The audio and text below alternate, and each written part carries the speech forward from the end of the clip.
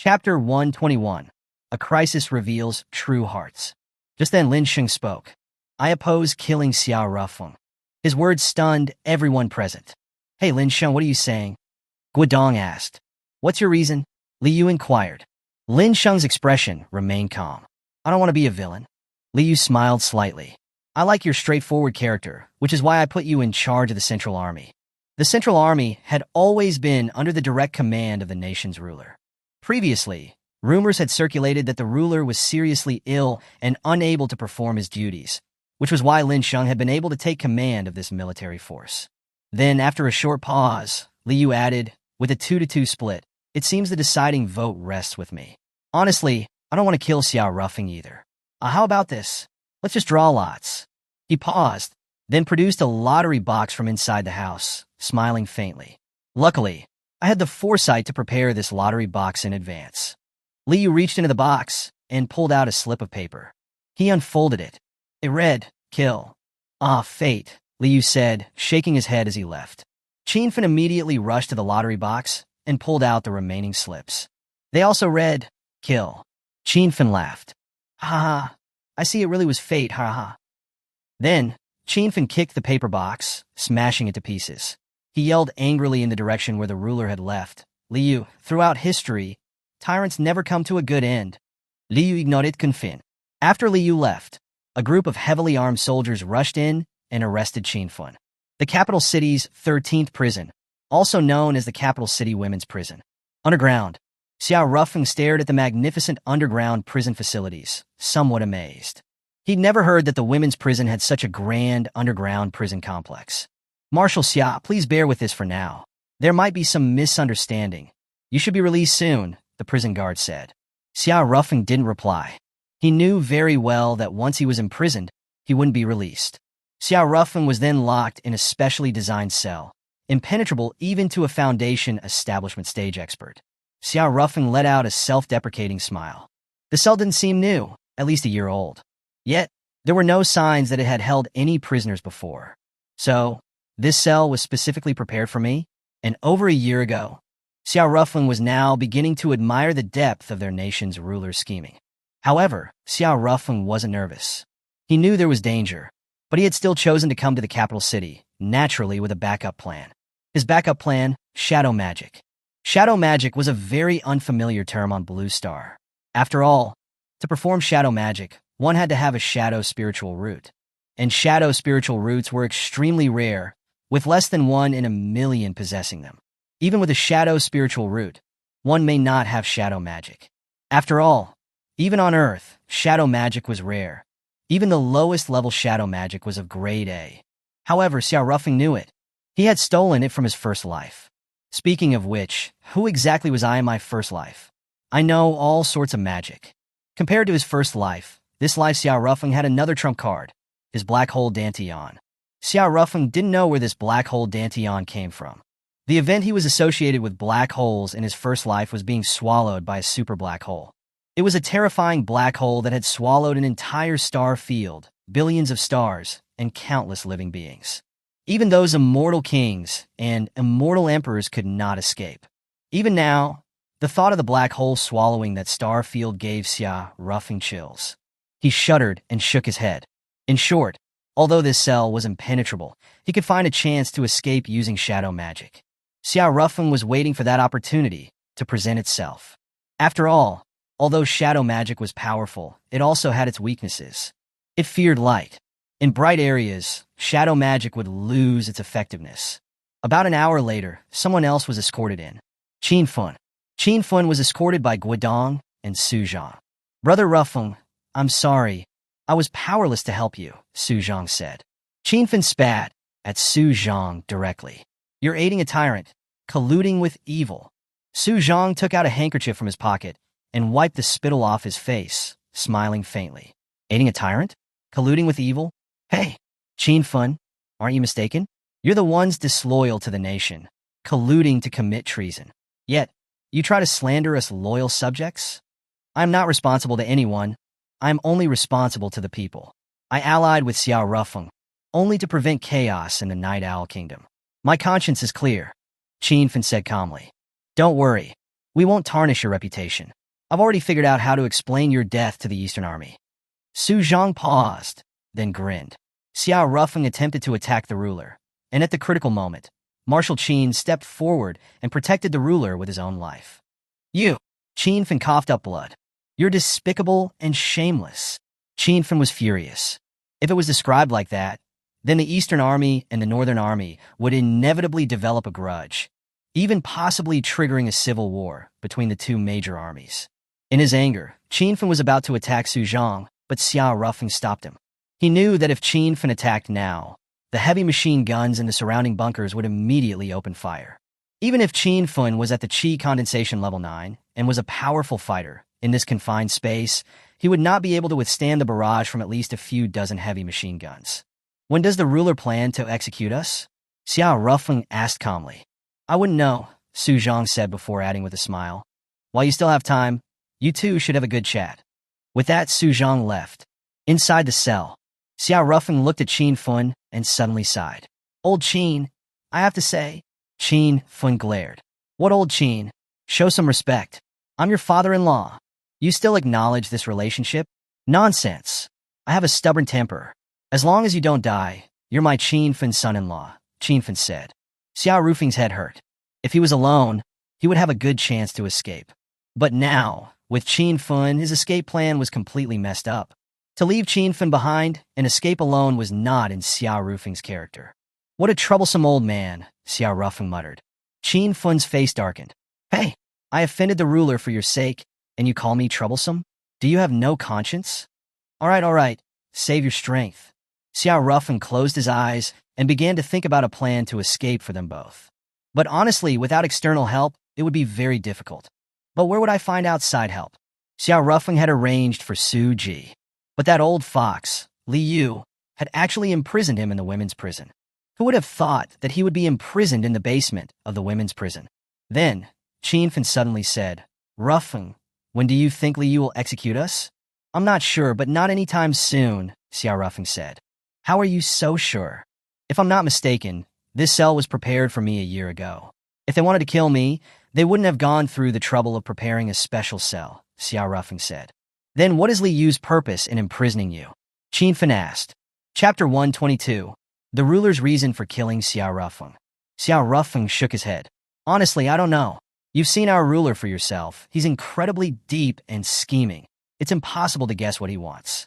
Qin Fen didn't say anything. After a while, he sighed and said, I'm not worried about being executed. What I'm worried about is that Qin Yu will make a mistake trying to save us. Qin Fen punched the cell wall angrily. Dum Libu, if he wants to kill us, then do it quickly. What's he trying to do by keeping us imprisoned but not killing us? Red Garden, Your Majesty, we have imprisoned Qin Fen and Xiao Rufeng together, Guodong said. Very good, Li Yu replied, sipping tea. Your Majesty, will they be able to break out of the cell? Given their strength, the 13th prison security may not be able to hold them, Su Zhang worried. The one most eager to have Xiao Rufeng executed wasn't Li Yu, nor Guodong, but Su Zhang. After all, Guodong had always been at odds with Xiao Rufeng, while Su Zhang had actively added to their misfortune. Su Zhang knew that if Xiao Rufeng and Qin Fen escaped, he would be the first one they would seek to kill. Don't worry, the cell is built with a special material. 2 Qi condensation experts wouldn't be able to break it, let alone 2 at the foundation establishment stage. Li Yu paused and then laughed lightly. This cage I personally prepared for Xiao Rufeng wouldn't be easily broken. Su Zhang hesitated but ultimately asked, Your Majesty, when did you learn about Xiao Rufeng's background? A year ago, when I awarded him the rank of Marshal, Li Yu said calmly. Then why didn't you? Li Yu grinned. Su Zhang, life needs its amusements. A year ago, I could have directly killed Xiao Rufeng. But where would be the fun in that? Back then, while he had hundreds of thousands of troops under his command, they weren't important to him. They were all disposable. But now it's different. He has people he treasures. Su Zhang's heart skipped a beat. Xiao Rufeng's women? I've heard that Xiao Rufeng's women are all exquisite beauties. I, as the ruler, have never experienced such fortune. What makes him so deserving? Li Yu played with the teacup in his hand. Then, crack, the teacup shattered. Su Zhang and Guodong were startled. They could sense that Li Yu was very angry, but they didn't know why. After a moment, Liu calmed his aura and said, "Do you know why I don't have any children?" This. Su Zhang and Guodong exchanged glances and then said, "We do not. I know there are many rumors outside saying that I am infertile. Is that what you think too?" Liu asked calmly. Su Zhang and Guodong didn't say anything, implicitly acknowledging it. Then Liu said, "My body is fine, and my wife's body is fine too. It's just that she is not worthy to bear my child." Su Zhang and Guodong didn't dare to speak. Liu's wife, Hexin, was the former eldest daughter of the top capital family, the He family. Although the Xia family also claimed to be a top family in the capital, and they were nothing compared to the He family. The He family was the oldest family in the capital, holding immense power. The current ruler had been seriously ill and hiding himself for years, but his position remained firm and stable, and the He family was instrumental in this.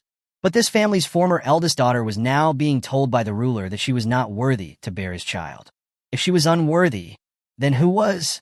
But neither of them dared to ask. Then, Liu said, "When I was young, I once loved a woman. I loved her more than anything. She was the only one for me. She was Xiao Rufeng's biological mother, Wu Yin." Su Zhang and Guodong's expressions changed. This was a plot twist that they never would have seen coming. Liu seemed to be lost in memories, saying, "Although she was called Wu Yin, to me, she was the most beautiful woman in the entire country, no, the entire universe. She was beautiful, generous, gentle, and kind. She was like a light that illuminated my life." But Liu's tone changed, his emotions suddenly rising. "But she ran off with an ordinary man and had a child with him. I could not accept it, so I became the heavenly web assassin, Black Spade K, and was ready to assassinate her in the hospital. My plan was to kill him and then kill myself. But when I entered her hospital room, she did not resist. She only asked me to let her child go. I was momentarily soft-hearted and agreed. Over the years, I have tried to forget her. I had made some progress, but then Xiao Rufeng appeared before me. I recognized him immediately. Xiao Rufeng's nose, his eyes, were exactly the same as hers. Liu's emotions were intense, and his aura was radiating outwards. The terrifying pressure was so strong that Su Zhang and Guodong could barely stand. Both were astonished. This was the aura of a Foundation establishment expert. Although they had suspected their ruler was at the Foundation establishment realm, they were still shocked to have it confirmed. Liu was still like a madman. "Why? Why? Just when I was about to move on. Does your son make me remember you? I hate her. She stole my love. She stole half of my life, making me live like a zombie for half my life. Therefore, I will get revenge on her and on her son. I want her son to experience what it feels like to have his beloved people taken away from him." With that, the terrifying pressure emanating from Liu vanished instantly, retracted into him. Su Zhang and Guodong gasped for air. "Su Zhang," Liu said calmly, "your subordinate is here." Su Zhang quickly responded. "The Auspicious Cup competition is still going on, right?" "Yes, it is." "Are all of Xiao Rufeng's women still there?" Probably. Bring them all here," Liu said calmly. "Yes." Su Zhang left. Liu looked at Guodong and said, "Guodong, I heard you bet heavily on Lian." Guodong's heart skipped a beat, and he immediately knelt on the ground. "Your Majesty, I was wrong." He did not try to make any excuses. He knew that the ruler was well aware of everything. "I can understand your feelings, as it has always been the same throughout history. When the emperor is gravely ill, the ministers will all begin to make plans for the future." Liu paused, then said calmly, "Get up." Guodong stood up, but he was still uneasy. "Your Majesty, I am willing to redeem myself. I can try to get information out of Lian. After all, many people in court have dealings with him, some of whom Your Majesty might not be aware of," Guodong said. Liu smiled faintly. "Go ahead." Guodong saluted and then left. After Guodong left, Liu said, "Come out." A woman, appearing to be in her 30s, walked out from behind the screen. Of course, though her appearance suggested she was in her 30s, her actual age was probably in her 40s. Martial arts practitioners naturally looked younger, and the wealthy and powerful families were able to obtain some anti-aging medicines from the descendants of Earth. With these medicines, even without practicing martial arts, these rich and powerful women would generally look much younger. The woman's figure was slightly voluptuous, but not fat. Her curves were shapely. However, her clothes were plain, and she had a quiet demeanor, tinged with some sadness. Compared to a stunning beauty like Dugu Shuexian, she seemed a little dull. But compared to most women her age, she could still be considered a beauty. She was Li Yu's wife, Hiexian. Were those words purposely said for me to hear? Hiexian's eyes were filled with sadness. What words? Li Yu asked while drinking tea, his expression indifferent. You said I was not worthy to bear your child. I didn't intentionally say it for you to hear, but it's what I think. Li Yu paused and then said calmly, when you married me, I made it very clear to you that I would only love one woman, and that woman is not you. I know. I thought I could make you fall in love with me. Hiexian's eyes reddened, tears brimming in her eyes. Hiexian, love is something that is decided at first glance. At least for me, it is like that. The woman I like at first sight, I will like for the rest of my life. On the other hand, if I don't have a feeling for a woman at first sight, I will never have any feelings for her for the rest of my life.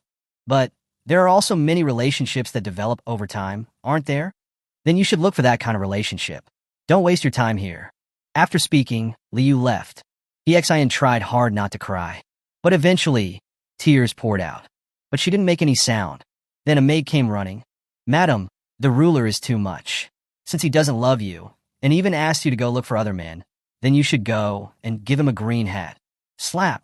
A slap landed on the maid's face. The maid covered her face, her eyes red, and did not speak. Then, Hiexian hugged the maid and said, I'm sorry. The maid shook her head and then said, Madam, how about we go out for a stroll? Staying in the Red Garden all the time is going to suffocate us. Hiexian thought about it. Okay, then. I'll prepare disguise masks for you. The maid added. Hiexian shook her head. There's no need. I'm an invisible person. No one knows me. The maid fell silent again. Although the madam had been married to the ruler for many years, she had never been allowed to appear in public. The madam was right. Out of 20 million people in the entire capital, very few knew about her existence. And even fewer knew what the madam looked like. About half an hour later, they left the Red Garden together through the back door. On the other side, Bai Bing and Su Ji arrived near the 13th prison. Perhaps to avoid suspicion, the security around the 13th prison hadn't increased, and it was the same as usual. Bai Bing supported Su Ji, who was pretending to be drunk, as they passed by the prison entrance. Su Ji secretly activated her full power and tried to locate Xiao Rufeng. But the prison was large with many buildings. Su Ji's hearing could reach whispers a kilometer away. But if there were buildings blocking the sound, or if she was trying to eavesdrop on sounds inside a building, the range she could eavesdrop on would be greatly reduced. Su Ji used her full power to eavesdrop for a while, but she could not hear anything related to Xiao Rufeng in the limited area. It seems like we'll need to enter the prison to search the whole place. But how do we get inside the prison? After a while, Su Ji suddenly flung away Bai Bing's hand and shouted loudly, Don't touch me, you bitch! Bai Bing's expression turned sour. Then, Su Ji said, I just hate your personality, trying to look cool. Who are you trying to impress? Do you want to fight? Bai Bing asked, her face darkened. Come hit me, Su Ji provoked her. Bai Bing didn't move. Then, Su Ji said, Coward, just like your sister. You're the most annoying. The most annoying person is your sister. Clearly you like him, but you refuse to admit it. You're engaged to the guy? What are you pretending for? Bai Bing was instantly enraged. She could tolerate insults aimed at herself, but she could not tolerate insults against her sister. Then, the two women started fighting at the entrance of the 13th prison. The prison guards on duty ran over quickly, but they could not separate the two women. Finally, a prison guard captain fired a shot into the sky, which finally calmed Bai Bing and Su Ji down. Captain, let's call the police, someone said. But the prison guard captain looked at Bai Bing and Su Ji and swallowed. What police are we calling? Aren't we the police? The prison guard captain paused and then said, Take them both inside. I want to ask them what's going on. These ordinary prison guards did not know that there was an underground prison beneath the 13th prison. They also did not know that the commanders of the Northern and Eastern armies were imprisoned down there. So, they didn't think too much of Bai Bing and Su Ji. After being brought into the 13th prison, Su Ji activated her full power again. This time, she finally heard Xiao Rufeng's voice. Su Ji instantly became excited. He's underground? Just as Su Ji confirmed the location where Xiao Rufeng was imprisoned, she suddenly ran out of energy and fainted. The prison guard captain was shocked. Although he was lusting after Suji and Bai Bing's beauty, he had only brought them in to try and chat them up. If someone died in the prison, that would be a big problem. This has nothing to do with me, the prison guard captain quickly said. I know. Bai Bing paused and then said, my sister and I had a disagreement. We apologize for showing you this. She paused, glanced at Suji, and then said, I'll take her to the hospital. Okay, the prison guard captain quickly replied. After Bai Bing left with Suji, the prison guard captain ordered his subordinates to keep their mouths shut. It was as if nothing had happened. After leaving the prison, Suji gradually woke up, but she was still very exhausted. I managed to find out Xiao Rufeng is being held underground and Qin Fun from the Eastern Army is in prison with him. Both of them are fine, Suji said. Bai Bing nodded. Thank you. Suji shook her head. Xiao Rufeng is my benefactor. Without him, my daughter and I would have likely become the old patriarch's bed toys. Bai Bing didn't say anything, although, all along, Xiao Rufeng had always felt that he owed Bai Bing the most. For the past few years, Bai Bing had always been the one taking care of his life. But in reality, in Bai Bing's eyes, she was the one who had been saved. When she was a child, her parents divorced because her father had an affair. She went with her mother. Her mother had a mental breakdown after the divorce and was like a madwoman. She would beat and scold Bai Bing at the slightest provocation. Bai Bing silently endured it. When she was 16, her father died, and her sister suspected that she was the one who killed him. This event was like the last straw that broke the camel's back. Bai Bing's emotions completely collapsed. At that time, she just wanted to die. When she was about to commit suicide, news came from the north of the Bear Kingdom invading. So, she decided to die in battle. So, on the battlefield, wherever there was danger, that's where she would go. She was nearly killed several times and thought that she would finally get her wish, finally be free. But every time a fool risked his life to save her. The first time he saved her, Bai Bing was very angry. The second time he saved her, she was starting to get angry. But the third time she was in danger, he still rushed over. And so, in the extreme push and pull of life and death, she didn't know when, but she no longer wanted to commit suicide. Perhaps because she didn't want this man, who was a few years older than her, to die with her. After all, he didn't seem to want to die. When Bai Bing came back to her senses, Suji had fallen asleep again. Thank you for your hard work, Bai Bing murmured. Then, she carried Suji back to the hotel. After settling Suji down, Bai Bing began to think about a plan to rescue Xiao Rufeng. But it was very difficult. Although she had some intelligence personnel in the capital, she had no connections with the 13th prison, and it would be difficult to infiltrate in the short term, let alone the underground prison below. Bai Bing was very frustrated. I should go out for a walk. Maybe I can come up with some ideas. Then Bai Bing left the hotel. Not long after leaving the hotel, Bai Bing saw a group of spoiled young masters surrounding two women. She originally didn't want to get involved, but because she was frustrated, she walked over and beat them up very easily and violently. Under the threat of Bai Bing's overwhelming power, the spoiled young masters scrambled away. Thank you, said the older of the two women. This woman was EXI. Chapter 123, Civil War on the Brink. It's no problem, just a small favor, Bai Bing said. After a short pause, she added, well then, goodbye. If it's convenient, would you like to have a cup of tea with me? EXIN suddenly asked. Bai Bing turned her head to look at EXIN, and after a moment, seemingly noticing something, her pupils suddenly contracted slightly. You're from the Red Garden? Bai Bing asked. EXIN was also stunned. You, how did you know? The clothes you're wearing are specially made for the royal family of the Elephant Kingdom, but the royal family also gifts these clothes to the wives of other countries' leaders. Bai Bing paused, looking at EXIN, and then asked, Are you Empress EXIN? The governing systems of the 7 nations of Blue Star were not all the same. There were republics, federations, constitutional monarchies, and parliamentary monarchies, among others. The biggest difference between a constitutional monarchy and a parliamentary monarchy was, in a constitutional monarchy, the king was merely a symbol and did not wield any real power. However, in a parliamentary monarchy, the king's power was still great. With a single word, he could even dissolve the cabinet and the parliament. The Dragon Kingdom was a parliamentary monarchy.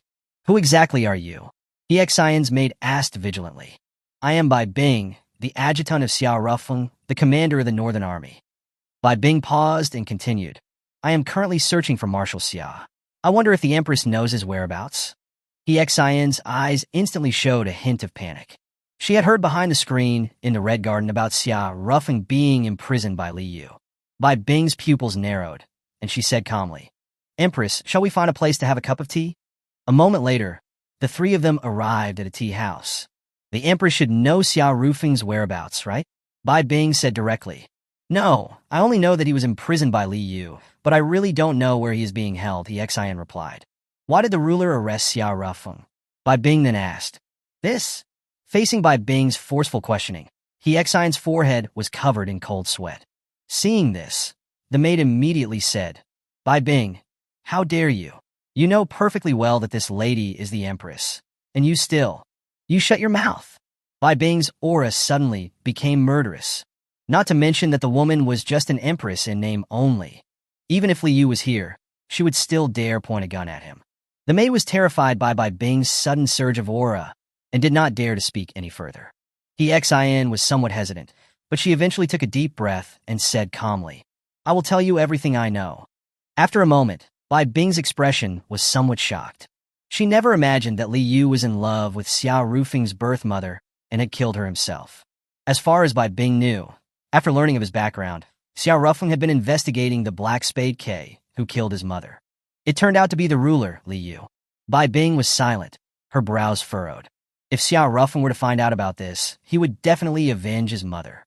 But according to Xian, Li Yu has been pretending to Beal all these years, and his cultivation has reached the foundation establishment stage. Although Xia Rufing defeated Alan at the Lishan Coliseum, Alan's foundation establishment stage after taking drugs was fake, while Li Yu is a genuine foundation establishment expert. It would be very difficult to win against him in a head-on battle. Moreover, there must be other experts protecting Li Yu. However, keeping this matter hidden wouldn't be fair to Xia Rufing either. Bai Bing was conflicted. After a short while, she sighed inwardly. Let's find a way to rescue Xia Rufing first. Gathering her thoughts, Bai Bing looked at Xian and asked, "What does the Empress think?" "About what? The ruler treated you this way. Don't you feel any resentment at all?" Bai Bing asked calmly. Xian fell silent. After a long while, a bitter smile appeared on her lips. Saying that I have no complaints would certainly be a lie. But what can I do? Bai Bing suddenly reached out her hand. "Help me." "Help you do what?" "Rescue Xia Rufing," Bai Bing replied calmly. Xian's maid's expression changed drastically, and she quickly said, "Madam, don't be fooled by her. If this matter is exposed, there will be no hope left between you and the ruler." Upon hearing this, Xian suddenly smiled sadly. "Would there be any hope between us if I did not do this?" The maid was speechless. Xian looked at Bai Bing and said calmly, "What do I have to do?" In the fall of 2023, according to Blue Star Calendar, the Dragon Kingdom's Northern Army suddenly issued a televised declaration, sternly accusing Su Zhang, the commander of the Western Army, and Guidong, the commander of the Southern Army, of concealing the truth about the ruler's death, supporting a puppet, usurping power, and detaining Xia Rufing, the commander of the Northern Army, and Qin Fun, the commander of the Eastern Army. The declaration demanded that Su Zhang and Guidong release Xia Rufing and Qin Fun within a set time period. Otherwise, they would launch a cleansing the emperor's side military operation. At the same time, Xian herself appeared on television in the televised declaration. She declared her identity as the widow of the ruler and stated that her husband, Li Yu, had been weak and ill and had passed away many years ago. She stated that Su Zhang and Guidong were secretly controlling a puppet, wearing a prosthetic mask, impersonating her husband, and that they were the ones who were usurping the country, appealing to the people of the Dragon Kingdom to support the military operation of the Northern Army. After the declaration was issued, the entire Dragon Kingdom, even the entire Blue Star, was shaken. Although Xian was rarely seen on television, she had not been completely unseen. When Li Yu and Xian had gotten married 20 years ago, Li Yu was not yet the ruler. The media had reported on their wedding. Therefore, nobody doubted Xian's identity. Moreover, the ruler, Li Yu, had rarely appeared publicly over the years, and there had long been rumors that Li Yu might have passed away due to illness. Now that Li Yu's wife, the Empress of the Dragon Kingdom, had personally testified that Li Yu was dead, most people believed the Northern Army's declaration. The capital city. After seeing the joint declaration of the Northern Army and Xian, the citizens of the capital were also extremely indignant. Xiao Rufeng and the Northern Army were national idols. And now, Xiao Rufeng was actually detained by Su Zhang and Guodong, two usurpers of power. How could the people not be angry? Large numbers of people began to gather at the Red Garden, surrounding it completely. Arrest the puppet fake ruler. Arrest Su Zhang. Arrest Guodong. The people shouted slogans. Inside the Red Garden, Guodong was now furious. He thought that everything was set, and that the next step was to stabilize the northern situation by finding a reason to replace the officers of the Northern Army. But he never expected that the Northern Army would join forces with the Empress and issue a suppression of rebels' order before they could even take action. Not only did they slander the ruler as having passed away, they also declared that they were usurpers of the country. It was utter slander. Your Majesty, what do we do now? The number of people outside is increasing, and their emotions are becoming more and more agitated. They could break in at any time, Guodong said to Li Yu. Li Yu was toying with the cup in his hand. He wasn't concerned about the people outside. After all, given the defenses of the Red Garden, even more ordinary people wouldn't be able to break in. Who is in charge of the Northern Army right now? Li Yu asked calmly. Xiao Rufeng's adjutant, Bai Bing, Guodong replied. Li Yu's pupils contracted slightly. An adjutant can mobilize the entire army? He knew that Xiao Rufeng had a poker-faced adjutant, but he hadn't paid her much attention. What could an adjutant possibly do? But it seemed like he was wrong. Yes, Xiao Rufeng trusts this adjutant very much. Because Xiao Rufeng wears a mask, Bai Bing handles a lot of the matters on his behalf. So, she has a very high level of prestige in the Northern Army, Guodong said. Li Yu stood up and looked at the scene transmitted by the drone. There were more and more people outside the Red Garden. I slightly underestimated the capabilities of Xiao Rufeng's subordinates. I thought that without Xiao Rufeng, the Northern Army would be like a plate of loose sand, but I didn't expect that there would be such capable people. But what I didn't expect even more is that my Empress would betray me. Li Yu said calmly. Your Majesty, this is quite troublesome. The Empress stated that you passed away many years ago and has already successfully convinced the people that you are an imposter. If someone else had said this, no one would have believed it. But the Empress's words. Perhaps. Guodong paused and continued. Moreover, over the years, it has always been said that you are weak and ill. If the people were to learn that you have reached the foundation establishment stage, I'm afraid no one would believe that you're the real ruler. At this point, Guodong couldn't help but say, this is such a dirty move. Li Yu did not speak. At that moment, another urgent report came in. Your Majesty, the headquarters of the Eastern Army has sent a letter requesting to meet their marshal, Qin Fun. Guodong became even more anxious. Your Majesty, what do we do? If we don't release Qin Fun, they might join the Northern Army's rebellion. Li Yu rolled his eyes. You're a commander too. Can you please calm down? He paused, took out his phone, and made a call. Soon after, the Bear Kingdom's army began to gather along the border of Songhua Prefecture. 5 years ago, the war between the Dragon Kingdom and the Bear Kingdom had begun with the Bear Kingdom's invasion of Songhua Prefecture. Li Yu crossed his legs and smiled. So, Xiao Rufeng, how will your subordinates respond to this? Will they abandon their border defense responsibilities to continue their advance toward the capital? Guodong's eyes lit up. This move is brilliant. The Northern Army is the nation's heroic protectorate. If they give up their border defense responsibilities, their image in the hearts of the people will collapse, and no one will follow them.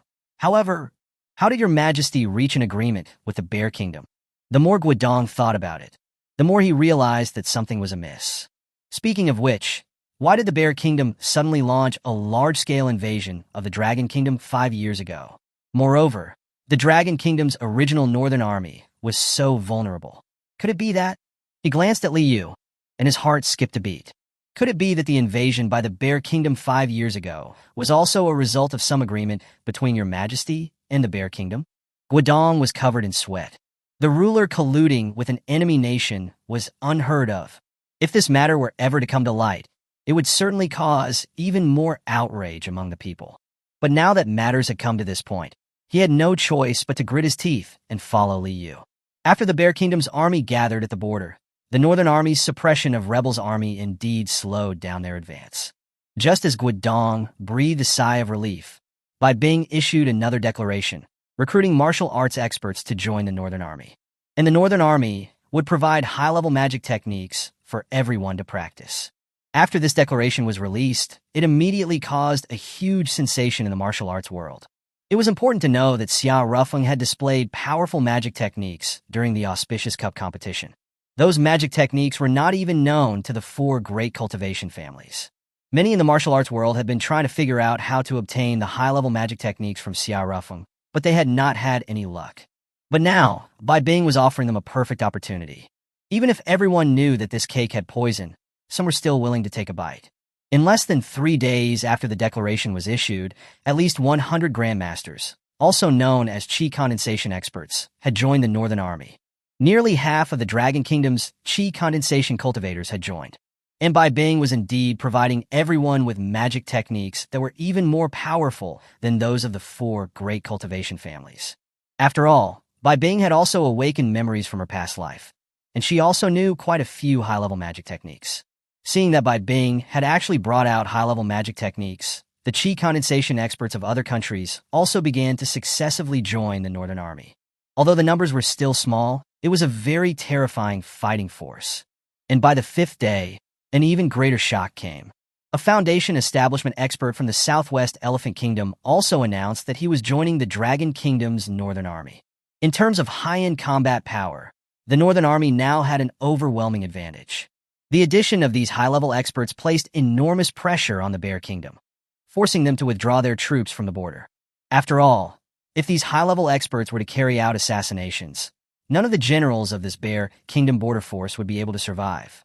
After the Bear Kingdom's troops withdrew from the border, the once stalled Northern Army continued its advance towards the capital. Hundreds of thousands of troops, hundreds of fighter jets, tens of thousands of tanks, and various armored vehicles, stretching for hundreds of miles, were an awe-inspiring sight.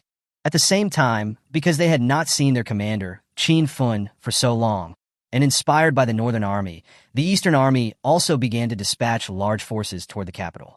The garrison troops stationed in the capital belonging to the Central Army began to build fortifications around the capital. Su Zhang's Western Army and Guidong's Southern Army also began to mobilize their troops to advance towards the capital, attempting to intercept the armies from the north and east. The Dragon Kingdom's civil war was on the brink of erupting. Chapter 124, Prison Break. Xiao Rufeng was unaware of everything that was happening outside. He had been imprisoned in the underground cell of the 13th prison for almost a month.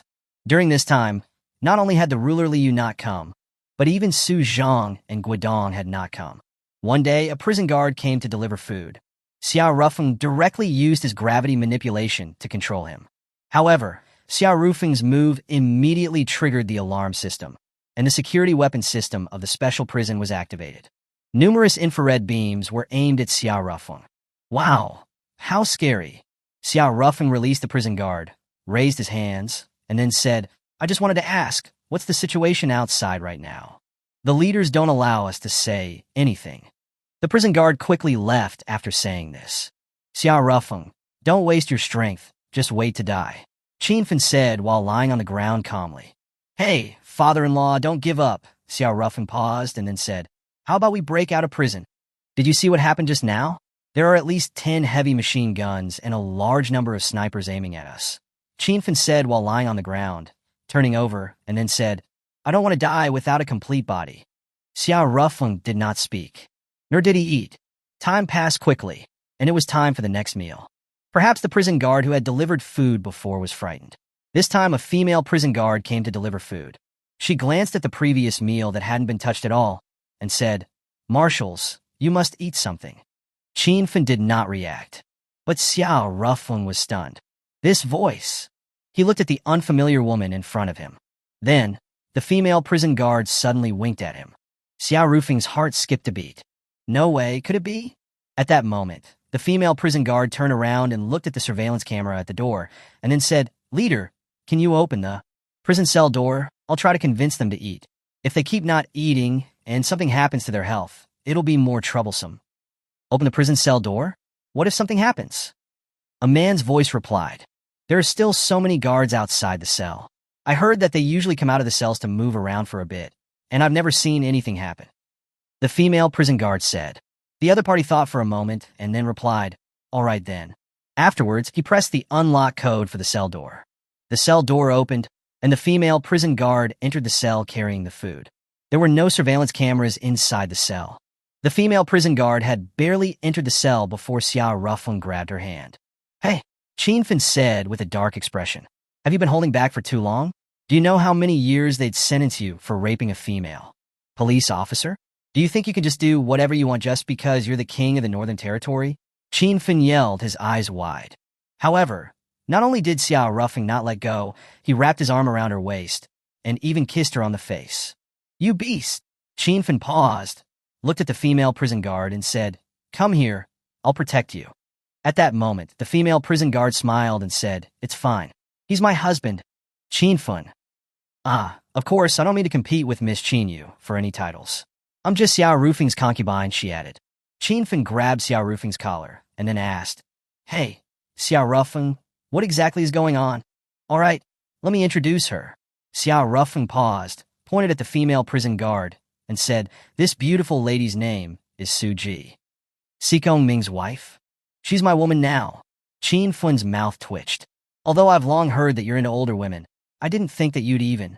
He paused and couldn't help but complain. "Her daughter is about the same age as you, right? That's not important. Age has no meaning to cultivators. There are some people who are hundreds or even thousands of years old who still look very young," Xiao Rufeng said. "Like his wife in his first life. She was a reclusive, immortal emperor. At the time of their marriage, she was already hundreds of thousands of years old. And he was only a few thousand years old at that time." Xiao Rufeng's expression was subtle. "Could this be the reason why I like older women?" And to Xiao Rufeng's words, Qinfen had no rebuttal. Because what Xiao Rufeng said was the truth.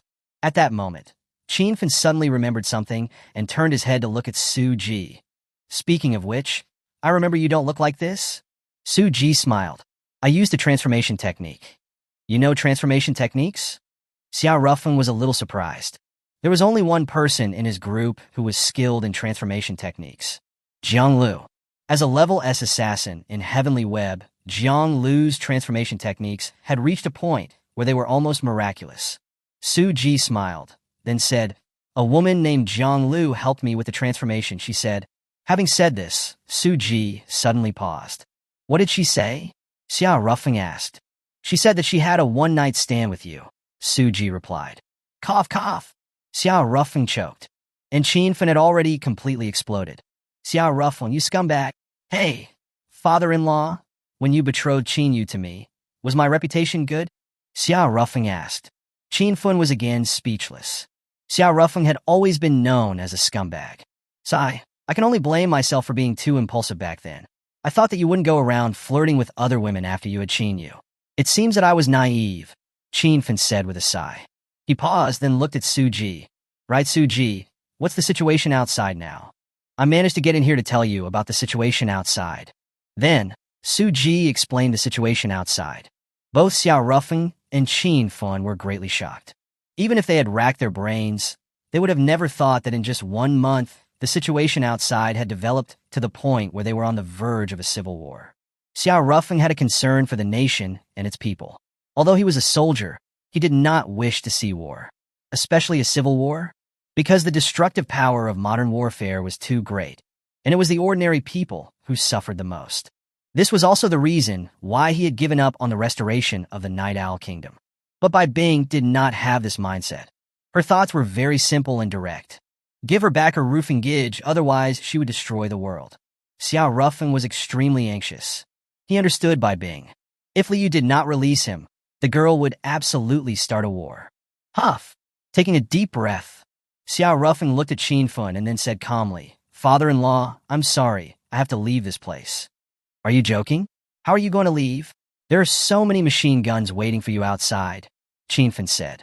"I naturally have a way." Xiao Rufeng paused, looked at Qinfen, and added, "Father-in-law, we've gone through thick and thin together, so I don't want to hide any secrets from you." "What is it?" Xiao Rufeng did not speak and went to a darker place in the cell. Then, he vanished. Hiss! Qinfen took a deep breath. He disappeared? Qinfen couldn't react for a moment. Then, Xiao Rufeng's figure reappeared from the darkness. "Is this the legendary shadow magic?"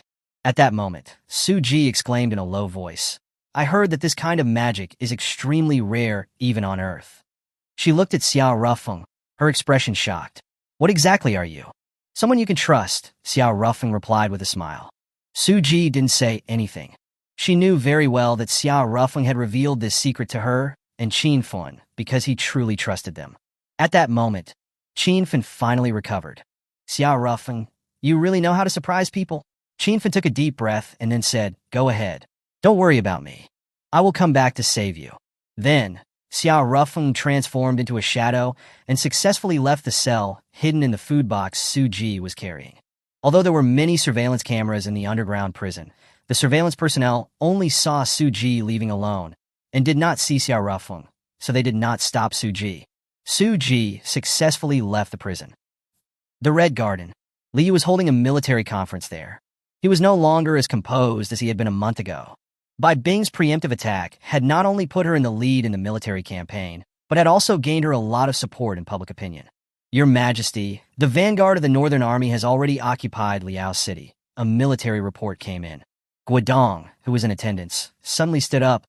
How could they be so fast? Isn't the elite 9th Division of the Central Army stationed in Liao City? That, the communications officer stuttered and then said, the 9th Division surrendered. Everyone. Where is Lin Sheng? Where has that bastard been recently? Guodong said anxiously. Lin Sheng, the commander of the Central Army. Li Yu's pupils also contracted slightly. Even with the most basic reasoning, he knew that Lin Sheng had probably already betrayed him. Lin Sheng has been hiding deep, hasn't he? Originally, the Central Army was directly under the control of the ruler. A few years ago, Li Yu, wanting to focus on martial arts training, didn't have the energy to manage the government, so he pretended to be seriously ill. Not only did he not participate in state affairs, he also handed over his only directly controlled army to Lin Sheng. Lin Sheng was a confidant he had personally trained. He trusted Lin Sheng immensely. Even when Lin Sheng voiced his objection to how Xiao Rufeng should be handled, he didn't think too much of it. But after that, Lin Sheng disappeared. Li Yu could only mobilize a few tens of thousands of the garrison troops in the capital. He, as the ruler, could not mobilize the other troops. Because the middle and lower level officers of the Central Army believed that the ruler was dead and that the current ruler was an imposter. And the high-ranking officers were clearly all Lin Sheng's men. When these high-ranking officers ignored the Central Command, it also indicated Lin Sheng's stance. Li Yu sat there, tapping his fingers on the armrest, feeling very irritable. He never imagined that things would have progressed to this point. He thought that he had everything under control, but he did not expect Bai Bing to appear halfway. I really underestimated Xiao Rufeng's adjutant. At that moment, Su Zhang made a video call. It connected. Su Zhang, I told you to capture Xiao Rufeng's women. It's been almost a month. What's the progress? Li Yu asked calmly. Su Zhang looked embarrassed. The progress hasn't been very smooth. At first, it was going quite smoothly. That Jiang Li and that Bai Shui, they were all captured by me. But halfway through, a female assassin appeared and rescued them. Ha! Li Yu finally became angry. He slammed his hand down on the table, and the granite stone table instantly shattered. Su Zhang was startled and quickly said, I will continue to pursue them. All right, don't worry about those people. Li Yu paused and then said, quickly transfer your troops over here. After speaking, Li Yu hung up Su Zhang's video call. He sat back down, his gaze cold and stern, and then said calmly, send a telegram to Bai Bing. If she does not stop her advance, we will publicly execute Xiao Rufeng. Just as he had finished speaking, someone rushed into the conference room in a panic. It's bad. Xiao Rufeng has escaped from prison. Chapter 125. The Mother's Vengeance, Exacted. Hearing that Xiao Rufeng had escaped from prison, Li Yu was utterly shocked. He jumped up from his chair, then used his gravity manipulation to pull the communications soldier directly in front of him. His expression contorted. What did you say?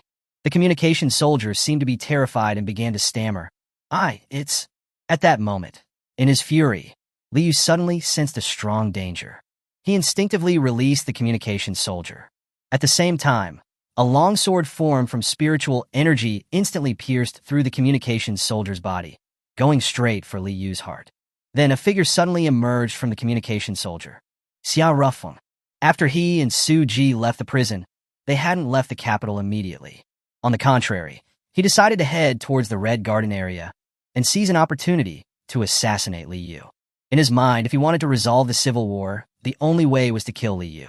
And to kill Li Yu, it was best to catch him by surprise.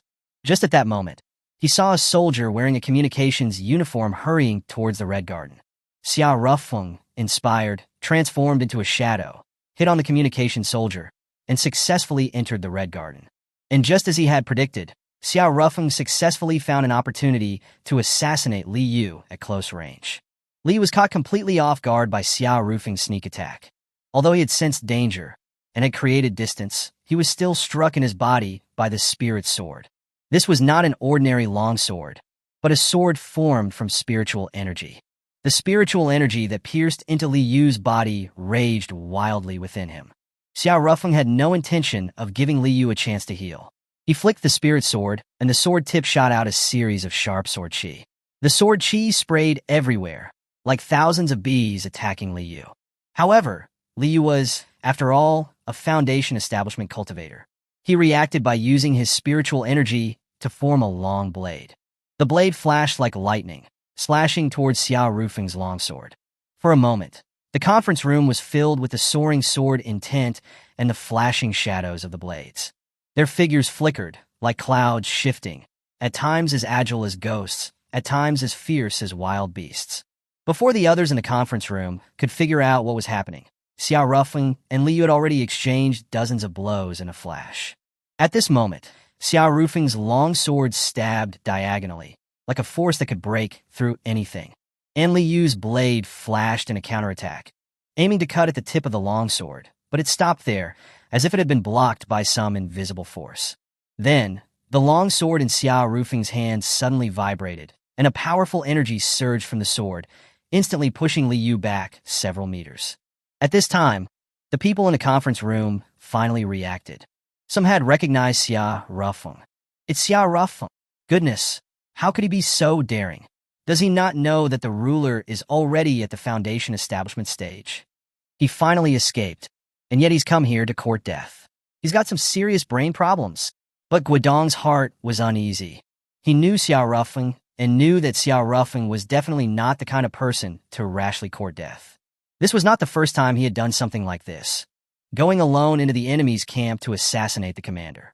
Back then, the turning point of the counterattack against the Bear Kingdom was when he single-handedly infiltrated the enemy camp and killed the enemy's commander, causing the enemy to fall into disarray and suffer a crushing defeat. What are you all standing around for? Quickly, help the ruler kill Xiao Rufeng, Guodong shouted. Xiao Rufeng sneered. Li Yu, are you that useless? A Foundation establishment expert fighting against a chi condensation expert needs help? I feel embarrassed for you. Oh, and speaking of that, it seems like you were very fond of my mother? Too bad, a typical simp never gets what they want. These words completely enraged Li Yu. All of you stop. Li Yu paused, then looked at Xiao Rufeng and said calmly, I'm going to kill this kid with my own hands today.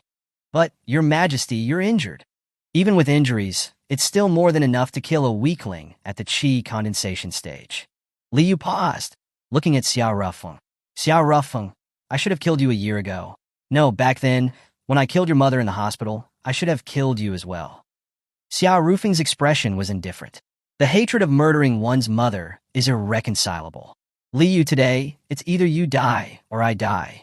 With that, Xiao Rufeng once again used spiritual energy to form a long sword, this time adding ice magic to it. Then, the long sword slashed down, the sword body making a metal clashing sound, and accompanied by a chilling cold. It instantly cut through the air and struck towards Li Yu. Countless pieces of sword chi, each with an ice effect, were scattered around. Anyone who was hit by the sword chi accidentally had their arms sliced off, and the ice effect could also slow down their movement and healing abilities. How domineering! The military generals in the conference room were still okay, but the civil officials had already been terrified by the terrifying sword chi. Guodong's pupils also contracted slightly. It feels like this Xiao Rufeng's strength has increased again. That was right. During the Auspicious Cup, according to the Cultivation Realm divisions, Xiao Rufeng was only at the Chi Condensation level 5. And now, Xiao Rufeng had reached Chi Condensation level 9. During the month in prison, Xiao Rufeng had not stopped cultivating. There were two main ways to cultivate. One was through absorbing spiritual energy to increase one's cultivation realm. The other was through enlightenment, comprehending the heavenly Tao, to increase one's cultivation realm. Perhaps because of his identity as an immortal in his previous life, Xiao Rufeng was especially likely to achieve enlightenment. Other cultivators might not be able to experience enlightenment even once in their lifetime, but Xiao Rufeng had the chance to achieve enlightenment almost every time he fell asleep. The increase in cultivation realm had also greatly improved each of Xiao Rufeng's magic techniques. Xiao Rufeng held his spirit sword and unleashed a suppressive attack towards Li Yu. The spirit sword drew a graceful and astonishing arc in the air, the sword light flashing in the darkness, looking especially alluring. Stream-like sword flowers flew from the tip of one main character's sword, forming countless blurred patterns. And Li Yu could only struggle to defend under Xiao Rufeng's relentless attacks. Everyone was shocked at the sight of this. They never imagined that Li Yu would be completely suppressed by Xiao Rufeng. Although Li Yu had been ambushed by Xiao Rufeng at the beginning and was injured first, Li Yu was also extremely annoyed. He began to try and take control of the battle. The power of the Foundation Establishment stage poured into the long blade in his hand. Clang! The long blade rang, its blade intense soaring. Li Yu roared, his body surged, his speed instantly rising to the extreme. His body transformed into a blur, disappearing in place. In the next moment, Li Yu had already gone around behind Xiao Rufeng. He sneered, then suddenly slashed towards Xiao Rufeng from behind. But a wall of wind suddenly appeared behind Xiao Rufeng. When Li Yu's slash landed, although it destroyed the wall of wind, it did not injure Xiao Rufeng. Xiao Rufeng even raised his middle finger to mock him. Li Yu, having been continuously thwarted, gradually became more violent. He roared, and suddenly, a strange aura surged from his body. Then, to everyone's astonishment, Li Yu suddenly transformed into a ferocious beast. This beast's entire body was smooth and cold, like a giant python, but it had a pair of human-like eyes and a pair of claws like mantis forelegs. It looked especially bizarre. Everyone in the conference room was dumbfounded. It's a monster! Xiao Rufeng's pupils also contracted slightly. This was not a monster, but a kind of transformation cultivation technique. There were thousands of heavenly Daos. As long as one understood one of them, they could master a certain skill. Whether it was the sword Dao or a beast transformation technique, they were all a type of heavenly Dao. However, to use a beast transformation technique, one needed to devour the heart of a demonic beast. This blue star, were there any demonic beasts? This was clearly the question that Xiao Rufeng was most concerned about. Hey Li Yu, where did you get the demonic beast's heart from? Xiao Rufeng asked. You'll know when I've finished eating you, the beast Li Yu said. But his voice sounded very piercing. Just as Xiao Rufeng was about to ask something else, Li Yu began to attack again. Those sharp claws struck towards Xiao Rufeng like lightning. Xiao Rufeng didn't dare to be careless, and immediately activated his spirit sword to block.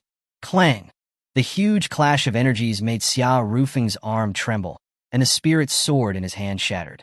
Xiao Rufeng was shocked. How powerful! While he was still thinking, Li Yu's long tail suddenly swept toward him. Xiao Rufeng dodged it immediately. Boom! The long tail whipped onto a huge wooden beam in the conference room. Crack! The wooden beam, which was at least half a meter thick, broke directly in two. The terrifying power made Xiao Rufeng's scalp tingle, and even Guodong and the others also felt their scalps tingling. To avoid being affected, everyone ran out. Only Xiao Rufeng and Li Yu were left in the conference room. I hate running around. With that, Li Yu directly used his gravity manipulation to grab Xiao Rufeng. Then, the sharp claws attacked again. A flash of madness swept through Xiao Rufeng's pupils. He didn't try to block and didn't try to escape from the gravity manipulation, directly using his body to take the attack head-on. Seeing this, Li Yu naturally wouldn't pass up this opportunity. The sharp claws pierced into Xiao Rufeng's body. But just then, Xiao Rufeng's Dantian black hole activated again. Although this Dantian black hole had no gravitational effect on the outside world, it had a strong gravitational effect on anything that entered Xiao Rufeng's body. The gravitational pull of the Dantian black hole grabbed Li Yu's claws and directly pulled them into the black hole. Li Yu was dumbfounded. This was not right. Xiao Rufeng was clearly the one who had been caught. But why did it feel like he was the one who had been caught? Watching his body being pulled in, Li Yu panicked. He could no longer continue to attack Xiao Rufeng and desperately tried to escape the pull of Xiao Rufeng's Dantian black hole. Actually, Xiao Rufeng was also somewhat dumbfounded. He knew that his Dantian black hole could devour the energy that entered his body. But he had not expected that it could even devour living beings. No wonder it was the black hole that had swallowed a whole dimension. Xiao Rufeng now faintly realized that the black hole in his dantian was very likely the super black hole that had once swallowed the entire Elphia dimension. But as for why the super black hole had become a small black hole inside his body, Xiao Rufeng had no idea. Clearly, compared to the super black hole that swallowed an entire dimension, the small black hole within Xiao Rufeng was still very weak. This was mainly because Xiao Rufeng's current cultivation realm was relatively low. As Xiao Rufeng's cultivation realm increased, the power of his dantian black hole would also increase. But even if this small black hole was still relatively weak, it was already able to devour things across realms. It was clear that it had infinite potential. However, now was not the time to study his dantian black hole. After being captured by the black hole in Xiao Rufeng's body, Liu was clearly flustered. He desperately twisted his body, trying to break free of the pull of Xiao Rufeng's dantian black hole, but it only slowed down the speed at which he was being devoured. He was still powerless to escape. What exactly is going on? This strange situation completely panicked the usually scheming Liu. And just then, Xiao Rufeng summoned his spirit sword again. This time, he summoned dozens of them at once. Although these spirit swords were all formed from spiritual energy and were not real spiritual weapons, the sight of dozens of spirit swords suspended in the air was quite shocking. Liu's face was grim. He was beginning to realize that things weren't looking good for him. I'm going to be defeated by someone at the chi condensation stage? No! At this moment, the dozens of light swords descended from the sky, directly piercing towards Liu. No! Master, save! Before he could finish speaking, Liu's body was pierced through. Chapter 126. Xiao Rufeng and Bai Bing meet again. After Liu died, his beast form returned to normal. Xiao Rufeng was expressionless. He did not feel too much excitement and even frowned a little. This guy really did have someone backing him. Who was his master? While he was thinking this, someone rushed in. When Guodong and the guards, who were equipped with weapons, rushed into the conference room after hearing Liu's screams, Liu had already died a violent death. The guards immediately raised their guns and aimed at Xiao Rufeng. Before, during the conference in the conference room, weapons were prohibited according to regulations. However, the troops on duty outside had now rushed over. These were all the elite troops stationed in the capital. Xiao Rufeng directly sat down on Liu's throne, looked up at the soldiers below, and said calmly, Liu has been killed by me. Which of you want to follow him to meet Yama? The soldiers looked at each other. Guodong became anxious. Quickly, open fire! Guodong shouted. This guy killed the ruler, kill him now! Xiao Rufeng raised his hand. But with a flash of light, a hidden spirit sword pierced through Guodong's body. Guodong was caught off guard and died on the spot. After reaching Chi Condensation Level 9, Xiao Rufeng's combat power had increased dramatically. Ordinary grandmasters, that is to say, cultivators at the Chi Condensation level, were no match for him at all. The soldiers looked at each other even more. At that moment, a clever soldier was the first to kneel on one knee. Greetings, Great Marshal. The other soldiers also immediately followed suit, kneeling down and shouting, Long live Great Marshal Xia. Hang the corpses of Liu and Guodong outside the Red Garden. Xiao Rufeng added calmly, Yes, Liao City. This was an important city guarding the capital. In ancient times, it was an important pass protecting the capital. The vanguard of the Northern Army had already arrived here. The 9th Division of the Central Army station here had surrendered without a fight, and the Northern Army had occupied it smoothly without firing a single shot. After occupying Liao City, the capital was already within reach. Bai Bing was currently in Liao City, and she was discussing with the Northern Army's generals how to quickly occupy the capital before the forces of the Western Army and Southern Army arrived. This would help reduce the casualties and losses of the Civil War as much as possible. Just then, the communication soldier urgently reported, Report, Liu and Guodong are dead. What? Everyone was stunned. Could it be fake news released by Liu? Han Lixing asked. He was Han Jinshi's father and a major general in the Northern Army. No, it seems to be real. Their corpses are hanging outside the Red Garden. Who killed them? It's not very clear. The other party has requested to meet with Bai Bing, the communications soldier said. That's not possible. There must be a trap in this. Han Jinshi said. The other generals also expressed their opposition. At that moment, another person came in to report. Report, People from the capital have arrived. How many people? 2. One of them is wearing a Shura mask. Bai Bing was slightly stunned. A Shura mask? Yes. Let them in, Bai Bing said calmly after thinking for a moment. Adjutant Bai, absolutely not. It's impossible for it to be the marshal. He should still be imprisoned in the capital. How could he be here? The other party could be an assassin. What are you afraid of? At that moment, a man who looked about 50 years old said calmly, Am I at the Foundation establishment realm here, just as a display? Bai Bing said calmly, Let them in. After a short while, a man and a woman came into the conference room. The man was wearing a Shura mask, and the woman was none other than Suji. Upon seeing Suji, Bai Bing was first stunned.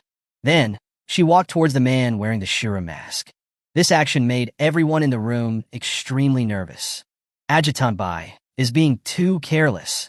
If the other party is an assassin, then at this close distance, I'm afraid even the Foundation establishment bodyguard wouldn't have time to save her. At this moment, Bai Bing had already arrived in front of the man wearing the Shura mask. She looked at him, her eyes red. Then, she suddenly threw herself into his arms. This scene left everyone a bit dumbfounded. At that moment, Xiao Rufeng took off his mask. Everyone was collectively dumbfounded again. Marshal. After a short while, everyone finally came back to their senses, and all crowded around him. Marshal, weren't you imprisoned? How did you escape? Did you really kill Li Yu and Guodong? Yes, Xiao Rufeng said after pausing for a moment. I killed them with my own hands. Everyone.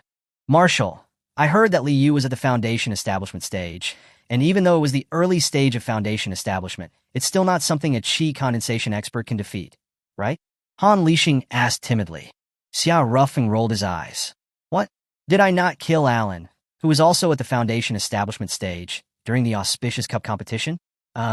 He actually wasn't, but after taking the medicine, his combat power did reach the Foundation establishment stage. Actually, the Foundation establishment stage isn't that scary. Anyway, I've already killed 2 of them. Xiao Rufeng's words were filled with an air of swagger. The Foundation establishment expert in the room couldn't stand it anymore. Hey kid, are you that Xiao Rufeng? You seem to be quite arrogant. Xiao Rufeng looked at the other party, and then looked at Bai Bing. Bing Mei, who is this? His name is Shimin Xian. He is a Foundation establishment expert I recently recruited from the Elephant Kingdom, Bai Bing said. Shimin Xian looked at Xiao Rufeng, and then said, I would like to spar with you. Why would I spar with you? Xiao Rufeng asked back. I signed a contract with Bai Bing, a protection contract that lasts for a month. If you beat me, I'm willing to serve you permanently, Shimin Xian said. And what if I lose? Xiao Rufeng asked again. Shimin Xian looked at Xiao Rufeng with a burning gaze, and then said, Tell me the sword techniques you used at the Auspicious Cup competition. Xiao Rufeng grinned. It's a deal. Let's make a Heavenly Dao oath. Heavenly Dao oaths were a very serious matter for cultivators. Good. Shimin Xian did not think for a second that he would lose. Then the 2 of them went to the arena center in Liao City. Han Lixing and the others were somewhat worried. Xiao Rufeng had finally narrowly escaped death. If he were to die here, it would be too stupid. However, Xiao Rufeng seemed quite relaxed. He looked at Shimin Xian and smiled slightly. Brother Shimin, how about this? I'll let you make the first move. These words completely infuriated Shimin Xian. In a duel, everyone knew that whoever could seize the initiative would gain a great advantage. This guy actually openly wanted to let him make the first move. Wasn't that an obvious insult? All right, then I'll put it another way. If I can't kill you in one move, I'll serve you permanently. I swear it on the Heavenly Dao, Shimin Xian said. Xiao Rufeng grinned, revealing a smug smile. Seeing that Xiao Rufeng was smiling so slyly, Shimin Xian also vaguely felt that he had been tricked, but the Heavenly Dao oath had already been made. It was too late to regret it. He looked at Bai Bing beside him and then said, Bing Mei, you heard it. This is a duel. The consequences are our own responsibility. You can't seek revenge on me if I kill him. I won't, Bai Bing replied calmly. She knew Xiao Rufeng.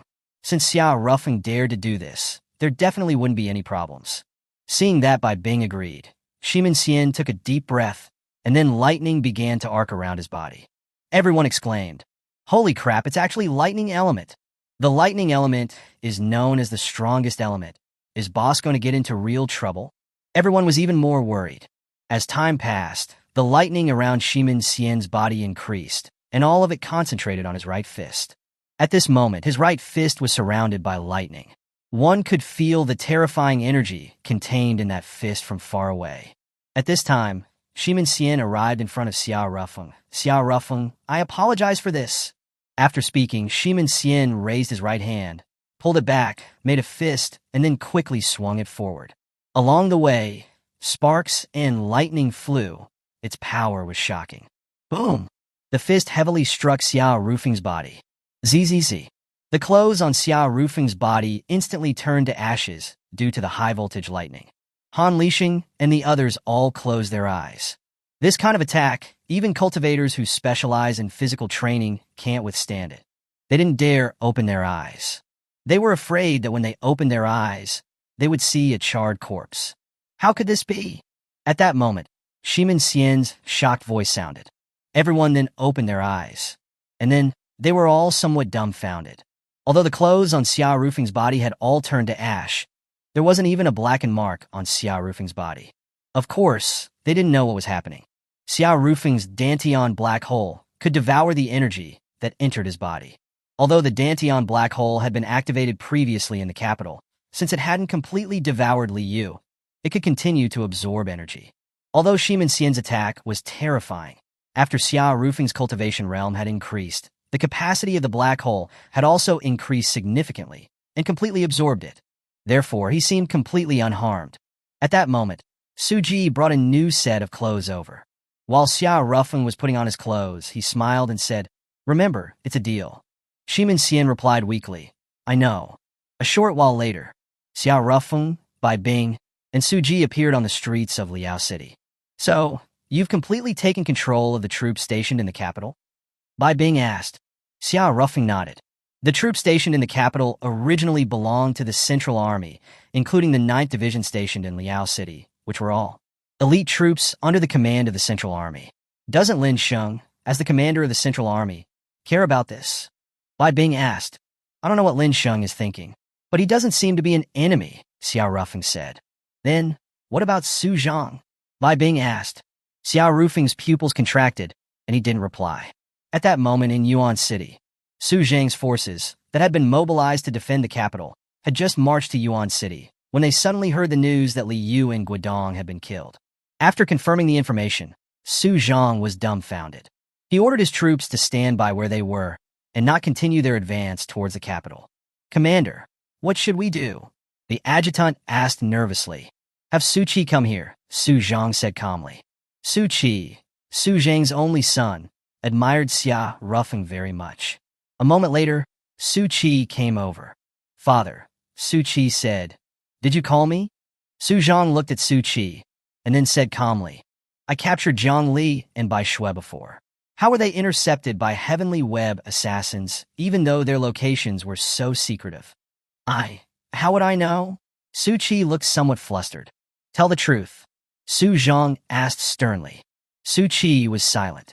After a short pause, he suddenly raised his head and looked at Su Zhang and said calmly, I leaked the information. I feel that as soldiers, we shouldn't do such despicable things. Having said that, Su Qi had prepared himself to be slapped by his father, or even be shot by his father. Su Zhang did reach out his hand, but did not slap Su Qi. He placed his hands on Su Qi's shoulders, and a smile of relief appeared on his face. My child, you've grown up. Father, Su Qi grabbed Su Zhang's hands and said, let's go apologize to Brother Rufeng. Brother Rufeng is soft-hearted. Maybe he will let us go. All right, you go out first. I'll prepare, Su Zhang said with a smile. Okay. Su Qi then went out. A moment later, bang! A gunshot was heard from Su Zhang's office. Chapter 127. Holy crap! When Su Qi heard the gunshot from his father's office, he was first stunned. Then he ran back to Su Zhang's office like a madman. There, Su Zhang was slumped in his office chair, head tilted to the side, a pool of blood staining the floor beneath him. Seeing this, Su Qi was completely dumbfounded. At that moment, Su Zhang's adjutant and guards also rushed in. Marshal! The adjutant ran over, checked Su Zhang's body, and then shook his head. Then, the adjutant noticed two letters on the desk, one addressed to himself, and the other to Xiao Rufeng. The letter to the adjutant was simple, ordering him to lead the Western Territory Army back to their garrison and await instructions from the new ruler. As for Su Zhang's body, it was to be hung from a tree. The adjutant wiped away his tears and gave a military salute to Su Zhang's corpse. Then he picked up the other letter and slipped it into his pocket. He turned to Su Qi, saying, "Young master, please accept my condolences." Since hearing about the deaths of the ruler and Marshal Guodong, the marshal knew he'd chosen the wrong side. It seems he had been planning to take his own life since then. Su Qi didn't respond. He was still in a daze. The adjutant didn't say anything more. After placing his letter, he led the Western Territory Army back to their garrison. He also sent someone to deliver the letter addressed to Xia Rufeng to the capital. However, he did not follow Su Zhang's last wish to hang his body. Su Qi, meanwhile, remained in Liao City, staying beside his father's body. The next day, Xia Rufeng and Bai Bing arrived in Liao City and saw Su Zhang's body. Sigh. Xia Rufeng sighed internally. To be honest, unlike Guodong, Xia Rufeng actually had a decent relationship with Su Zhang. He was thankful for Su Zhang's help in rescuing Su Ji. Moreover, Su Zhang's decision to support Liu did not seem particularly reprehensible. After all, Liu was the ruler. But once a side is chosen, and the wrong side at that, one has to face the consequences. That was politics. It had never changed throughout history. Xia Rufeng first gave a military salute to Su Zhang's remains before walking over to Su Qi. Su Qi, your father mentioned in his letter that you helped Jiang Lu save by Shui and Jiang Li. Thank you, said Xia Rufeng. Su Qi's expression was blank. You're welcome. It was my father's fault to begin with, but Su Qi's tears streamed down his face. Can an apology be enough? Did he have to die? Xia Rufeng was silent. Bai Bing said coolly, that's the harsh reality of political struggle. If Xia Rufeng hadn't been lucky, he would have been killed by your father's allies too. Su Qi lowered his head. Bai Bing, that's enough. Xia Rufeng paused, looking at Su Qi. Your father also said in his letter that you've always wanted to work under me, and he hoped I would take you in. Do you still have that wish now? Su Qi looked up, then slowly lowered his head again. I am now the son of your enemy. Are you still willing to take me in? Xia Rufeng smiled, patting Su Qi on the head. Your father is your father, and you are you. I won't hold your father's actions against you. He paused before continuing. I'll ask you again. Are you willing to work by my side? I am. Su Qi lifted his head, his gaze now determined. Then, let's bury your father, and you can come back to the capital with me. There are a lot of things waiting for me to handle there. Okay. While Xia Rufeng was burying Su Zhang in Liao City, the capital was in an uproar. The Red Garden Cabinet meeting room. Two middle-aged men were arguing heatedly, their faces red with anger. Since our elder brother is gone, and he doesn't have any children, then I, the second brother, should inherit the throne, one man declared. His name was Li Pu, Li Yu's second younger brother, and currently the prime minister of the Dragon Kingdom. Meritocracy is the rule, another man countered. Our Dragon Kingdom was built on martial prowess, but you are not even a martial artist. How can you rule the country if you inherit the throne? You should know that neighboring countries are watching us like hawks, and there are still remnants of the Nightingale Kingdom causing trouble within our borders. Dragon Kingdom is facing a time of crisis, and we need a strong person to inherit the throne. His name was Lin, Li Yu's third younger brother, and currently the Minister of Defense of the Dragon Kingdom.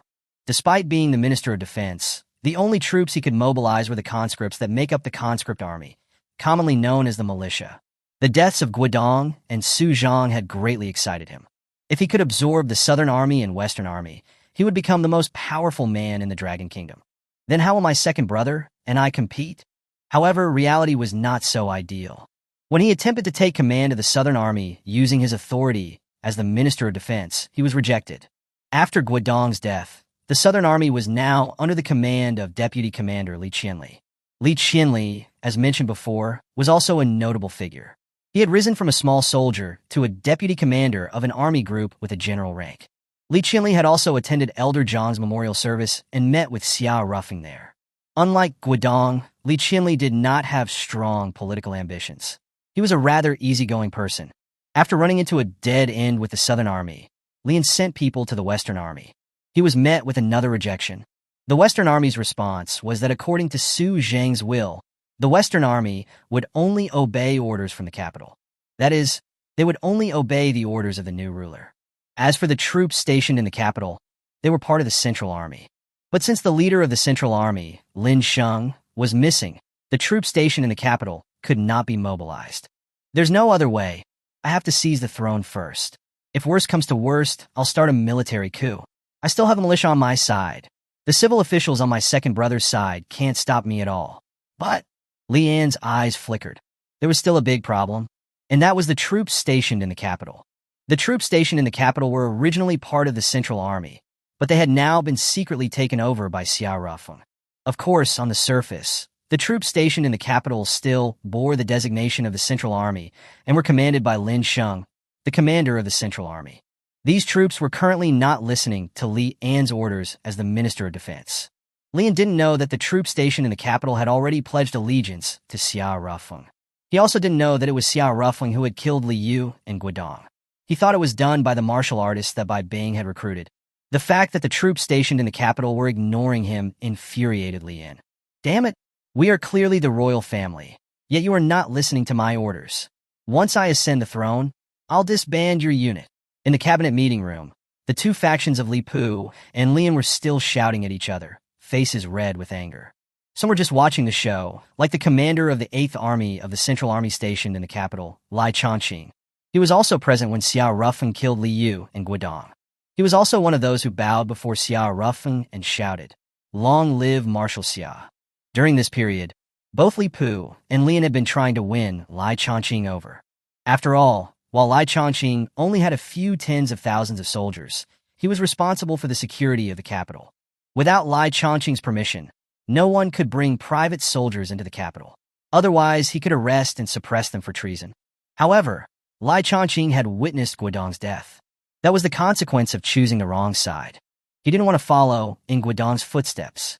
Moreover, frankly speaking, neither Li Pu nor Lian were good choices for heir. If I had to choose, I'd rather choose Xiao Rufeng. He's smart, powerful, and cares about the world. Too bad he's not from the royal family and doesn't have the qualifications. But Lai Changqing's eyes flickered. Regardless of who sits on the throne in the future, whether it's Li Pu or Lian, they'll merely be sitting in that position. The true power core of the Dragon Kingdom will most likely still be in the hands of Xiao Rufeng. While Lai Changqing's thoughts were wandering, the argument in the cabinet meeting room continued. Li Pu and Lian argued heatedly, neither willing to compromise. Just then an urgent report came. Report! Large numbers of troops from the Elephant Kingdom are gathering along our southwestern border. Report! Bear Kingdom troops are once again gathering on our northern border. Report! Wolf Kingdom troops are gathering on our western border. After 2,000 years of mergers, there were only 7 countries left on the Blue Star. And the Dragon Kingdom shared land borders with only the Bear Kingdom in the north, the Elephant Kingdom in the south, and the Wolf Kingdom in the west. During those 2,000 years, the Dragon Kingdom had fought wars with all 3 of its neighboring countries. The most recent was the war with the Bear Kingdom. Decades ago, the Dragon Kingdom and the Elephant Kingdom had also engaged in large-scale warfare. The current General Li Qianli of the Southern Army had risen to prominence during the Dragon-Elephant War. As for the Wolf Kingdom, the 2 countries had frequently fought 100 years ago. But due to intermarriages, the 2 countries had enjoyed good relations for the last 100 years.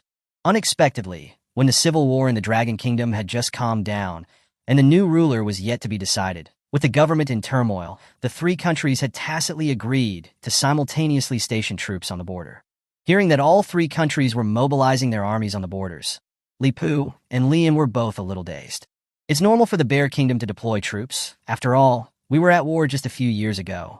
But why are the Elephant and Wolf Kingdoms taking advantage of our misfortune? Even with the Elephant Kingdom, we haven't fought in decades. Li Pu, being a civil official, was completely flustered. At that moment, Lian scoffed, then said, "It must be because of Xiao Rufeng." "What do you mean?" "It's because Xiao Rufeng is too flamboyant. He has made the 3 neighboring countries wary of him. No one wants to see a powerful figure emerge in a rival country. That's why they want to eliminate him before he can become too powerful," said Lian. "Then what should we do?" "Let's just hand Xiao Rufeng over to them," one of Lian's subordinates said. It was clear that Lian had instructed him to say that. Lian had long regarded Xiao Rufeng as a thorn in his side. He was also aware that if Xiao Rufeng wasn't removed, even if he ascended the throne, he would just be an empty shell. So, Xiao Rufeng had to die. But he didn't have a reason to kill Xiao Rufeng himself. Now, the invasion of the 3 countries gave him a reason. Hearing that Lian wanted to hand Xiao Ruffling over, the meeting room instantly fell silent.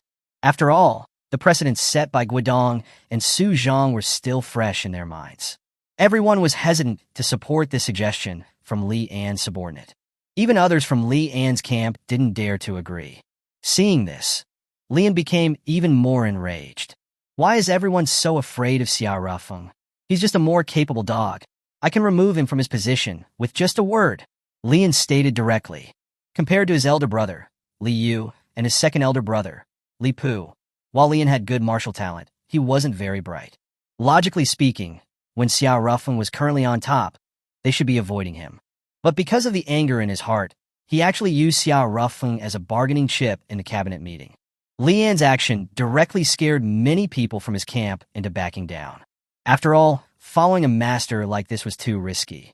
I'm leaving. This whole mess was created by Xiao Ruffeng. Let him take care of it. After saying that, Lian was the first to leave the meeting room.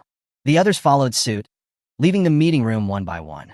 After everyone had left, Lai Chongqing's adjutant came before Xiao Ruffeng. Major General, what should we do with Lian? Should we? Then the adjutant made a neck-slitting gesture. These people were now staunch fans of Xiao Ruffeng. They would definitely not want anyone who had tried to harm Xiao Ruffeng. Ever since Xiao Ruffeng had committed regicide, but the troop stationed in the capital had not arrested him, the fate of those tens of thousands of troops had become bound to Xiao Ruffeng. Everyone had to choose a side, and the troops stationed in the capital had chosen Xiao Ruffeng. They understood that if they chose the wrong side, then they would end up like Guidong. So, to prevent choosing the wrong side, they would eliminate every enemy of Xiao Ruffeng. Make sure it's thorough, Lai Chongqing said calmly. Yes. After saying that, the adjutant left. On the other side, after leaving the Red Garden, Lian returned to his residence in the capital, still cursing. A bunch of useless people. They're afraid of even a country bumpkin from the border. How are they even going to rule the country? If the troop stationed in the capital would cooperate with me, I would definitely be able to kill Xiao Ruffeng. At that moment, his butler arrived. Master, the people from the troops stationed in the capital are here. Lian was stunned. He asked who? Lai Chongqing's adjutant. He said he's very interested in your suggestion at the cabinet meeting. Lian was overjoyed and immediately said, quickly invite him in.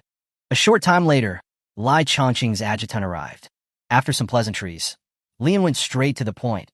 I want to get rid of Xiao Ruffeng, and I hope your troops stationed in the capital will cooperate. He had already made his intentions clear in the cabinet meeting room, so he had no intention of hiding at this time. Why do you want to kill Xiao Ruffeng? The adjutant asked.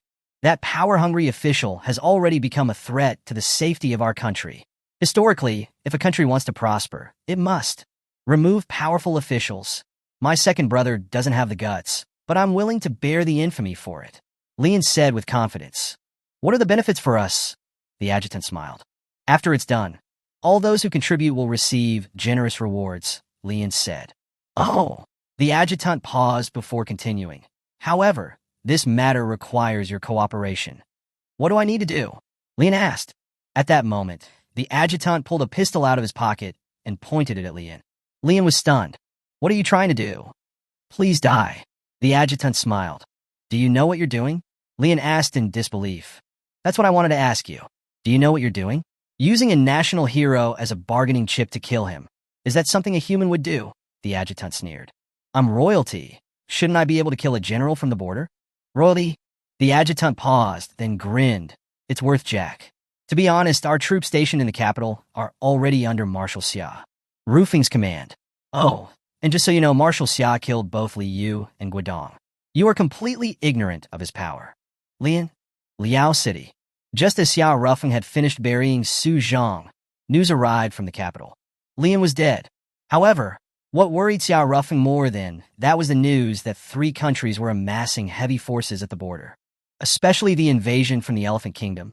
The commander of the Southern Army, Guidong, had never gotten along with him, and perhaps some people already knew that he was the one who had killed Guidong. If they colluded with the Elephant Kingdom to start a rebellion, Xiao Ruffeng didn't dare think any further. At that moment, Bai Bing walked over. Someone from the Southern Army is here. They want to speak with you. Xiao Ruffeng nodded.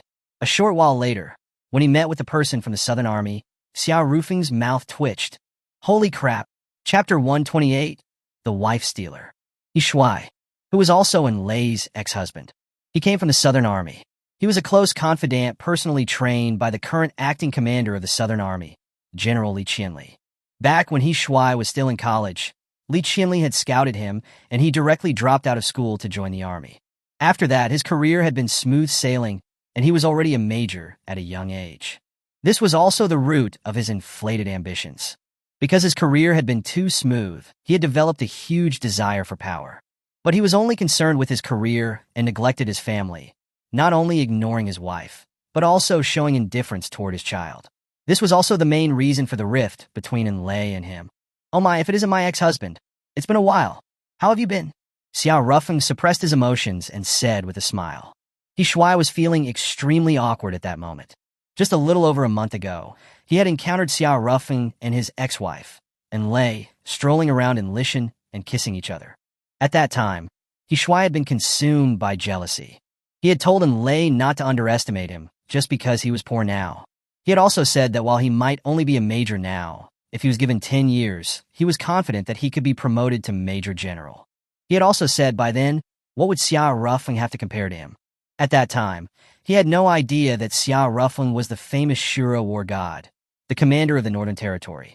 Looking back, his comments at that time were simply too embarrassing. The fact that he had become a major at the age of 25 or 26 was indeed amazing, far surpassing the average person. But compared to Xiao Rufeng, it was nothing. You had to keep in mind that Xiao Rufeng had already become the commander-in-chief of hundreds of thousands of soldiers in the Northern Territory at the age of 22, with the rank of marshal. What made He Shuai even more embarrassed was the fact that the Shura war god had always been his idol. And now, the idol he had always admired had actually stolen his wife from him. If General Li Qianli had not insisted that he come, he would never have come to find Xiao Rufeng. "Oh my ex-husband, you're acting differently today. You're not as lively as before," Xiao Rufeng said again. Bai Bing stood behind him and rolled her eyes. Such a bad-hearted man. She looked at Xiao Rufeng and then said, "Commander, let's get down to business." "Yes," Xiao Rufeng quickly replied. Truth be told, while he dared to kill even the ruler and looked like he was above the law, there were people he was actually afraid of. It wasn't Zhang Li, nor was it Bai Shui, it was Bai Bing. Su Qi also looked at Bai Bing with admiration. "Sister Bing is so awesome." Then, Bai Bing kicked him away. "I'm a month older than you. Call me older sister," Bai Bing said expressionlessly. "Okay, Sister Bing," Su Qi quickly said. Xiao Rufeng was sweating. He composed himself and then looked at He Shuai and said, "Okay, ex-husband, let's stop with the pleasantries. Tell me, what did General Qianli send you here for?" "A country cannot be without a ruler for a day. The general asked me if you have any candidates in mind," He Shuai said. "Our laws forbid the military from interfering in politics. This is not something I can decide, right?" Xiao Rufeng said. He Shuai's mouth twitched violently. "Why are you pretending to be innocent now? You clearly already killed one of the candidates for the throne. Right now, the entire Dragon Kingdom is practically under your control. Even if you were to launch a Chunxiao mutiny and put on the emperor's robe, I doubt anyone would dare to oppose you." A short while later, He Shuai collected himself and then said, "General Qianli also wants to discuss how we should respond to the invasion from the Elephant Kingdom. According to the intelligence that our agents in the Elephant Kingdom have sent back, this time the Elephant Kingdom has mobilized more than 800,000 soldiers to the border. This includes many martial arts experts and even 2 Foundation Establishment realm experts are stationed there. Such a deployment of troops is beyond the ability of our Southern Army to resist." He paused, then looked at Xiao Rufeng. He wanted to say something, but hesitated. In the end, he said, "I heard that your Northern Territory Army has recruited a Foundation Establishment expert from the Elephant Kingdom. Is there a chance that he's a spy from the Elephant Kingdom?" "That's not possible." Xiao Rufeng was certain of that. Spies were not so hot-blooded that they would challenge him to a one-on-one duel right away. Spies would also not make vows to the heavens rashly. For cultivators, heavenly oaths were taken very seriously. Xiao Rufeng paused, then said, "Although I would like to support you, the Bear Kingdom's army in the north is also gathering, and so is the Wolf Kingdom's army in the west. Yesterday, the Western Army also sent people to request my help. So, are you going to sit by and watch our Southern Army be destroyed?" "Ex-husband, I didn't say that. Right now, the 3 countries are working together to invade our country. It's pointless to split up our forces to support everyone. We will only be defeated one by one." "Then what should we do?" Xiao Rufeng was silent. He pondered for a moment and then grinned. I heard that there is a saying on Earth called befriend distant states and attack neighboring ones, which means contact countries that are far away and attack those that are close by. Shuai's eyes lit up. You want to use the Crane Kingdom to contain the Elephant Kingdom? That's right. The Crane Kingdom and the Elephant Kingdom have been mortal enemies for thousands of years. We can take full advantage of this relationship. But if the Elephant Kingdom dared to mobilize 800,000 soldiers to attack our Dragon Kingdom, it's likely they have already reached an agreement with the Crane Kingdom. Otherwise, they wouldn't dare to mobilize so many troops to attack our Dragon Kingdom, Shuai said. Xiao Ruffeng wiggled his fingers. Ex-husband, there is no such thing as absolute loyalty in this world. There is no betrayal. It's just that the price is not high enough. After he had said that, he added, Oh, and Lei did not betray you. You brought this upon yourself. Puffed. Shuai spat out blood. This guy, he's still as annoying as ever. At that moment, Xiao Ruffeng stood up and said, Ex-husband, if there is nothing else, then I'll go get busy. After saying that, Xiao Ruffeng looked at Su Qi and said, Su Qi, take good care of the guests from the Southern Territory. Isn't Sister Bing the one who usually takes care of the guests? Su Qi said. There is no way I would let my woman take care of other men, Xiao Ruffeng said. Then, Bai Bing kicked Xiao Ruffeng on the butt, her face still expressionless. Not your woman. If you keep harassing me, do you believe I will tell Sister Jiang Li and my sister? Xiao Ruffeng put his palms together. I was wrong. Bai Bing sighed, and then pulled Xiao Ruffeng out of the reception room. After they left the reception room, Bai Bing said, What do you plan to use to trade with the Crane Kingdom? If you break your promise, the Crane Kingdom will not be able to stand on moral high ground. It will be difficult to get the Crane Kingdom to betray their agreement with the Elephant Kingdom without enough bargaining chips. Sister Bing, do you know who the people who came to Blue Star from Earth thousands of years ago were? Xiao Ruffeng suddenly asked.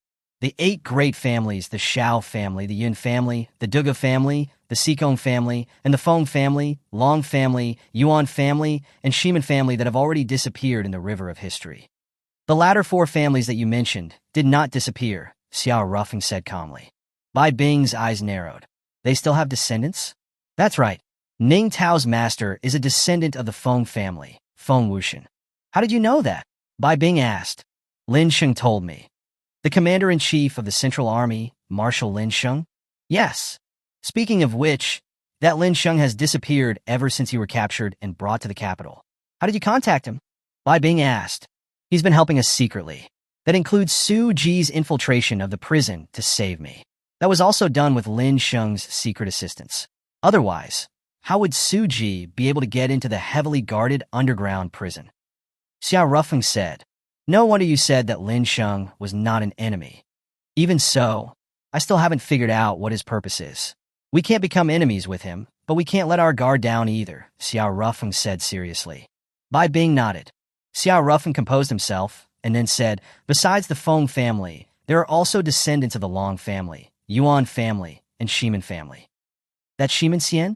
Yes, he is a descendant of the Shiman family, Xiao Ruffeng paused and then said, and the Emperor of the Crane Kingdom is young.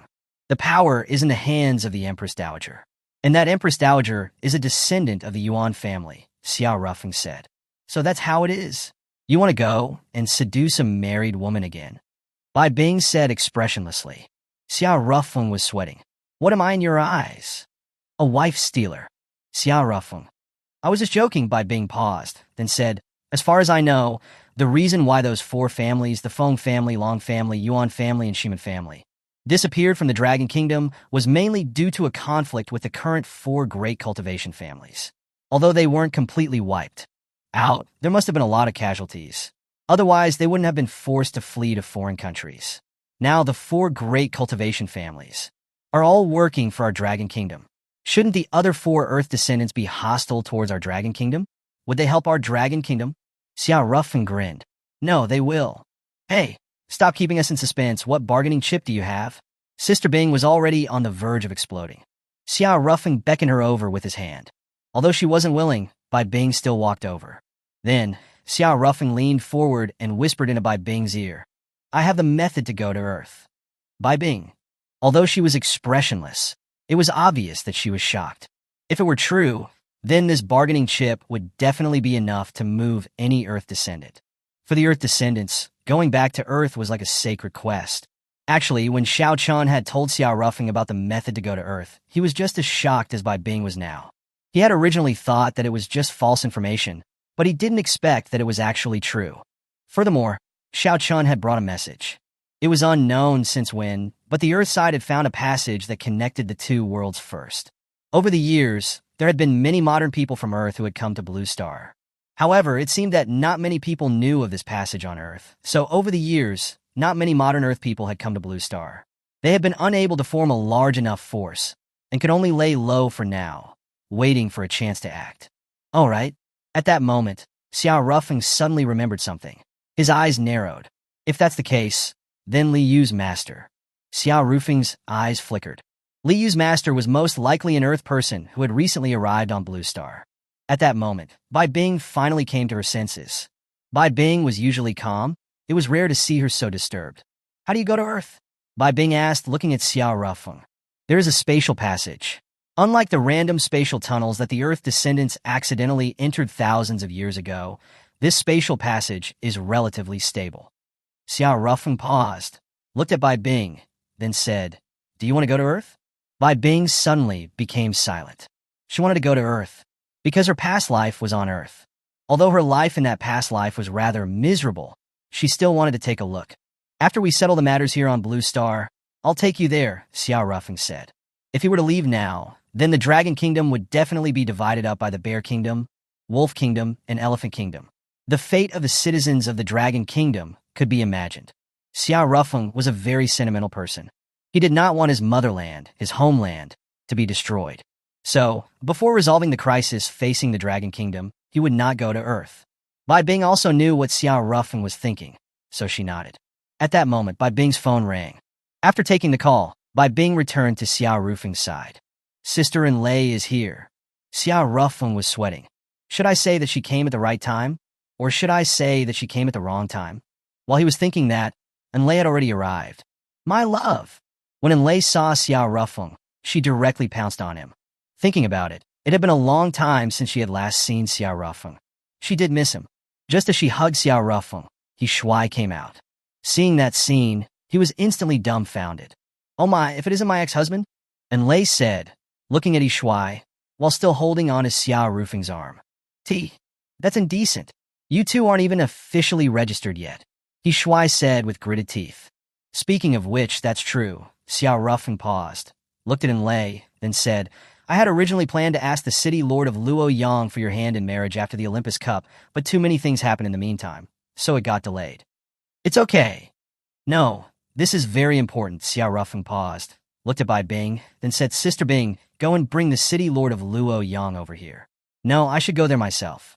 He paused again, looked at Bai Bing, then said, Sister Bing, go and contact the Empress Dowager of the Crane Kingdom. Yes. Then Bai Bing left. Xiao Ruffing, meanwhile, held Enlei's hand and said with a smile, Shall we go back to Jiang City? Enlei's face was red. Okay. I'll go too, Shuai said at that moment. You've already returned to the Southern Army, right? What are you doing going to Jiang City? When I was transferring, I left some personal belongings at the Jiang City garrison, Shuai said, forcing himself to say those words. All right, it doesn't matter if there's another person. Half an hour later, an armed helicopter took off from the Liao City airport and flew toward Jiang City. There were limited seats in the helicopter. Xiao Ruffing and Enlei were sitting together, and Shuai was sitting opposite them. Throughout the journey, Enlei shamelessly displayed her love for Xiao Ruffing in various ways. She had even deliberately placed Xiao Ruffing's hand on her chest. Shuai, who was sitting opposite them, witnessed everything but didn't want to switch seats with anyone else. When the helicopter was nearing Jiang City and was preparing to land, Xiao Ruffing couldn't help but say, Ex-husband, may I be so bold as to ask, do you have some kind of perverted fetish? What do you mean? Shuai was somewhat flustered. Are you the type of person who gets a special thrill when your woman is flirting with another man? Xiao Ruffing asked. Shuai's face instantly flushed red. That's not true. Enlei's face instantly turned black. So that's how it is? Enlei covered her forehead with her hand. How could I have liked a pervert like you? Shuai didn't say anything. He was also feeling quite awkward. Before, when Enlei was flirting with Xiao Ruffing, he had indeed been angry. But ever since he had found out that Xiao Rufeng was the king of the Northern Territory, the person he had always admired, his mentality had changed. It had even become somewhat distorted. In the past, when he thought of the scene where Enlei was flirting with Xiao Rufeng, he would get mad. But now he was actually secretly looking forward to it. Then, seeing Enlei and Xiao Rufeng flirting with each other in front of him, his adrenal glands had become very excited, and he even felt a strange sense of pleasure. Chapter 129. We aren't related by blood, so... Faced with Xiao Rufeng's suspicion, He Shuai wanted to vehemently deny it. But before he could even open his mouth, he felt guilty. Because, seeing Xiao Rufeng and his ex-wife flirting, he really was excited. I really am a pervert. Enlei, for her part, didn't know what to say. So if I could go back to college, I really would want to slap myself twice. I was completely blinded by pig lard. How could I have ever liked this kind of guy? At that point, Xiao Rufeng turned his head to look at Enlei, then said, "My dear, what do you think?" Enlei grinned, then said, "Right now, I think that even your farts smell good, honey." He Shuai's mouth twitched, but he didn't say anything. Although Enlei hadn't mentioned him directly, she was clearly insulting him. A short time later, the helicopter landed at the airport. "Husband, let's go." After saying that, Enlei directly grabbed Xiao Rufeng's arm and left, not even wanting to spare He Shuai a glance. The city lord's manor. Luo Yang was currently in a meeting with his aides. "City lord, what should we do?" Lian was killed in his own residence. Now there is only Li Pu left as a candidate.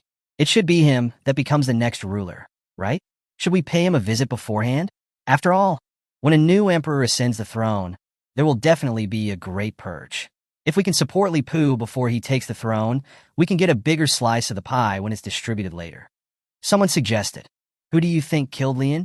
Luo Yang said calmly, "It must be Li Pu, right? By getting rid of Lian, there's no one left to compete for the throne with him." Luo Yang sighed lightly. "You're this stupid and you're still one of my aides? It seems that my city lord's manor really has no talent." That aide had an awkward expression on his face. He said weakly, "City lord, did I say something wrong?" "You've been wrong from the beginning." Luo Yang paused, then said calmly, "Lian is, after all, the Minister of Defense. What ability does Li Pu have to kill someone in the capital? Could it be the troops stationed in the capital who did it?" Another aide suggested. "Definitely," Luo Yang said calmly. "Why would the troops stationed in the capital do such a thing? Could it be that they've already pledged allegiance to Li Pu?" Luo Yang held his forehead with one hand. "I'm sorry, it's my fault for making you my aides. You should all be home raising pigs. It's my fault for forcing you to be aides. It's all my fault." At that moment, in a corner of the room, someone said calmly, "The troops stationed in the capital have probably already pledged allegiance to Xiao Rufeng." Then, the others finally reacted. Could it be that Xiao Rufeng killed Lian? Is he trying to help Li Pu ascend to the throne? It's hard to say. What do you mean? That person stood up, looked at Luo Yang, and then said, "City Lord, can we reveal Xiao Rufeng's identity now?" "Go ahead," Luo Yang said calmly.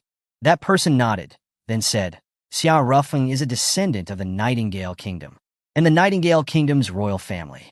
Originally split from the Li Dragon Dynasty's royal family, so he is also qualified to inherit the throne of the Dragon Kingdom.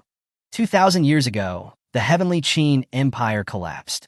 Many heroes rose up. A person named Li Tianmin established the Dragon Kingdom in the chaos. After that, the Dragon Kingdom went through over 1,000 years of wars of conquest and became one of the great powers of Blue Star. It was historically known as the Dragon Dynasty or the Li Dragon Dynasty. However, a few hundred years ago, a struggle for the throne broke out in the Li Dragon Dynasty. The eldest prince and the second prince started a civil war to compete for the throne.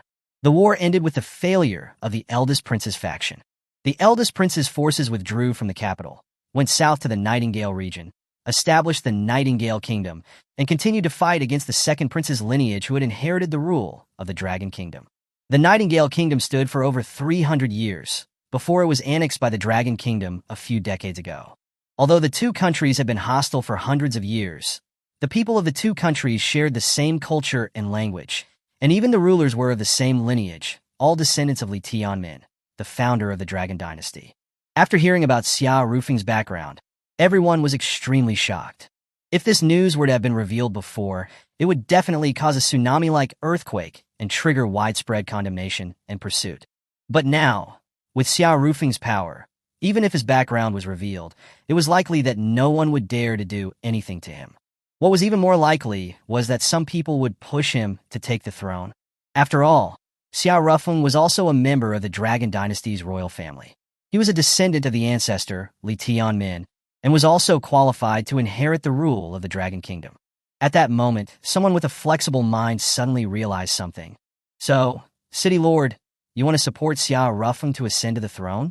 Someone said in a low voice. Luo Yang didn't respond, but that was indeed what he had in mind. In his opinion, the only person currently capable of inheriting the throne was Xiao Rufeng. Neither Li Pu nor Li and had the ability to rule a country. Of course, Luo Yang also had his own selfish motives. Everyone knew that Xiao Rufeng had a lover named Enlei, but very few people knew that Enlei was his daughter. If Xiao Rufeng ascended to the throne, then he would be the emperor's father-in-law. No, I support Xiao Rufeng mainly because I was originally a cadre of the Nightingale Restoration Plan. While he was thinking this, a voice suddenly rang out. Oh my, what are you guys plotting here? You aren't planning a rebellion, are you? It was Xiao Rufeng's voice. Xiao Rufeng's sudden arrival made everyone in the meeting room jump in fright. Luo Yang was also startled. Why are you here? Luo Yang said. To propose a marriage, Xiao Rufeng said directly. Propose un mariage. Luo Yang was first stunned, then overjoyed. You want to marry Enlei? That? Before Xiao Rufeng could say anything, Enlei also walked in. No, I want to be his concubine. Cough, cough. Luo Yang choked. Enlei, what nonsense are you spouting? What's the difference between a concubine and a maid? Actually, being a maid is fine as long as I can stay by Xiao Rufeng's side.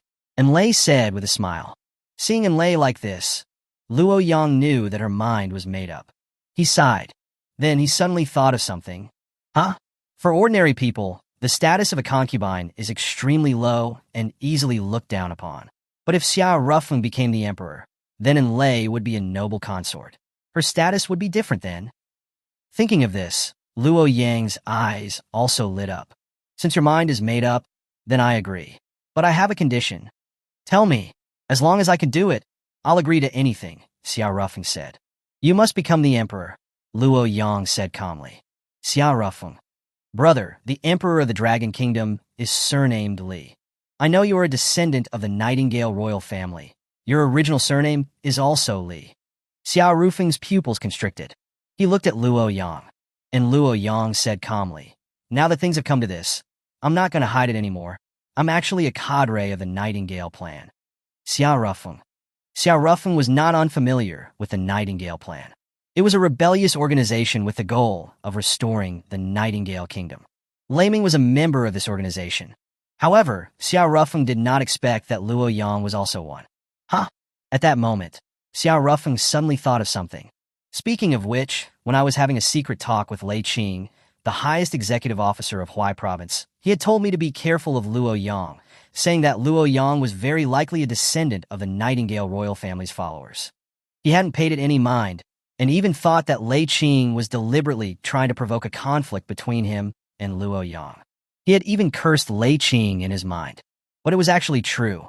Sorry, Brother Qing, I shouldn't have doubted you. At that moment, the others in the room also came closer. Marshal, you're a great descendant of Li Tianmin, the royal ancestor of the Dragon Dynasty. You are qualified to inherit the throne. Yes. Xiao Rufeng frowned and was about to refuse. At that moment, Luo Yang added, Xiao Rufeng, if you aren't the emperor, then Enlei can only be a concubine. You should also know what the status of a concubine is. Even if Enlei doesn't care, do you really have the heart to let her be a concubine and then be mocked by others? Xiao Rufeng was instantly speechless. Luo Yang's words directly hit Xiao Rufeng's sore spot. Think about it carefully, Luo Yang paused, then added, Anyway, I will not let my daughter be a concubine. After saying that, Luo Yang left. After Luo Yang and his aides had left, Enlei held Xiao Rufeng's arm and said with a smile, Husband, don't let my dad influence you. I really don't mind. Xiao Rufeng didn't respond. He lifted his head and looked in the direction of the capital. The throne, huh? To be honest, Xiao Rufeng really had no intention of competing for the throne. After all, he was going to Earth in the future. But Luo Yang was right. If he wasn't the emperor, Enlei could only be a concubine. A noble consort and a concubine. Even though they were both secondary wives, the difference between them was actually very great. At that moment, Enlei looked at Xiao Rufeng, then said, "Husband, let's go shopping. It's been a long time since we've been back to Jiang City." Xiao Rufeng nodded. The two of them went out to the streets. They had originally wanted to temporarily forget all those annoying things by going shopping. But Jiang City, which had never been very interested in politics, was now filled with people talking about politics. It was no wonder, now that the throne of the Dragon Kingdom was vacant and the surrounding enemy countries were eyeing it. Even people who had never paid much attention to politics were starting to pay attention to the domestic and international situation. These discussions also increased Xiao Rufeng's feeling of conflict. Enlei was very intelligent, so she grabbed Xiao Rufeng's arm again and said with a light smile, "Husband, let's go back to your home? Your grandma is still at home, right?" Xiao Rufeng nodded. The reason for him returning to Jiang City this time was on the one hand to propose marriage to Luo Yang, and on the other hand, it was also to go home to visit his family. Jiang City, the Xiao family. It was already late autumn, the weather was getting colder, but today the weather was good, the sun was warm, it was very suitable for basking in the sun outdoors. The backyard of the Xiao family villa. Old Mrs. Xiao was basking in the sun in the yard while knitting a sweater. Lin Lian was giving old Mrs. Xiao a massage. She was old Mrs. Xiao's nanny, and had been taking care of the old lady for many years. "Old Mrs., who are you knitting the sweater for?" Lin Lian paused, and then jokingly said, "Is it for me?" "You wish." The old lady rolled her eyes. She paused, then a kind light flashed in her eyes. Then she said, "I'm knitting it for my grandson. Speaking of which, I wonder where that child has run off to? He hasn't been back for a long time." Lin Lian hesitated, not knowing what to say. Old Mrs. Xia didn't go out much, and she didn't watch the news, so she didn't know what was happening outside. But Lin Lian did know. "I really never expected that the good-for-nothing young master of our family would actually be the king of the Northern Territory." Xiao Rufeng had revealed his face to the public before, so the fact that he was the king of the Northern Territory was no longer a secret. However, the secret of Xiao Rufeng and Xiao Rian's true identities were only known by a very small number of people. Lin Lian did not know this information. While she was thinking this, a voice suddenly rang out. "Oh my, did I just hear a beautiful, generous, gentle, and kind grandmother thinking of me?" Old Mrs. Xia lifted her head, and a light immediately flashed in her eyes. "Rufeng, where did you go off to, young man? You haven't even called grandma in so long." Although the old lady was complaining, her eyes were filled with happiness. "Sorry, I went on an expedition in the uninhabited area." "There's no signal there," Xiao Rufeng said with a smile. It was actually because he was imprisoned in the underground prison by Li Yu for a month. He was lying because he didn't want his grandma to worry. "All right." Xiao Rufeng paused and pulled Enlei over.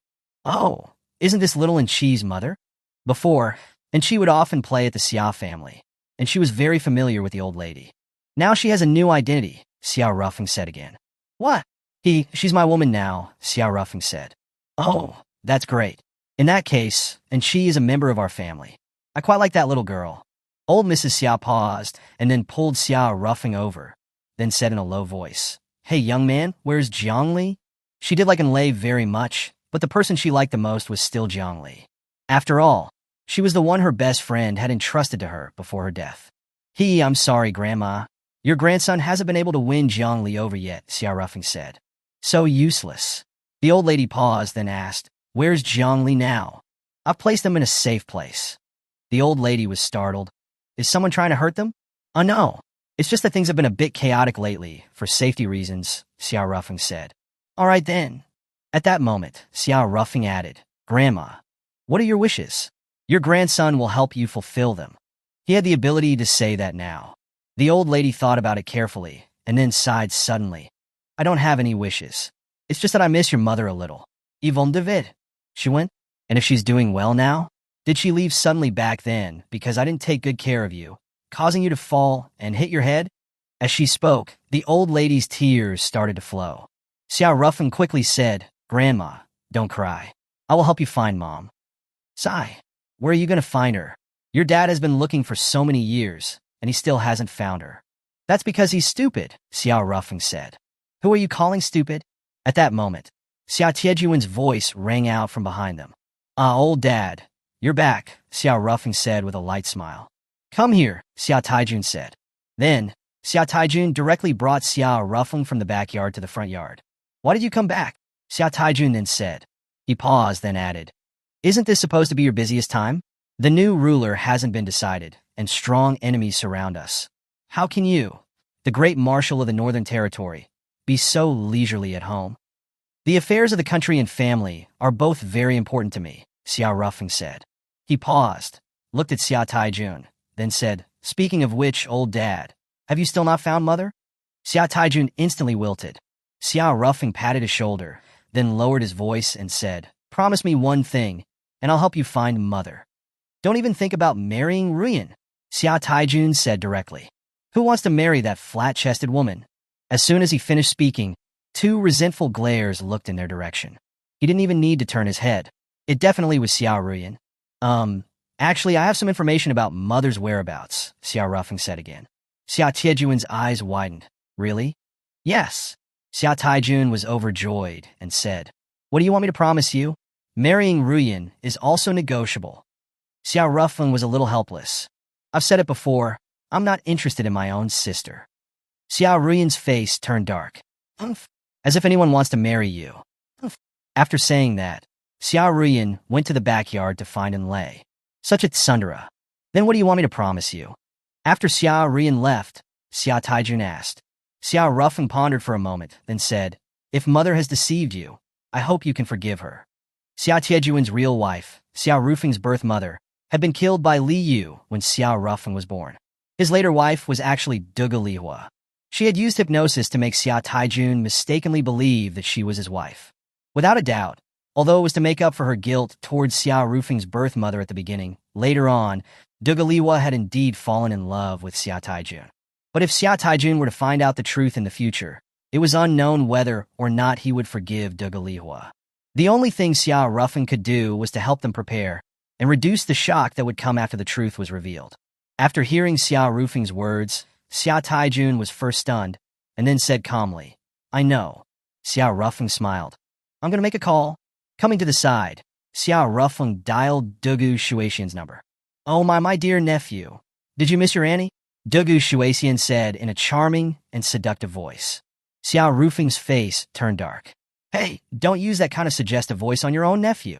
We aren't related by blood. That's still not okay. Teach. Dugu Shuexian paused and said, Nephew, is there something you need from me? Calling me out of the blue? Xiao Ruffeng paused and said, Where's your sister? Oh my, you can't do that with your aunt, but you can do it with your stepmother? Dugu Shuexian said. Xiao Ruffeng was getting frustrated. What nonsense are you talking about? Fool?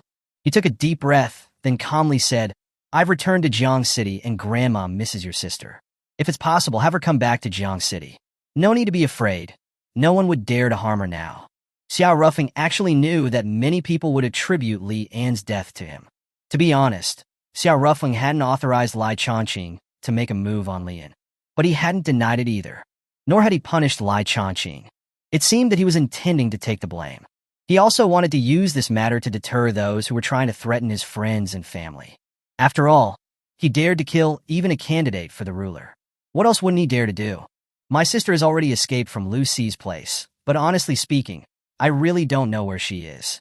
Dugu Shuexian paused, then said, Nephew, there's no need for my sister to go back to comfort old Mrs. You forgot? My sister and I are twins. Back then, you and Xiao Ruyan got us mixed up, didn't you? Dugu Shuexian was getting more and more excited. I feel like things are getting more interesting. Nephew, wait for me. I'm going to Jiang City right now. After she said that, before Xiao Ruffeng could say anything, Dugu Shuexian had already hung up. Xiao Ruffeng had a headache. With Annie's nature as a troublemaker, she will definitely try to play all the most stimulating ways she could. Xiao Ruffeng wasn't worried that she would impersonate her sister to flirt with his father. He was worried that Dugu Shuexian would flirt with him and then get misinterpreted by his father. He just did a quick mental rehearsal of that scene, and Xiao Ruffeng abruptly shivered. I can't even stand to look at that. Chapter 130. The relationships are a bit of a mess. Xiao Ruffeng was starting to regret getting involved in all this. As things stood, given his understanding of Dugu Shuexian, it was impossible to stop her now. Just then, Enlai came over from the backyard. What's wrong? Enlai asked. Xiao Rufeng explained the situation about Dugu Shuexian coming over. Oh my, and Lei covered her mouth with her hand.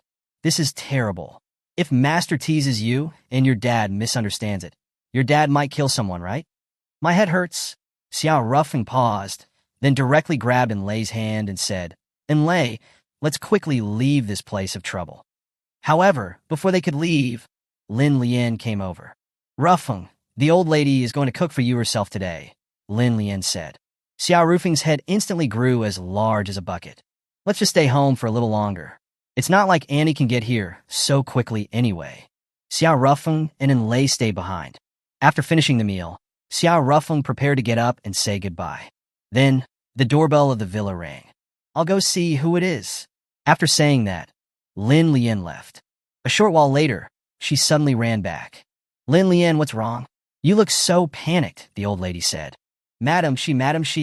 Xiao Rufeng's heart skipped a beat. Holy crap, no way. She's here so quickly? It shouldn't be Andy, right? But then, a familiar figure appeared in his line of sight, completely dashing Xiao Rufeng's hopes. It really was Dugu Shuexian. However, unlike her usual lively and vibrant aura, at this moment, she was gentle and elegant, exuding the demeanor of a virtuous wife and mother. If Xiao Rufeng didn't know Dugu Shuexian so well, he would have really thought that his stepmother had returned.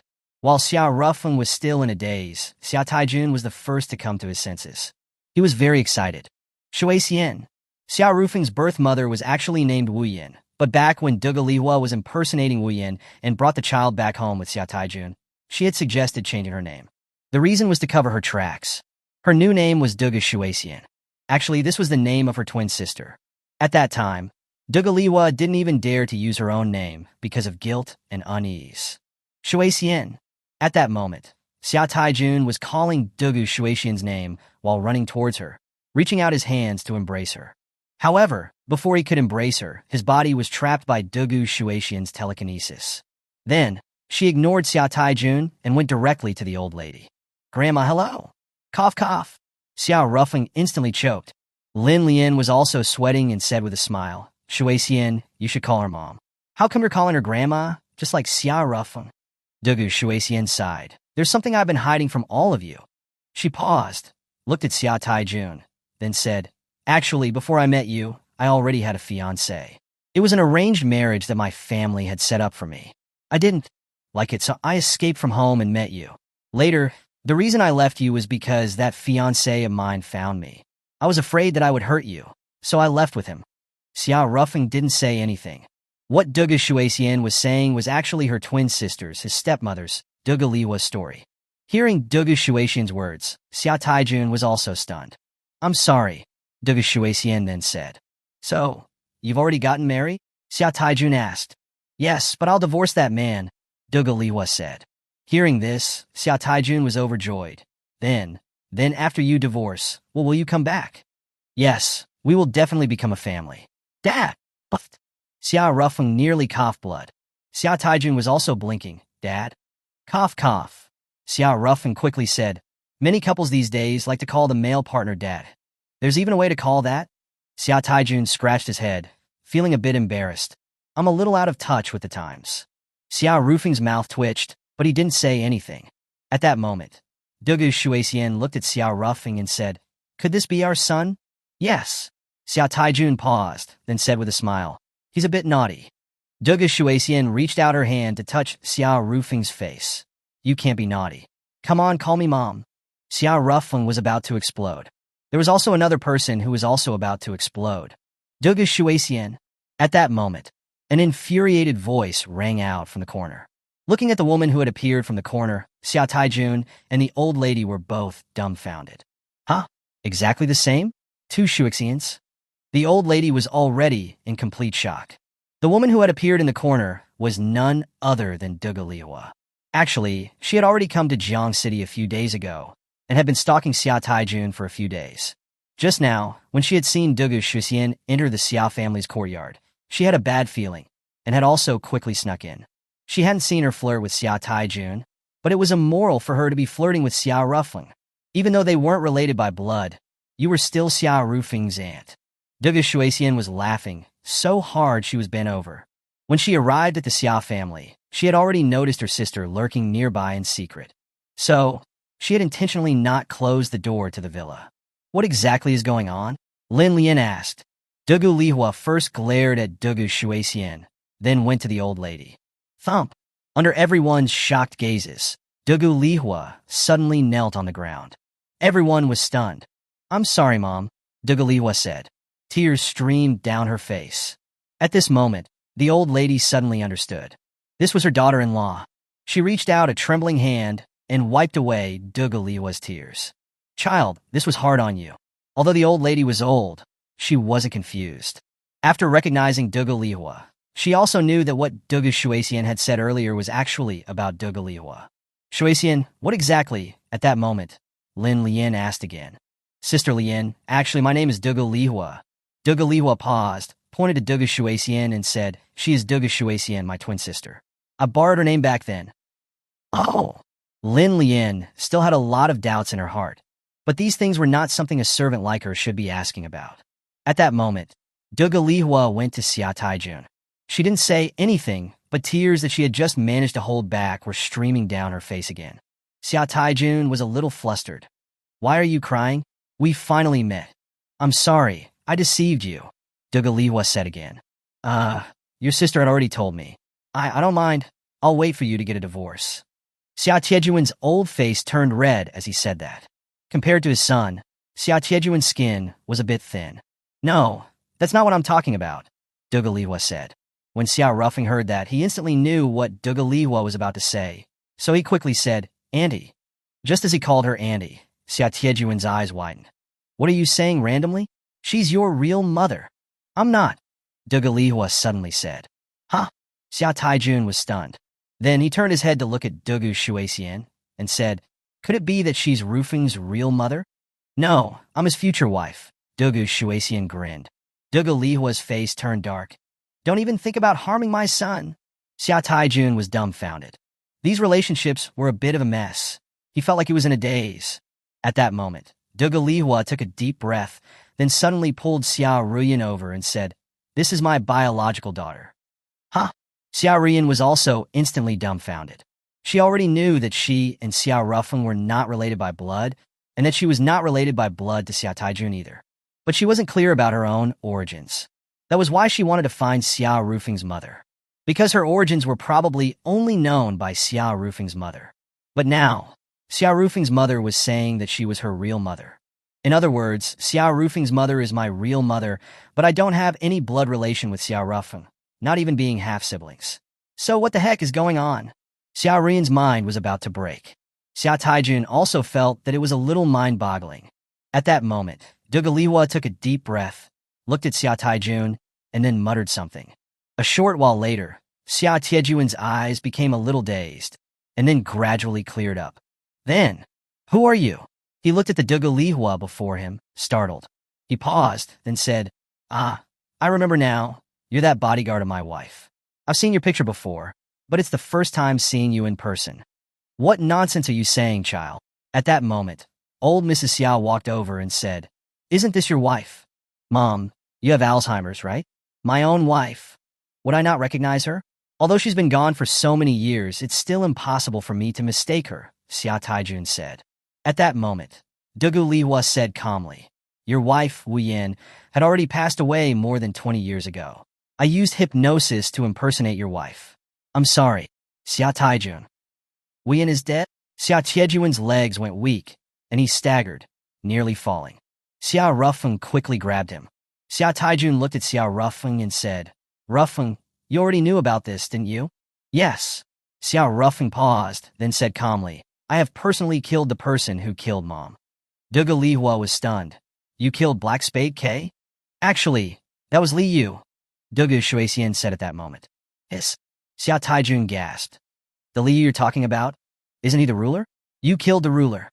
Yes, Xiao Ruffeng paused, then said calmly, don't even mention him being the ruler. Even if he were a god, I'd kill him all the same. He paused, then looked at Xia Taijun, then said, Dad, Annie Lihua was very guilty about Mom's death. In order to make up for her guilt, that's why she hypnotized you and impersonated my mother. But during those 6 years you spent together, she truly fell in love with you.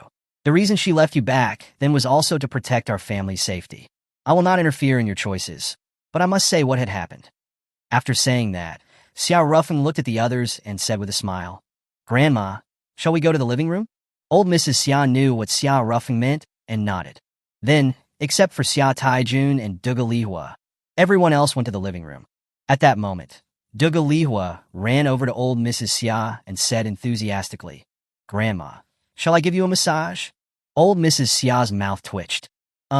She looked at Duga Shuexian and then said, Miss Shuexian, you and Lihua are twins, right? Yes. In other words, you're the same age as her, right? Old Mrs. Xia said. Duga Shuexian clenched her fist and chuckled. Age is not a problem. I wouldn't mind that Xiao Ruffing is younger than me. These words made the old lady speechless. Xiao Ruffing was sweating. He quickly pulled Dugu Shuexian upstairs. Oh, nephew, you're very bold, Dugu Shuexian said. I'm saying, Sister Dugu, my grandma is old. She can't take such stimulation. You think I'm old? That's not it. After all, you do look only about 27 or 28 years old. Xiao Ruffing paused, then said, The important thing is identity. If I were to marry my stepmother's sister, how does that sound? Besides, I already have Enlay. I don't mind. Xiao Ruffing rubbed his head aching. Just then Enlay also came up. Master, don't make things difficult for my husband. After saying that, Enlay pulled Dugu Shuexian away. I'm so tired. Just when he was preparing to go back to his room to rest, Xiao Rufing's phone rang again. It was Su Qi calling. This guy was now Xiao Rufing's adjutant. Unlike Bai Bing, Su Qi's role as adjutant was basically to run errands, taking over some of Bai Bing's original simple tasks. He had come to Jiang City with Xiao Rufing this time. He pressed the answer button. Hey Su Qi, what's wrong? Xiao Rufing asked. Boss, someone wants to see you. Who is it? A woman named AI Ko. She's the one from the Taotai Martial Academy from the Olympus Cup. AI Ko. Su Qi said. Xiao Rufing's pupils constricted. Xiao Rufing was also very interested in this woman. To be more precise, he was interested in the master behind her. Where is she? Xiao Rufing asked. I'll send you the location. After hanging up, Xiao Rufing went downstairs. Duga Shuexian and the others were watching TV in the living room. I'm going out for a bit, Xiao Rufing said. On a date? Duga Shuexian asked. I don't have that much energy. Duga Shuexian suddenly looked at Enlay and then grinned. Disciple, I'll watch Xiao Rufing for you to prevent him from cheating. Huh? Enlay said helplessly. As long as you don't cause trouble for Rufing. I definitely won't cause him any trouble, Duga Shuexian immediately said. Xiao Rufing didn't refuse. It was good to have someone follow him. If something unexpected happened, then he would at least have someone to inform him. Bai Bing wasn't here now. The best person was Duga Shuexian. With a cultivation level of Qi condensation level 9, she had combat power that was close to the Foundation establishment realm. She was considered a top expert in the world. About half an hour later, Xiao Rufing and Dugu Shuexian arrived at an offshore mobile restaurant on the Jiang City Pier under AI Ke's lead. Looking at the familiar sign, Xiao Rufing didn't know what to say.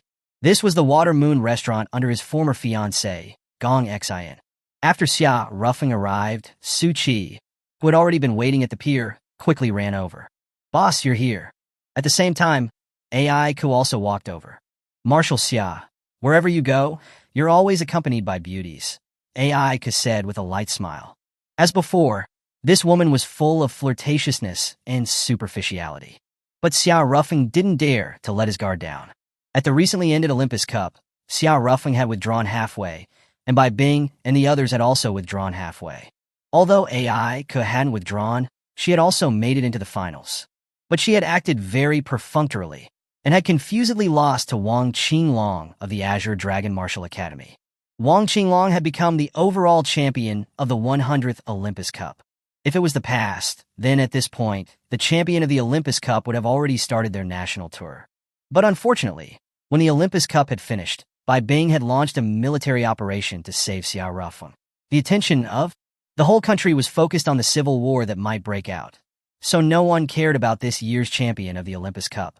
This had made Wang Qinglong very depressed. The topic got a bit sidetracked. Back to the Water Moon restaurant pier. Is there something you wanted to talk to me about? Xiao Rufing said calmly. It's not me who wants to talk to you. It's our master who wants to talk to you, AI Ka said. Xiao Rufing's pupils constricted. Yeah, don't be so wary. With your current strength, Who would dare to make a move on you? That's hard to say, Xiao Ruffing said calmly. The world is very big, and there are a lot of hidden experts. He paused, then said, lead the way then.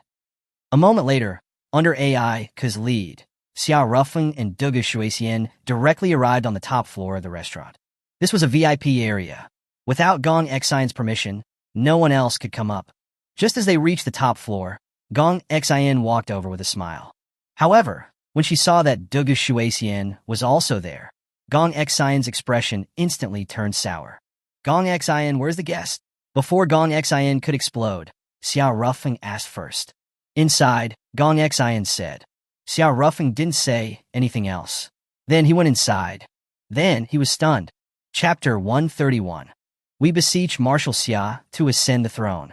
Inside the private room, there was a familiar face. It was Lin Sheng, the commander-in-chief of the Central Army.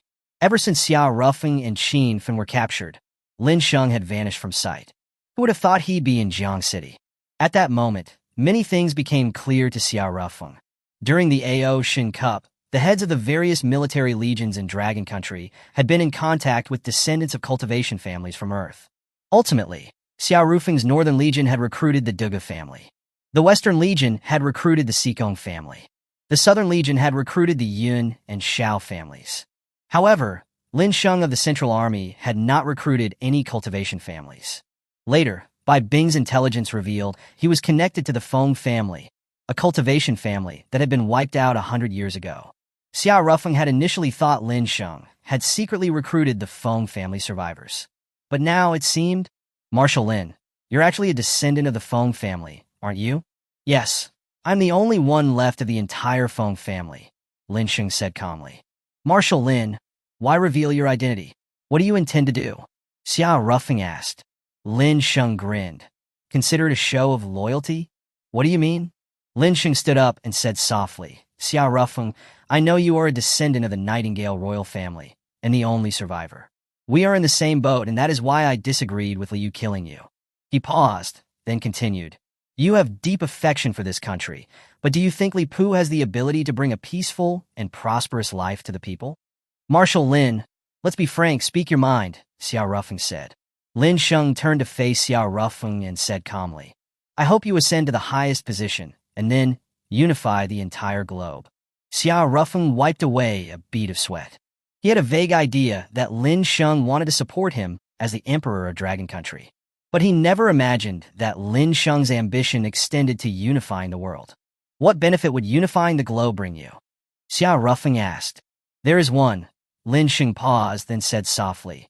It can secure the complete imperial seal. Xiao Ruffing naturally knew about the imperial seal. 2,000 years ago, the first emperor of the Tianqin Empire, who unified the world, had crafted the seal. It was said to hold the secrets of this world. Back then, the Heavenly Net Assassins had gathered in Jiang City to seek the Imperial Seal. Xiao Ruffing composed himself and asked, The Imperial Seal has long been lost. Even if you unify the world, you won't find it. Lin Sheng shook his head. No, you're wrong.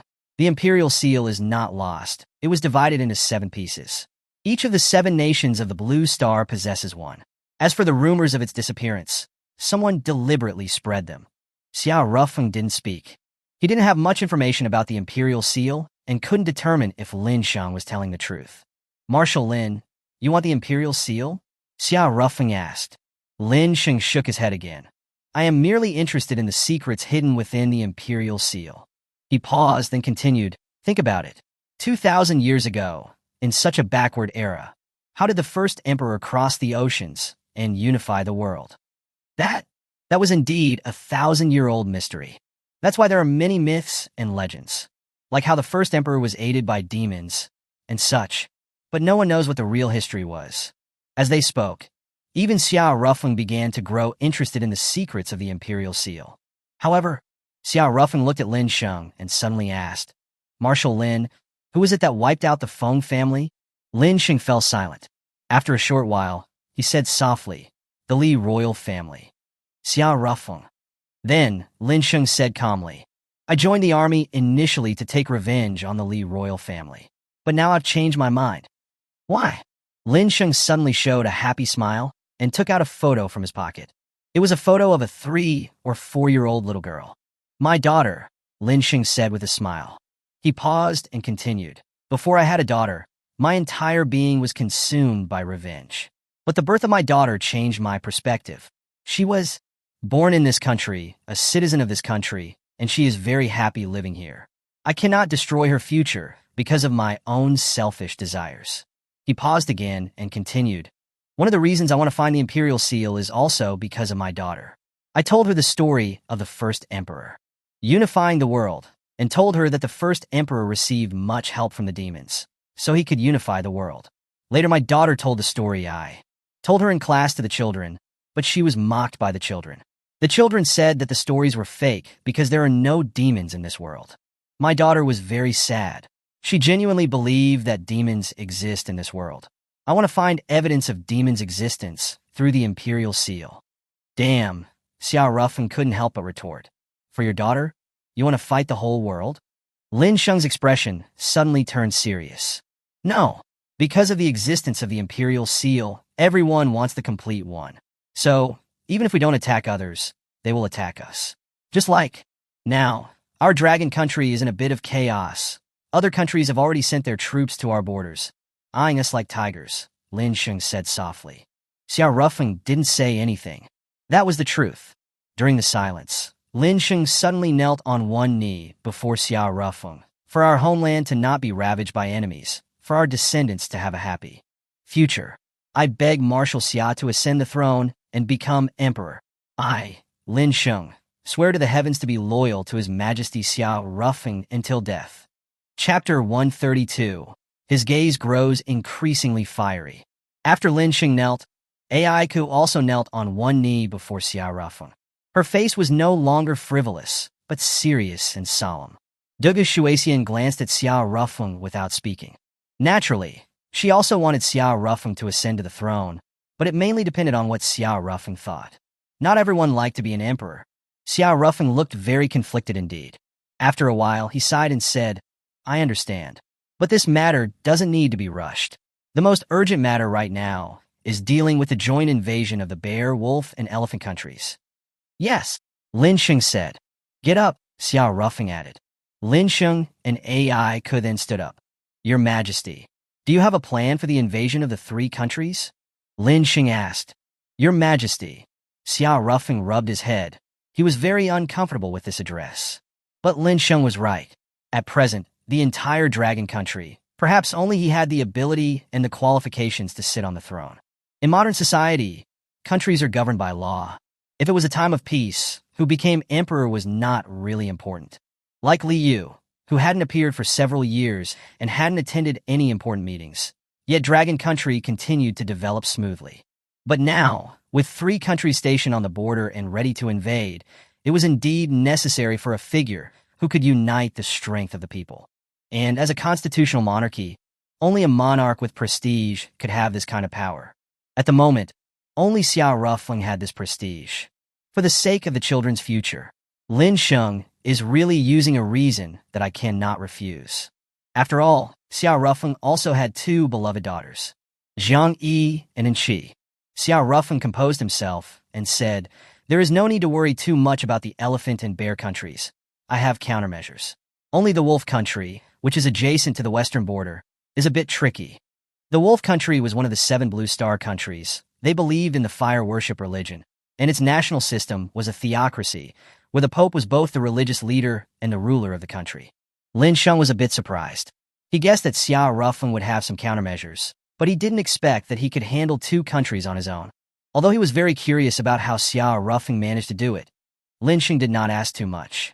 It is said that the Wolf Country's commander for this military campaign is the first saintess of the Wolf Country, Feng Kai. She is both the Wolf Country's princess and the saintess of the fire worship religion, and is also said to be a strong candidate for the next pope. After a moment, Lin Sheng added, I know, Xiao Rufeng said. Su Qi had told Xiao Rufeng a lot of information about the Wolf Country. According to the information held by the Western Legion, this Feng Kai was also a very ambitious schemer. 8 years ago, at the age of 16, she made her first public appearance, claiming that she would plant the flag of fire worship throughout the world. 5 years ago, When the Bear Country invaded Dragon Country, it was said that the fire worship religion was involved behind the scenes. In recent years, the Bear and Wolf countries had interacted frequently. Xiao Rufeng suspected that the influence of the fire worship religion in the Bear Country had likely penetrated to the core leadership.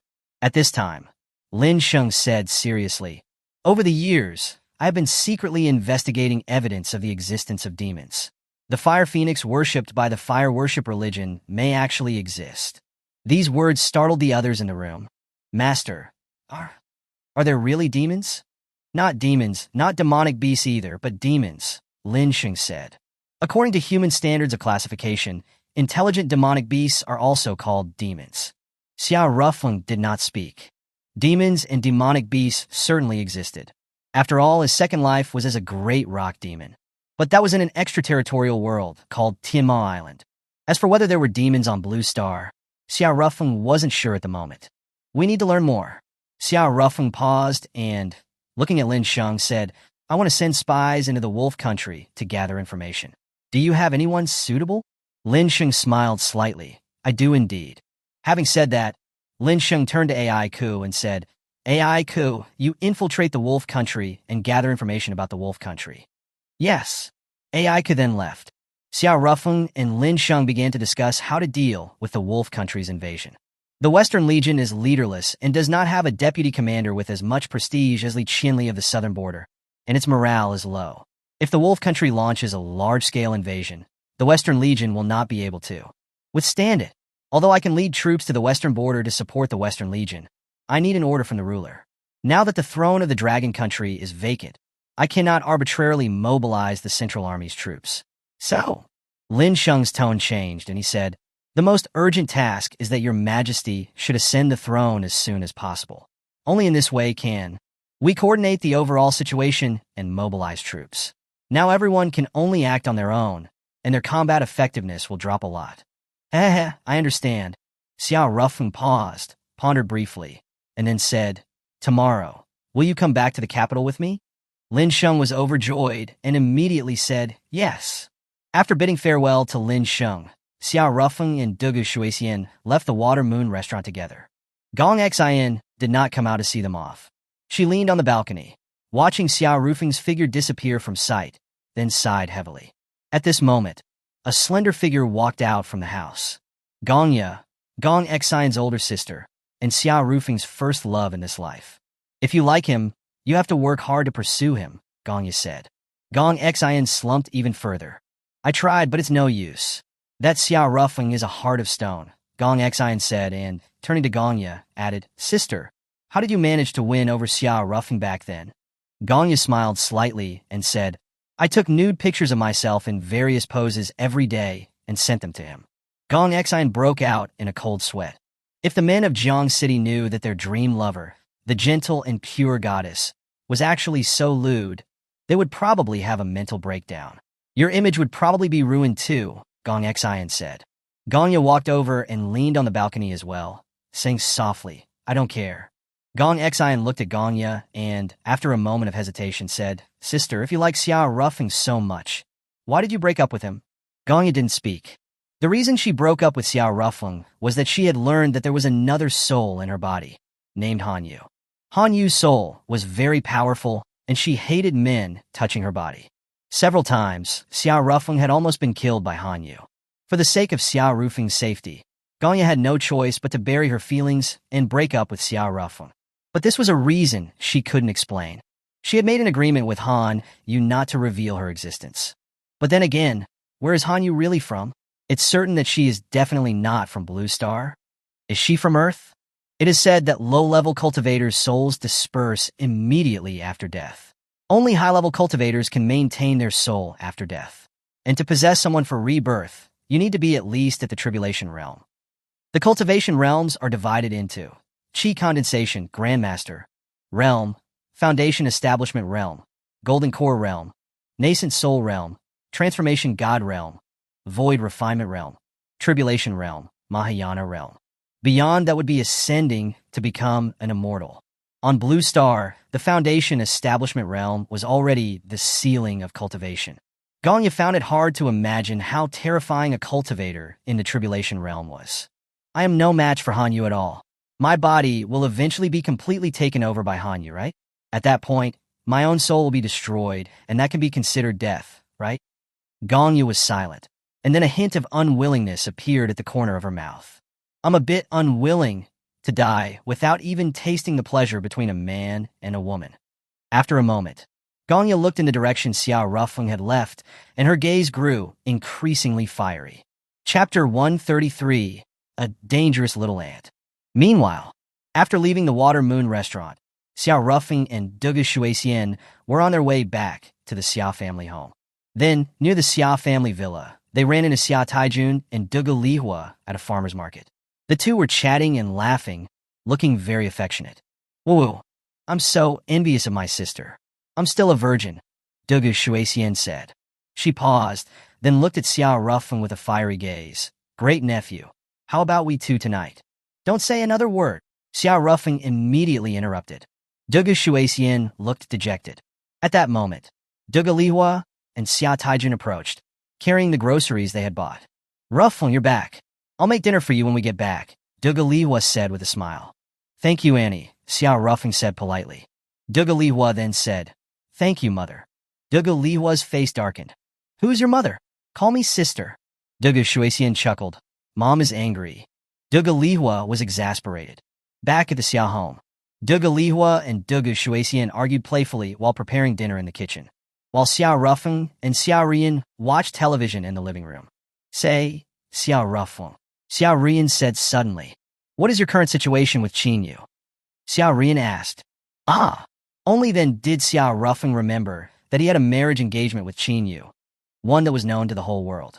Xiao Rian was slightly sweating, seeing Xiao Rufeng's reaction. Qinyu, I mourn for you. Getting engaged to this guy is probably the unluckiest thing in your life. At that moment, Xiao Rufeng picked up an orange and said, Qinyu doesn't like me, so she should call off the engagement soon. Just as he finished speaking, the doorbell of the villa rang. Xiao Rian went to open the door and saw, with a complicated expression, that it was Qinyu standing outside, along with her father, Qinfen. Qinyu seemed colder than before, while Qinfen looked helpless. Oh my, Marshal Qin, what brings you here? Xiao Rufeng said. Qinfen hesitated to speak, and finally just sighed. I came with Qinyu. Xiao Rufeng then looked at Qinyu. Miss Qinyu, what can I do for you? Did you kill Lian? Qinyu stared directly at Xiao Rufeng, her expression indifferent. Xiao Rufeng didn't deny it. Although he didn't kill him personally and didn't order the kill, he had ultimately condoned it. He hadn't even bothered to investigate who murdered Lian. Seeing that Xiao Rufeng had admitted it, a flicker of extreme disappointment flashed in Qinyu's eyes. Do you want to be emperor so much? A person like you, even if you became emperor, you would absolutely be a tyrant, Qinyu said. Qinyu. Qinfen glared at Qinyu. Qinyu looked at Qinfen and said, Dad, I have always admired you since I was a child. I think you are an upright man, you love your family, and have a patriotic heart for the country. But now, you are actually colluding with Xiao Rufeng for power and wealth. If Grandpa was still alive, he would be very disappointed in you, and even feel ashamed of you. Qinfen was so angry that he raised his hand, wanting to slap Qinyu. Qinyu showed no intention of dodging. However, Qinfen's hand was stopped by Xiao Rufeng in midair. He turned to look at Qinyu and said softly, What do you think is patriotism? Letting Li Pu ascend the throne, allowing me to be executed, and allowing the bear, wolf, and elephant countries to divide our dragon country is patriotism. Don't think that you are the only capable person in the entire dragon country. The world can move on without anyone, Qinyu said indifferently. Perhaps, Xiao Rufeng paused, then said softly, However, I've already decided to seize the throne. What do you plan to do? You. Qinyu trembled with anger. Indeed, a wolf with wild ambition. After a moment, she took a deep breath and said softly, I want to call off our engagement. Okay, Xiao Rufeng shrugged. I wish you a bright future, and that you find a good husband soon. Thank you. Qinyu paused, and looked coldly at Xiao Rufeng. Throughout history, those who seize the throne never have good endings. You will absolutely not escape the judgment of justice, and I will personally see you sent to the execution platform. After speaking, Qinyu turned around and left, leaving Qinfen with a long sigh. At that moment, Xiao Rufeng turned to look at Qinfen with a smile. Former father-in-law, what about you? Aren't you going back to gather the troops to prepare for an attack on me, the usurper? Alas, Qinfen sighed, forget it. Of the 5 Dragon Country legions, you control 3.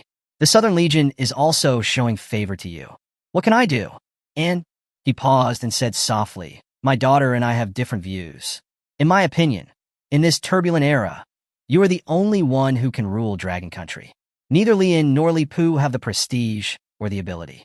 So, Qinfen paused, then suddenly knelt on one knee in front of Xiao Rufeng, his expression serious. Greetings, Your Majesty. Xiao Rufeng helped Qinfen up, and, looking in the direction of the capital, his eyes gradually became firm. Then that's decided. After talking for a while, Qinfen left. He needed to return to the Eastern Legion to prevent Qin Yu from inciting the troops to oppose Xiao Rufeng.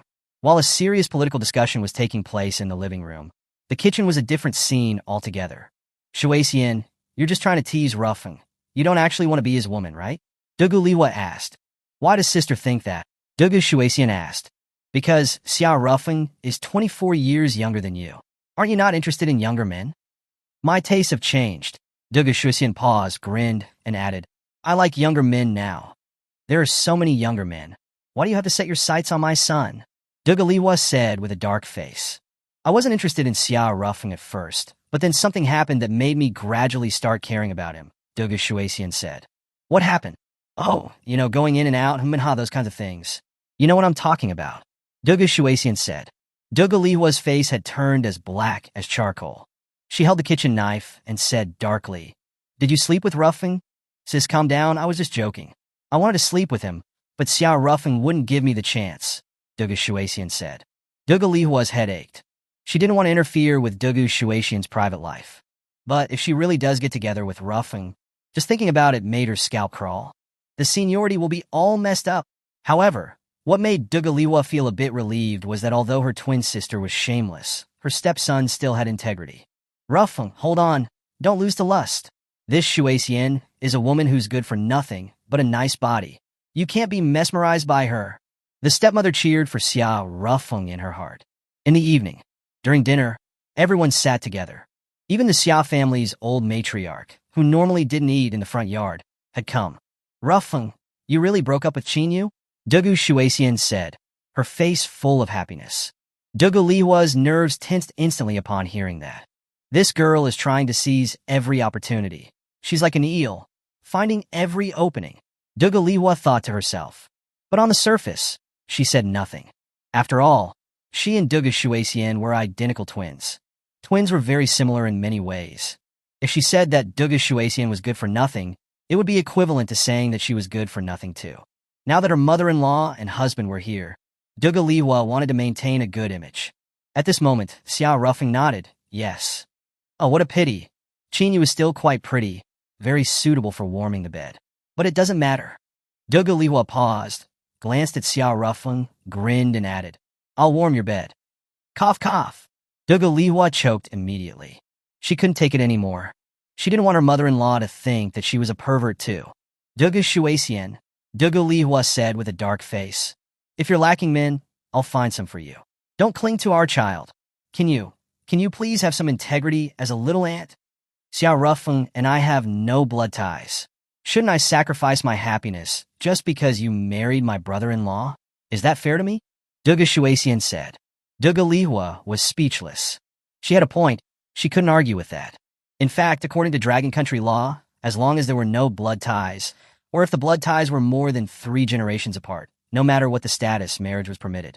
At that moment, the old matriarch said with a smile, Lihua, sit down and eat.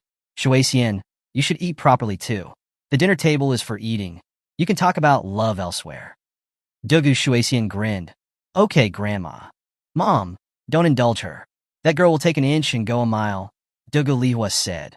The old matriarch smiled. Love between a man and a woman is a matter for 2 people. Let's not interfere. Dugu Lihua's mouth twitched slightly, and she said nothing more. After dinner, Xiao Taijun and Dugu Lihua went out. The old matriarch and Lin Lian went back to the backyard. Xiao Rian had no idea where she had run off to. The living room was left with only Xiao Rufeng and Lei and Dugu Shui Xian. Rufeng, are you going back to the capital tomorrow? And Lei asked. Yes. Then take a bath. I'll go get the water ready for you, Enlay said. Xiao Ruffeng smiled. Let's shower together. Okay. Dugu Shuexian immediately chimed in, before Enlay could even speak. I wasn't talking to you. Xiao Ruffeng paused and looked at Dugu Shuexian. Her body curves were like natural sculptures, with every detail appearing so symmetrical and elegant. Her skin was as delicate as moonlight, elastic and slightly flushed with a healthy pink. Her eyes were as deep as a lake, shining with intelligence, and her thick eyelashes were like a path in the forest, alluring and captivating. Her breasts stood tall like mountains, combined with her slender waist, created a perfect picture. Her full buttocks were like Cupid's arrows, making one unconsciously drawn to them and arousing men's desires. Gulp! Xiao Ruffeng swallowed secretly. What an enchanting beauty! If the two of them were to meet naked in the bathroom, Xiao Ruffeng was not confident that he could control his little brother from running wild. Huff!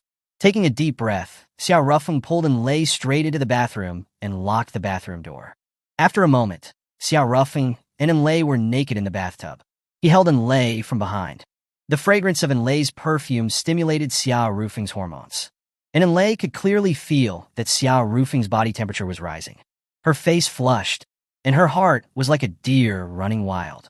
At that moment, she suddenly remembered something and turned to look at the bathroom door. I always feel like Master is a bit pitiful, Enlay said suddenly. Enlay's words instantly extinguished Xiao Ruffeng's fighting desire from his body. He didn't say anything. At that moment, Enlay turned around, hugged Xiao Ruffeng's neck, and smiled. Ruffeng, if you want to accept Master, I will not object. Although it might be a bit awkward to share a husband with Master, it's not something I can't accept.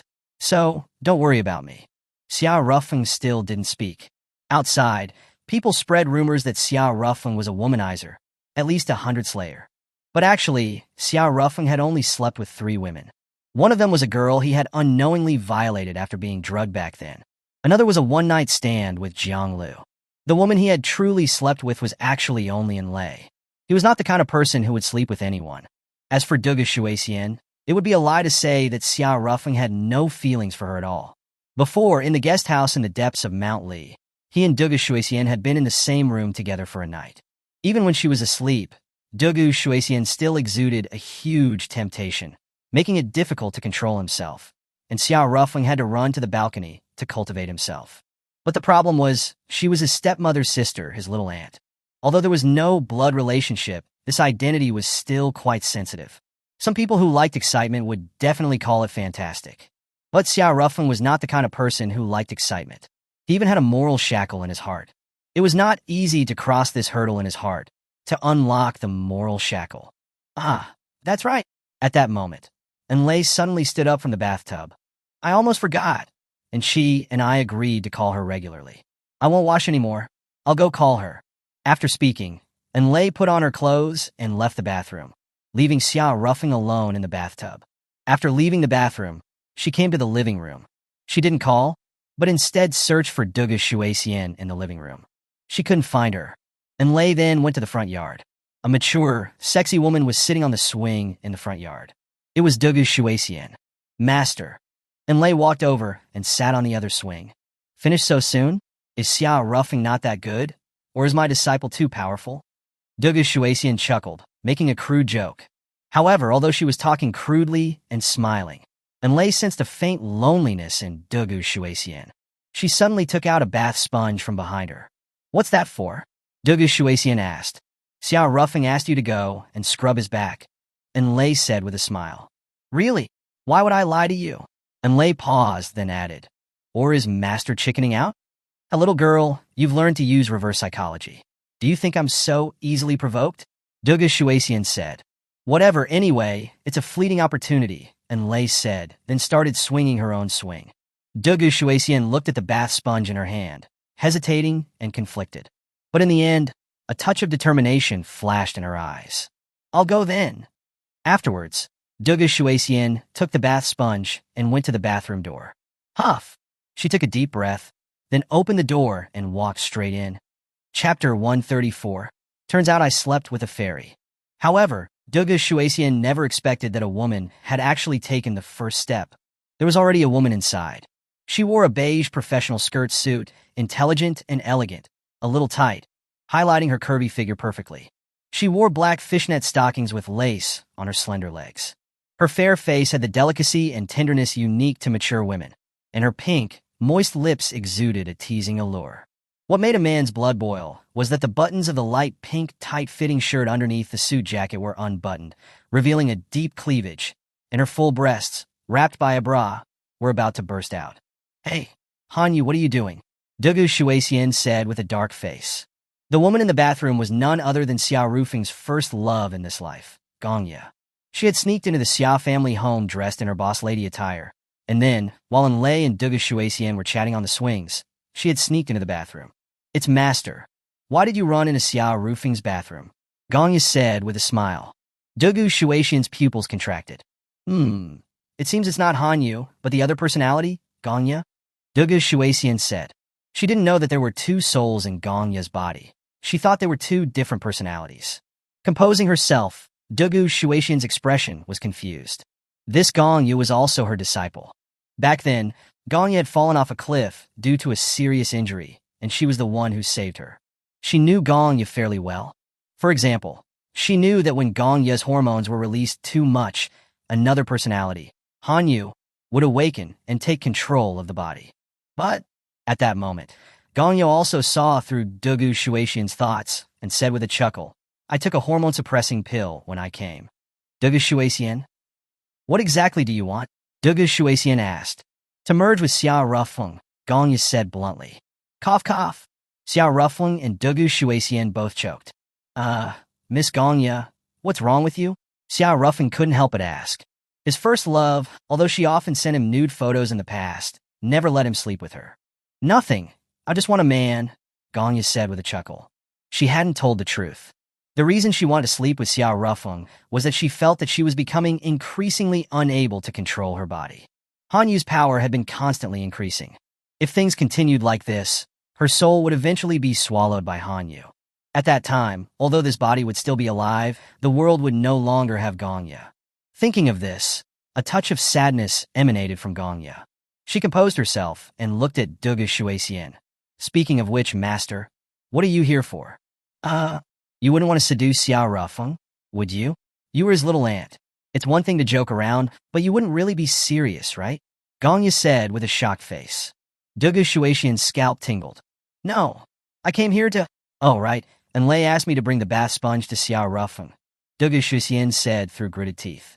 Gongya chuckled, took the bath sponge from Dugu Shuexian's hand, and then said, "Master, you can leave this to me." "Okay." Dugu Shuexian was a bit reluctant, but she ultimately left the bathroom. She didn't leave immediately, but stayed near the bathroom door. Soon, sounds that were not suitable for children could be heard from inside the room. At that moment, Dugu Shuexian suddenly wilted like a frostbitten eggplant. She had gone to so much trouble, but was still rejected by Xiao Rufeng. But Gongya was so easy. Dugu Shuexian stood there, silent for a moment, then left. She returned to the swings in the front yard. Seeing that Dugu Shuexian had returned again, Enlei blinked her eyes. "Master, why are you back again?" "Your senior sister Gongya is inside," Dugu Shuexian said with a smile. "Ah!" Enlei was quite surprised. "When did she run in there?" "While we were chatting just now." Dugu Shuexian paused and shrugged, then added, "My sister says I'm like an eel, always seizing an opening. I think that little girl Gongya is the one like that." Enlei was slightly sweating. Enlei had also heard about Gongya and Xiao Rufeng from Xiao Rufeng. A first love. Rufeng was able to refuse Dugu Shuexian, but he is probably unable to refuse Miss Gongya. And Master should have noticed that, so she is forcing a smile, but her eyes can't hide the disappointment. After a while, Enlei composed herself and turned her gaze back to Dugu Shuexian. After hesitating for a moment, she said, "Master, what are your plans?" "Don't know." Dugu Shuexian paused, then stood up from the swing, stretched, and said, "Never mind. Love is like a storm, coming suddenly, raging wildly, but passing quickly. Thinking about it carefully, it's pretty absurd for someone my age to like a younger man who's 24 years younger than me. And that guy's also my nephew. Although there's no blood relationship, the relationship is still quite sensitive." She paused again and suddenly smiled. "I should go." "Oh, go where?" Enlei asked quickly. "Plan to go abroad and travel the world." Dugu Shuexian paused, then added, "I won't say goodbye to Xiao Rufeng. you say goodbye for me. After speaking, Dugu Shuixian left, and Lei's expression was complicated.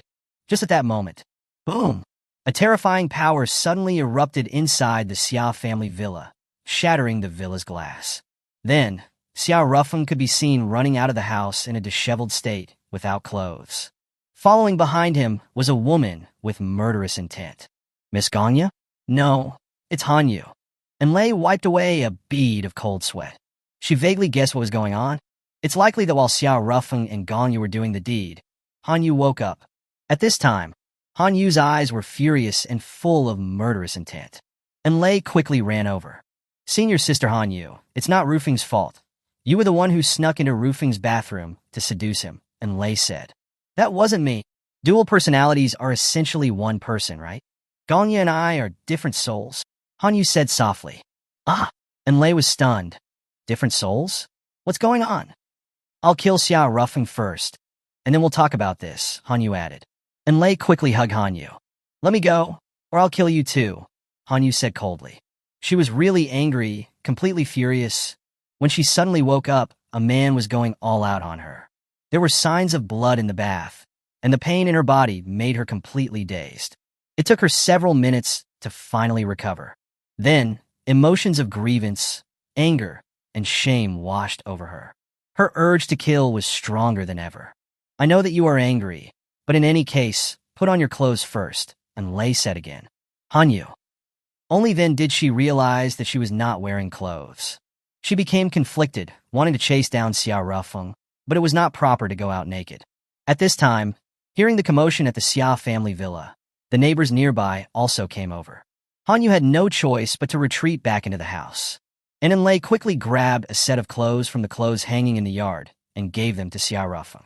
After dressing, the neighbors had also arrived. Rufeng, what happened? An old uncle asked. What Rufeng? Call him Grand Marshal, his wife said. Right. The uncle paused, then asked, Grand Marshal, what happened? Nothing. A gas explosion. Xiao Rufeng said. Everyone was shocked. A gas explosion? Are you okay? It's okay, I practice martial arts, I'm fine. Xiao Rufeng paused and then added, Everyone, please go back. After the crowd had dispersed, Xiao Rufeng also breathed a sigh of relief.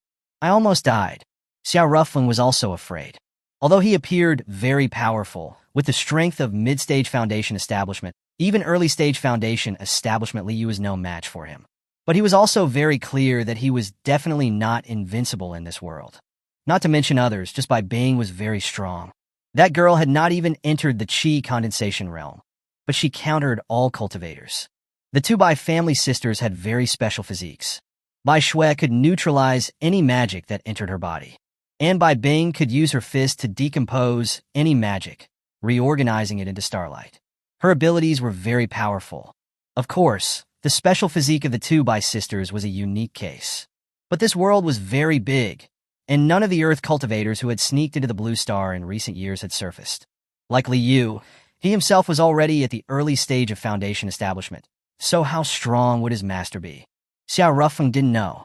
Native cultivators of Blue Star, due to the lack of resources and the sparse spiritual energy, could only at most reach the foundation establishment realm. But what about the Earth cultivators who recently came to Blue Star? Those people might have been in the Golden Core realm, or even at higher realms before they came to Blue Star. Putting aside those unconfirmed powerhouses for now, just as Hanyu, her strength is clearly getting stronger and stronger. Who exactly is this woman? Clearly she has no cultivation resources, but her strength is improving so fast. While thinking, Hanyu put on her clothes and came out again. She looked at Xiao Rufeng, expressionless. You didn't run away. Are you so confident in your own strength? Do you think that killing Liu makes you invincible? Then, I will let you see what real power is. After speaking, Hanyu raised her hand. And then, Xiao Rufeng's left arm instantly disappeared. The terrifying scene made Lei scream in shock. Xiao Rufeng's pupils also contracted. Such terrifying attack, this is space magic? Space magic was considered an extremely rare magic. For ordinary people, space magic seemed to only be a support skill, such as travel hiding. But Hanyu was using space magic for attack. Theoretically, space magic could be used to dismember a person instantly. Although I have heard that the cultivation civilization of Earth is very advanced, it's nothing more than a lower realm, Is it even possible to have this level of advanced space magic there? In Xiao Rufeng's memories of his 3 lives, it seemed that only the immortal domain had this level of advanced space magic. Is this woman from the immortal realm? At this moment, the old matriarch of the Xiao family also came over. Seeing that Xiao Rufeng had lost an arm, she was so frightened that she fainted immediately. Xiao Rufeng quickly ran over. He checked on the old matriarch, and it was just a case of fainting from shock. There was no other problem. He was slightly relieved. He looked at Han Yu, expressionless. Han Yu, you can do anything you want to me. But if my family is hurt because of it, I will not let you go. Do you think that you have the right to negotiate with me? Han Yu said with a flat tone. Now she only wanted to kill Xiao Rufeng. Although it was Gong Ya's body, that was true. But when she was in control of the body, every time Xiao Rufeng entered her, she could feel the pain and shame brought about by it. It was no different than her being raped. She had never experienced anything like this in her life. I should have killed him in the beginning. Han Yu felt very regretful. But at the same time, she admitted that Xiao Rufeng had her in his grasp. She really couldn't kill Xiao Rufeng now, because she needed to understand Xiao Rufeng. This man was full of mysteries, and it was highly likely that he was also from the immortal realm. In this lonely foreign world, finding a fellow countryman was not easy. Huff! Composing herself, Han Yu looked at Xiao Rufeng and said softly, "Let's find a place and have a good talk." "I couldn't agree more." Xiao Rufeng paused, then added, "I know a place, very suitable for talking." "Lead the way," Han Yu said softly. And then, Xiao Rufeng brought her to a couple's suite in a hotel.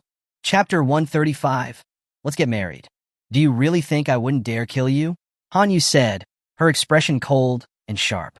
"Han Yu, if I may ask, what's your combat power level at right now?" Xiao Rufeng inquired. Cultivation level and combat power weren't always directly proportional. Some monstrous geniuses could have a lower cultivation level, but possess incredible battle prowess. Xiao Rufeng was a prime example. With a chi condensation level of 9, he wielded combat power close to that of a Foundation Establishment mid-stage cultivator. Han Yu was similar. Her cultivation level was the same as Xiao Rufeng's, chi condensation level 9, and her combat power seemed even more formidable. At this point, Han Yu stated calmly, "It's not high, roughly equivalent to a Foundation Establishment late-stage cultivator." "Wow," Xiao Rufeng exclaimed, feigning surprise. "You're quite the monster." "Han Yu." No, I mean your martial arts talent is monstrous, not that your behavior is." Xiao Rufeng quickly clarified. He paused, then chuckled. "But if you're only a Foundation Establishment late stage, I'm afraid you can't do much to me." Xiao Rufeng wasn't lying about that. Although his combat power was only at Foundation Establishment mid-stage, his defense was incredibly strong. He had the black hole in his Dantian. Even a Foundation Establishment late-stage cultivator's strongest attack wouldn't be able to kill him instantly. And generally, after unleashing their strongest attack, any cultivator would experience a short period of vulnerability. That was why cultivators usually didn't use their ultimate moves in a fight, for fear of being ambushed during that weakened period. If Xiao Rufeng had that opportunity, he could definitely pull off a counterkill. So, despite Xiao Rufeng's combat power being only a Foundation Establishment mid-stage, even a Foundation Establishment late-stage cultivator would have to be careful when facing him, or they might be killed. That was the terrifying aspect of Xiao Rufeng. However, Han Yu was unaware of the existence of the black hole in Xiao Rufeng's Dantian. Han Yu sneered. "Anyone can boast." Xiao Rufeng grinned. "Want to try it? If I withstand your strongest attack, you become my woman. How about that?" This guy had been on a roll recently. Last time, he'd successfully taken a Foundation Establishment cultivator as his own using the absolute defense of his Dantian black hole. However, Xiao Rufeng's flippant words instantly caused Han Yu's killing intent to surge again. "What's the matter? Are you not confident in your strength?" Xiao Rufeng chuckled. He wasn't afraid of Han Yu. Han Yu was now in a bit of a dilemma. If she agreed and killed Xiao Rufeng, it wouldn't benefit her much, since she had already lost her virginity. She didn't have the power to turn back time and return to her untouched state. And if she couldn't kill him, she would have to become Xiao Rufeng's woman, which was even more unacceptable. "Wait, that's not right. I've been led astray by this scumbag Xiao Rufeng. I came out here to ask him about something." It was then that Han Yu suddenly came to her senses. "Stop with the lip service," Han Yu said, her killing intent receding. "Just who exactly are you?" "The Alpha Starfield in the Immortal Realm. Do you know it?" Xiao Rufeng asked. Yu's pupils constricted. You're from the Alpha Star Field? Han Yu asked. Xiao Rufeng remained silent. He had died in the Alpha Star Field but couldn't say he was from there. He had accidentally gotten caught in a spatial turbulence and been washed up in the Alpha Star Field. If judged by place of birth, Xiao Rufeng's eyes flickered. I should be considered an Earthling, right? Based on the memories from his first life that he'd recently recovered, he was born on Earth. However, back then, Earth was just beginning to experience a spiritual awakening. And the Earth of now was supposedly a world with a highly developed cultivation civilization. From my first life until now, I don't even know how many years have passed. The place I used to live, the school I went to, I'm afraid they've long been buried in the river of history. After a short while, Xiao Rufeng composed himself and said, I guess you could say that. Although he wasn't born in the Alpha Star Field, it was there that he had met his first wife and spent a period of happiness. Xiao Rufeng paused, remembering something, and asked, by the way, what happened to the Alpha Star Field afterwards? It was completely devoured by a black hole. And not just the Alpha Star Field, but half of the universe's planes were devoured by that black hole of Alpha Star Field. If the creation god Li Tian hadn't used his great divine power to transfer the remaining planes to his universe, I'm afraid all the beings in the old universe would have been devoured by that super black hole of Alpha. Han Yu said, Xiao Rufeng was stunned. Creation god Li Tian? You don't know? Han Yu paused and said, oh, it's normal for you not to know. The Alpha Star Field was one of the first star fields to be devoured by the black hole, so you wouldn't know what happened afterwards. Xiao Rufeng felt like his head was spinning. He remembered that in his first life's memories, his biology father seemed to be named Li Tian. It's probably just a coincidence. After all, Li Tian is a common name, and many worlds have someone by that name. But Xiao Rufeng composed himself, then asked, what kind of person is the creation god? What's his wife's name? When I was still alive, I met a woman named Xia Qinxue, who said her husband was called Li Tian. Oh, heavenly god Qinxue is indeed one of creation god's wives. But at that time, creation god Li Tian wasn't too famous in the immortal realm. It's normal for you not to know. Han Yu said, Xia Rufeng. Xia Qinxue was his first life's mother. Holy crap, I'm really a favored son of heaven, son of the heavens. Xiao Rufeng began to understand why his cultivation talent was so monstrous. But, sigh. Xiao Rufeng sighed softly. Even if my father is the creation god and my mother is a heavenly god, it doesn't change my current predicament of having fallen to a lower realm. With my current strength and cultivation level, there's no way I can contact my parents. Xiao Rufeng was a little depressed. After a while, Xiao Rufeng composed himself and looked at Han Yu. Han Yu, I've told you about my situation. You haven't told me about yours yet. Han Jui Vesilent. After a moment, she said quietly, I'm also from the Alpha Star Field. However, I wasn't there when Alpha was swallowed by the black hole. Then you're really lucky. You escaped a catastrophe. I escaped a catastrophe, but my family all died. Han Yu said quietly. I'm sorry. It has nothing to do with you. Why are you apologizing? Xiao Rufeng felt a little guilty. After all, the little black hole in his dantian seemed to be the same super black hole that had swallowed half the universe. Then Han Yu said, I originally wanted to ask you some things, but it seems you died too early and know nothing. It's a waste of time. I'm leaving. With that, Han Yu turned to leave. Xiao Rufeng didn't leave. He lay down on the large bed in the hotel and sighed. I clearly have the strongest father in the universe, but I can't rely on him. I'd have been better off not knowing about my background. But Xiao Rufeng's eyes flickered. For my mother, it should be a good ending. In Xiao Rufeng's memories from his first life, his father didn't love his mother. In his memories, his mother had always been sad and humble. It's good that my father finally married her. It's just, Xiao Rufeng's eyes flickered. I wonder if they ever think about their son? Or perhaps, they've long forgotten that they ever had a son like me? Thinking this, Xiao Rufeng felt a pang of sadness. After a long while, Xiao Rufeng sorted out his mood. He went to the balcony and gazed at the stars above. This is the universe of my father? Then suddenly, something occurred to Xiao Rufeng. The heavenly Tao is the universal will of order. While it doesn't completely represent the ideas of the creation god, but as the creation god's son, I wouldn't be punished by the heavenly Tao for violating a heavenly oath or blaspheming a deity, right? Xiao Rufeng's eyes flickered, and he suddenly raised his middle finger towards the sky. Instantly, A bolt of lightning descended from the clear night sky, striking near Xia Rufeng.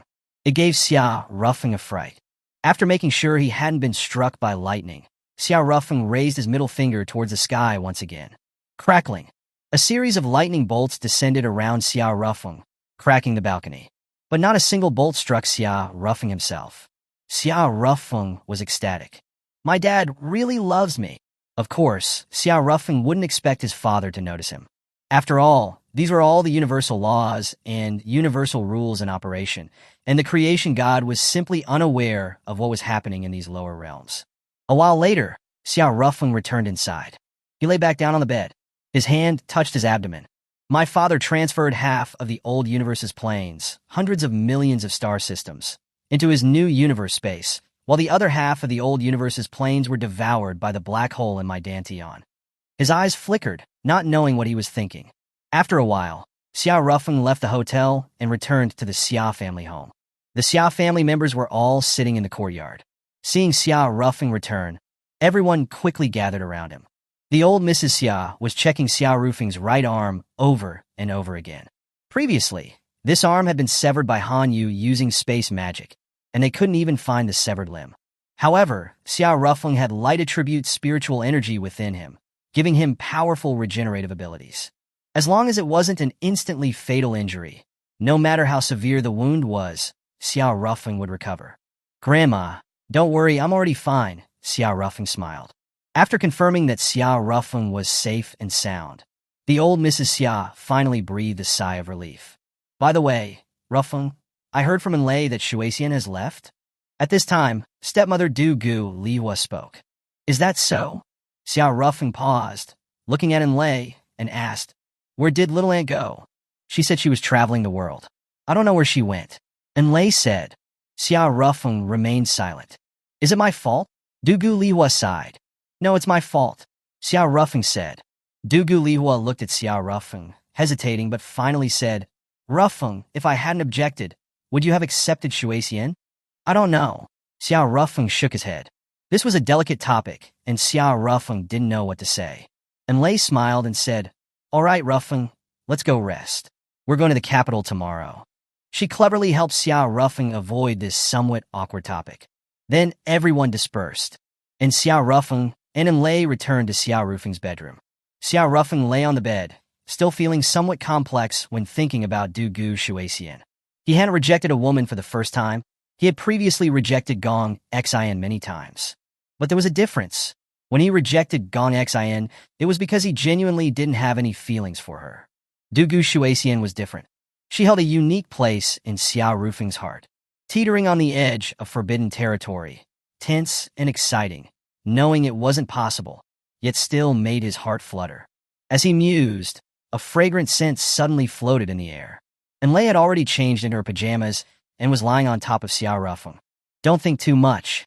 If you have a fate with your master, you will meet again. However, Enlei paused and then said, If you and your master can have fate to meet again, I hope you can seriously consider things with her. Yeah. Xia Rufeng paused, looking at Enlei lying on him. Then a faint smile curled on his lips, and his two lecherous hands skillfully reached inside Enlei's pajamas. Enlei's pajamas were empty underneath. Ah, you're so annoying. Xia Rufeng must have touched something. Enlei's face flushed instantly. Although she said it was annoying, this shy expression was only making him more horny. Xia Rufeng's desire, which had been interrupted by Han Yu in the bathroom with Gongya, hadn't been able to be released. Now being seduced by Enlei, Xia Rufeng was instantly aroused, and he flipped over, pinning Enlei beneath him. Ums and ahs and yayas. A beautiful symphony, mixed with the creaking of the bed. He didn't know how much time had passed, but finally the creaking of the bed stopped. Enlei lay on Xia Rufeng's chest, her face flushed, and she was panting gently. Are you tired? Xia Rufeng asked. Enlei glared at Xia Rufeng. Didn't you already do it with Gongya in the bathroom? How do you still have so much energy? Maybe you're just too alluring. Xia Rufeng chuckled. That couldn't really be considered a lie. Enlei was indeed alluring. In this life, Xia Rufeng's sex life had basically been with Enlei. He had had a one-night stand with Jiang Lu. Today, he'd had half a sexual encounter with Gongya. And 5 years ago, he'd had sex with a random girl after being drugged. His other sex life was all with Lei. Hearing what Xiao Rufeng said, Lei's face flushed instantly once again. She buried her face directly in Xiao Rufeng's chest. Then, remembering something, her mood suddenly plummeted. In Lei's view, Xiao Rufeng was becoming more and more outstanding, and might even become the new sovereign of the Dragon Country soon. In her, she had been married before, had a child, and to put it nicely, was a married woman, but to put it harshly, was just a second-hand woman. Her cultivation talent wasn't excellent either, and she could only help Xiao Rufeng very little. Although her figure was decent, Xiao Rufeng wasn't lacking for women, and there was no shortage of beauties of all kinds of personalities. She had nothing particularly special about her. To put it plainly, she was no longer worthy to be by Xiao Rufeng's side. Xiao Rufeng gently hugged Lei, his expression calm. He could feel Lei's insecurity and humbleness, because this feeling was too familiar to him. In his first life, his mother's love had also been very humble. His father liked other women and didn't have his mother in his eyes at all. In his first life, when he was little, Xiao Rufeng often saw his mother secretly wiping away her tears. Xiao Rufeng didn't want Lei to experience the kind of heartbreaking life his mother had. So, Lei, Xiao Rufeng said, let's get married. Xiao Rufeng said, and Lei nodded. One of the reasons why they were going back to Jiang City was to propose marriage to her father, Luo Yang. And Lei didn't think much of it. A concubine's wedding wouldn't even need a big banquet. And Lei didn't mind. The next day, as Lei got up early to prepare breakfast for everyone, Xiao Rian came running downstairs in a hurry. And Lei, are you going to marry Xiao Rufeng? Xiao Rian said. Rufeng told you already? And Lei smiled. What? It's all been announced on the website of the Northern Territory Army Group. Xiao Rian said. And Lei was stunned. That's impossible, right? Taking a concubine doesn't warrant an announcement on the Army Group's website. What concubine? The announcement said you were getting married. Xiao Rian said. And Lei was instantly stunned. You don't believe me? Look yourself. Xiao Rian gave Lei her phone. And Lei looked at the announcement. The announcement had 2 points. First, Xiao Rufeng's engagement to Qin Yu was terminated. The second, written brightly and clearly, was, I, Xiao Rufeng, will be marrying Ms. Lei on October 10th. And Lei was instantly dumbfounded. After a short while, she reacted and ran directly upstairs. Xiao Rufeng was already awake and getting dressed. What's wrong? Why are you so flustered? Xiao Rufeng said. You said you would marry me. Yeah, didn't you agree? You wouldn't want to go back on your word, would you? Xiao Rufeng was a little flustered. I've already announced it to the world. If you go back on your word now, I'd be a little embarrassed. But why are we getting married? Shouldn't it be me becoming a concubine? And Lei asked. Xiao Rufeng didn't speak. He walked to Lei, reached out, and pulled her into his arms, saying gently, In my eyes, there are 2 types of women, either my wife or not. There's no distinction between wife and concubine. But our Dragon Country's marriage law only allows 3 legal wives. If I take up one of those slots, then we'll change the marriage law. Xiao Rufeng smiled. Lei. She didn't speak. After a while, her eyes suddenly became moist, and then tears began falling. At this moment, her heart was moved beyond words. She had never been valued so much. Hey, you silly girl. I thought it was a good thing. Why are you crying so hard? Xiao Rufeng was a little helpless. At this moment, Lei suddenly pounced into Xiao Rufeng's arms and hugged him tightly. I love you. I will love you for the rest of my life. No, for 10 lifetimes, no, forever, until the universe is destroyed. And Lei said through tears. Xiao Rufeng was a little sweaty. He reached out and wiped away the tears from the corner of Lei's eyes and smiled. You're not allowed to curse the universe to be destroyed. After all, this was his father's world. After a long while, Lei had gradually calmed down. Are you calm? Xiao Rufeng asked. Then go wash your face, do your makeup, and then come with me to the capital. Xiao Rufeng smiled. Afterward, Lei stayed in the room to do her makeup while Xiao Rufeng went downstairs. Xiao Rian was standing at the stairs. Congratulations. Lei is the #1 beauty of Jiang City. You got a good deal, Xiao Rian said. There was some jealousy in her tone. Xiao Rufeng put his hands together, smiling lightly, and said, Thank you to Jiang City for raising me a wife. Xiao Rian rubbed her hands together, murmuring in a low voice. Jiang City has many other excellent girls too. Although they don't have big boobs, their legs are long. Aren't long legs a lot of men's dream? What are you muttering about? Nothing. Humph, you boob man. A woman's charm isn't just about the boobs. After saying this, Xiao Ruyan left. Xiao Ruffing didn't speak. He knew that Xiao Ruyan had feelings for him, but to be honest, he and Xiao Ruyan had no chemistry. He didn't think it was a question of breast size. After all, his immortal empress wife in his first life had also been flat-chested. Furthermore, Gong Xian's breasts were not small, but Xiao Ruffing still didn't have any feeling for her either. However, now that I think about it, what are my standards for choosing a partner? I seem to have principles, but Zhang Lu, a dark-bellied and ruthless female assassin, I even had a one-night stand with her. Xiao Ruffing suddenly realized something. Speaking of which, I haven't heard from that woman Zhang Lu in a long time. What is that woman up to? Capital City, a certain maternity and child healthcare hospital. Zhang Lu was sitting on a bench in the hospital, looking at the newly released ultrasound report, seemingly lost in thought. Chapter 136. Xiao Ruffing ascends to the throne. After the news of Xiao Ruffing and Enlei's marriage was released, the entire nation was abuzz with discussion about it. The capital city was no different. Some were confused, some were happy, and some were displeased. South Heavenly Gate Street in the capital was the most famous commercial street. It's really too much. A soldier getting married is making such a spectacle. This country's surname is Li, not Xia, a gorgeously dressed young woman grumbled. Her name was Su Qing, the second wife of Li Pu, a popular candidate for the next ruler. At that moment, she saw a newsstand on the commercial street where many people were buying newspapers featuring news about Xiao Rufing's marriage, and she became even angrier. You go smash that newsstand. Su Qing ordered one of the guards following her. The guard was a close aide of Lai Changqing, the leader of the Beijing garrison, and had been sent to protect Su Qing. The guard rolled his eyes at Su Qing's command, ignoring her. Ordinary soldiers might not know that the Beijing garrison had completely pledged allegiance to Xiao Ruffing, but as Lai Changqing's close aide, he was well aware of it. Furthermore, Lai Changqing had sent him here, ostensibly, to protect Li Pu's pretty wife, but in reality, to monitor her. Seeing the guard not only disobey her command, but also roll his eyes at her, Su Qing raised her hand to slap him, but the maid beside her stopped her. Madam. What madam? I'll be the empress soon, Su Qing said. She was very unruly and assertive. At that moment, the guard suddenly chuckled. Seeing this, Su Qing became even more furious. What are you laughing at? Madam, in the past, publicly impersonating an empress was a crime punishable by the extermination of 9 generations of your family. The guard said. Su Qing sneered. Lian is dead, and now only my husband is qualified to ascend to the throne. Although I am a little early to call myself the empress, it doesn't hurt. She paused, glared at the guard, and said, You just wait. Once my husband ascends the throne, I'll be the first to kill you. I'll even have your entire family killed. Hearing this, the guard's pupils constricted abruptly.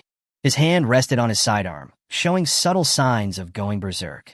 Just then, a voice rang out. Are you Sister Su Qing? It was Enlei. Xiao Ruffing wasn't with her. Instead, Xiao Ruyan and Gong Yu were accompanying her. Enlei was extremely flattered by this.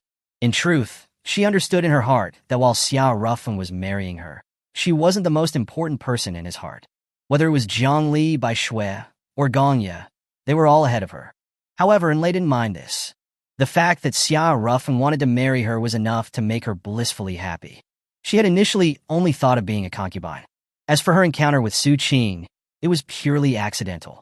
She wasn't familiar with Su Qing and had only heard that this woman was unruly and willful. But even so, she took the initiative to greet her. However, Su Qing didn't appreciate the gesture.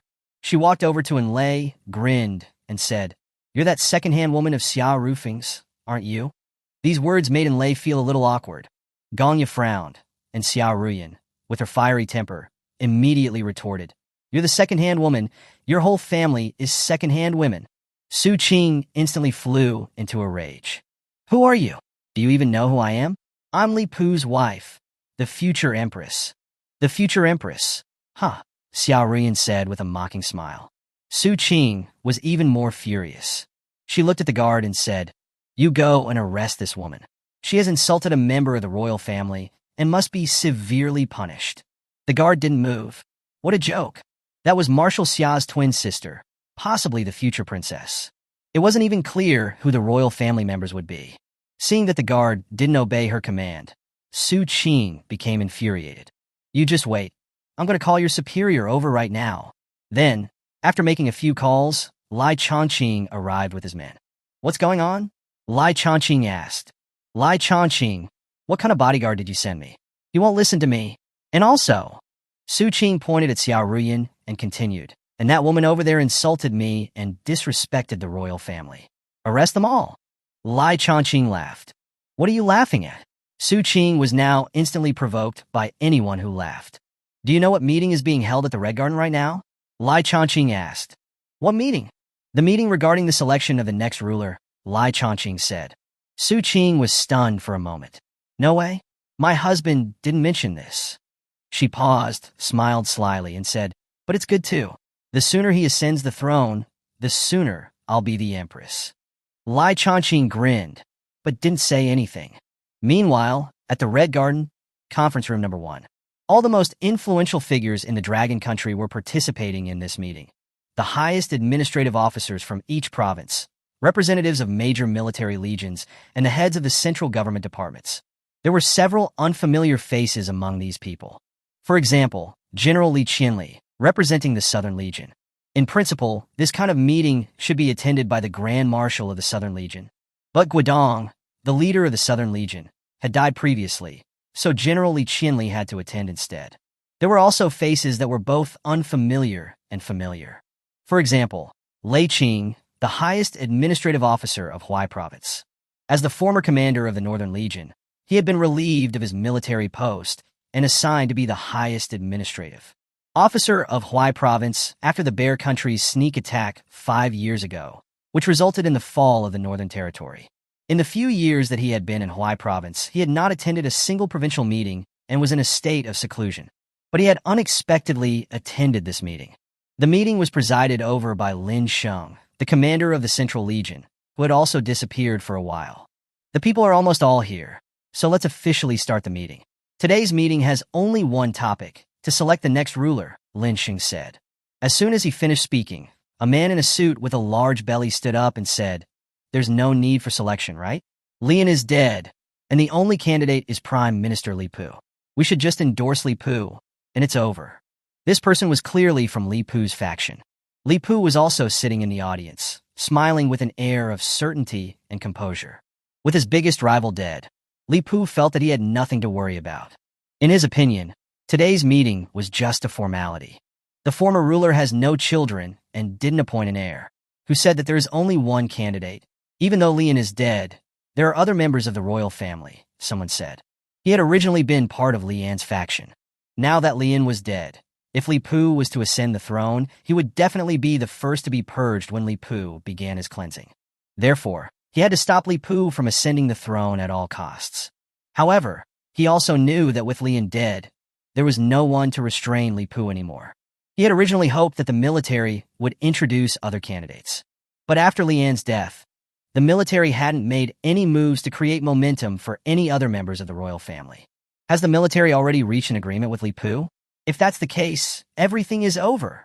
Next, Li Pu's faction and the anti-Li Pu faction engaged in a heated argument in the conference room. Li Qianli yawned. These people are arguing so fiercely, but it's all a waste of time. The issue of who will sit on the throne has already been decided. At this moment, someone looked at the military leaders who hadn't spoken. What does the military have to say? The room instantly went silent. Everyone understood that the current situation was beyond the control of these civil officials. The civil officials couldn't decide who would become the emperor. That power rested with the military leaders. Just then, Lin Sheng suddenly said, compared to us, there is someone else who is more suitable to offer an opinion. Who? Former Empress Xin, Lin Sheng said. Hearing this, many people were stunned. That's right. How could I almost forget the former empress? Then, let us welcome the former empress with applause, Lin Sheng continued. Then, as the doors of the conference room opened, a stunning middle-aged woman walked in. It was the former empress Xin. Li Pu felt a little displeased to see Xin here. His relationship with this elder sister-in-law wasn't good. In the past, believing that Li Yu was critically ill, he had tried to take advantage of Xin, but he had failed and even been scolded by Xin. However, at this time, He Xin ignored Li Pu. Under the watchful eyes of everyone, He Xin walked to the platform of the conference room. She looked at the people attending the meeting and said calmly, "I recommend Xiao Rufeng, the commander of the Northern Legion, to be the next ruler of our dragon country." Her words caused an uproar in the room. Although everyone had guessed that after the new emperor ascended the throne, Xiao Rufeng might wield power as a prominent minister, no one expected Xiao Rufeng to directly usurp the throne. However, no one dared to object openly. After all, even if Xiao Rufeng didn't become the ruler, he would still be the most powerful minister of the dragon country. No one dared to offend him. At that time, He Xin said calmly, "Xiao Rufeng is a descendant of the former Nightingale royal family, as well as the descendant of Li Tianmin, the great ancestor of the Li family, and is therefore qualified to inherit the Li Long dynasty." Her words caused another uproar. It should be known that, not long ago, the Nightingale descendants had been called the Nightingale remnants and were meant to be captured and killed. Some people started to look secretly at the leaders of the other major military regions. But whether it was Qin Fun from the Eastern Military Region, Li Qinli from the Southern Military Region, or the representative of the Western Legion, including Lin Sheng, the commander of the Central Legion, they were all unmoved. And at that moment, everyone understood. The major military legions had long since colluded. Although Xiao Rufeng's connection to the Li Long dynasty was through his mother, which wasn't quite the traditional bloodline inheritance, who would dare to question it now? Li Pu slumped onto a chair. He had originally thought that even if he was just a puppet emperor, as long as he could sit in that position, he would find a chance to turn things around. There were many such turnarounds in Dragon Country's history. He fantasized that one day he would also be able to eliminate his ministers and then become the true ruler. But he never expected his story to end before it even began. At that moment, Xiao Rufeng stood up and looked at the people in the conference room and said calmly, "If anyone has any objections, speak now." The entire place was as quiet as a church. "Don't be afraid. This is democratic decision-making," Xiao Rufeng added. The civil officials were inwardly cursing. "Democratic my ass. You're holding a gun to our heads, forcing us to make a choice. Do we even have a choice?" However, many of the civil officials were very satisfied, especially those in Lian's faction. Having Xiao Rufeng take over was better than having Li Pu take over. There were also some who recognized Xiao Rufeng's ability and were very happy for Xiao Rufeng to become the new ruler. "Since no one objects, I shall reluctantly take this position." Xiao Rufeng then sat down on the dragon chair in the conference room, the one carved with a coiled dragon. Lin Sheng was the first to kneel down on one knee. Then Qin Fun, Li Qinli, and others also knelt on one knee. Seeing this, the other officials also quickly knelt down on one knee. On October 8, 2023, of the Blue Star calendar, the Dragon Country government issued an announcement. Xiao Rufeng, the former commander of the Northern Territory, had become the 100th emperor of the Li Long dynasty of the Dragon Country, with the reign title, Kai Yuan. The world was shocked. Chapter 137. Xiao Rufeng ascends the throne. The news of Xiao Rufeng's ascension to the throne was announced while Su Qing was out shopping. She was still being her usual unreasonable self, preventing Enlei and the other two from leaving. "Enlei, should I just beat her up?" Gong Yu said with a forced smile. Although Gong Yu was known as an elegant young lady in Jiang City, she was quite cunning at heart. "Let's not," Enlei replied. "Right? We can't let this kind of woman damage our future empress's reputation," Gong Yu said. Enlei laughed awkwardly. "What empress? That's not a position I could ever hold." At that moment, Su Qing walked over. "What are you three whispering about?" Su Qing demanded. "Oh, we were just guessing who our new national leader might be," Gong Yu said lightly. "Ah," Su Qing scoffed. "Is it even a question? Anyone with half a brain knows that the new leader will be my husband." She paused, then continued smugly. "If you guys try to get on my good side now, maybe I'll show you mercy. Otherwise, none of you will escape." Saying this, Su Qing glared at Lai Changqing. "And you, Lai Changqing, you're the head of the Beijing garrison, yet you've let the capital fall into such a mess. Once my husband becomes the leader, I'll make sure he fires you first." This woman was the epitome of being all brawn and no brains. Lai Changqing looked at his phone, then grinned. "Your husband probably won't have that authority." He paused, then suddenly raised his hand, his tone sharp and severe. "Su Qing has openly threatened members of the royal family. Arrest her." Before Su Qing could react, she was already in the custody of Lai Changqing's men. "Lai Changqing, are you crazy? Who are the royal family?" I am. Su Qing raged. Unfortunately, you're not, Lai Chongqing retorted, holding his phone in front of Su Qing. Our new national leader has already been chosen. Su Qing stared at the news on the phone, as if struck by lightning. She was completely stunned. Xiao Rufeng? How is that possible? He's an outsider. How could he possibly sit on the throne? Su Qing screamed, her voice hoarse. Her face was contorted with disbelief, unable to accept it. Didn't you read the news? Marshal Xia, no, His Majesty Xiao Rufeng, is a descendant of the Nightingale royal family, and also a descendant of Li Tianmin, the ancestor of the Li family and the founder of the Dragon Nation, Lai Chongqing explained. Su Qing was dumbfounded. At this point, Lei felt a pang of sympathy. General Lai, please, it's not right to start a reign with executions. Understood, Lai Chongqing replied. Compared to his attitude towards Su Qing, Lai Chongqing was noticeably more respectful towards Lei. News of Xiao Rufeng's ascension spread across the entire nation almost instantaneously. Jiang City. At a certain dance school, holy crap, a female dance teacher exclaimed. Xiao Rufeng actually became our new emperor. Does that mean Lei will become the empress? Whether or not she becomes the empress is hard to say, but she'll be at least a consort. The teacher paused, a look of envy on her face. Oh man, I'm so jealous. Yeah, who would have thought that Lei, a divorced woman, would become the emperor's woman? I'm divorced too. Why don't I have that luck? That's just fate, I guess. At the city lord's mansion, Luo Yang watched the news report on TV, a knowing smile on his face. Regardless of whether Lei could secure the position of empress, as a formerly married woman of the emperor, her status would certainly be high. At the Xia family home, after the news of Xiao Rufeng's ascension was announced, the Xia family home was heavily guarded by fully armed soldiers. At this moment, Xia Taijun was watching the news on TV, his face blank.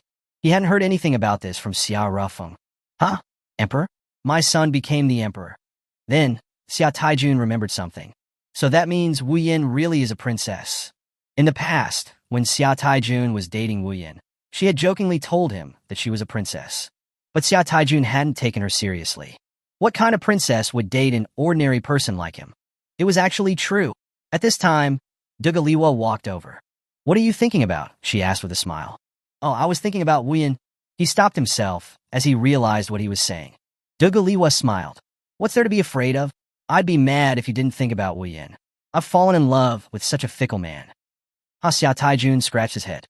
Dugaliwa looked at the TV, then chuckled. It seems like Wu Yin's son is really amazing, as expected. Compared to him, the daughter I gave birth to is an idiot.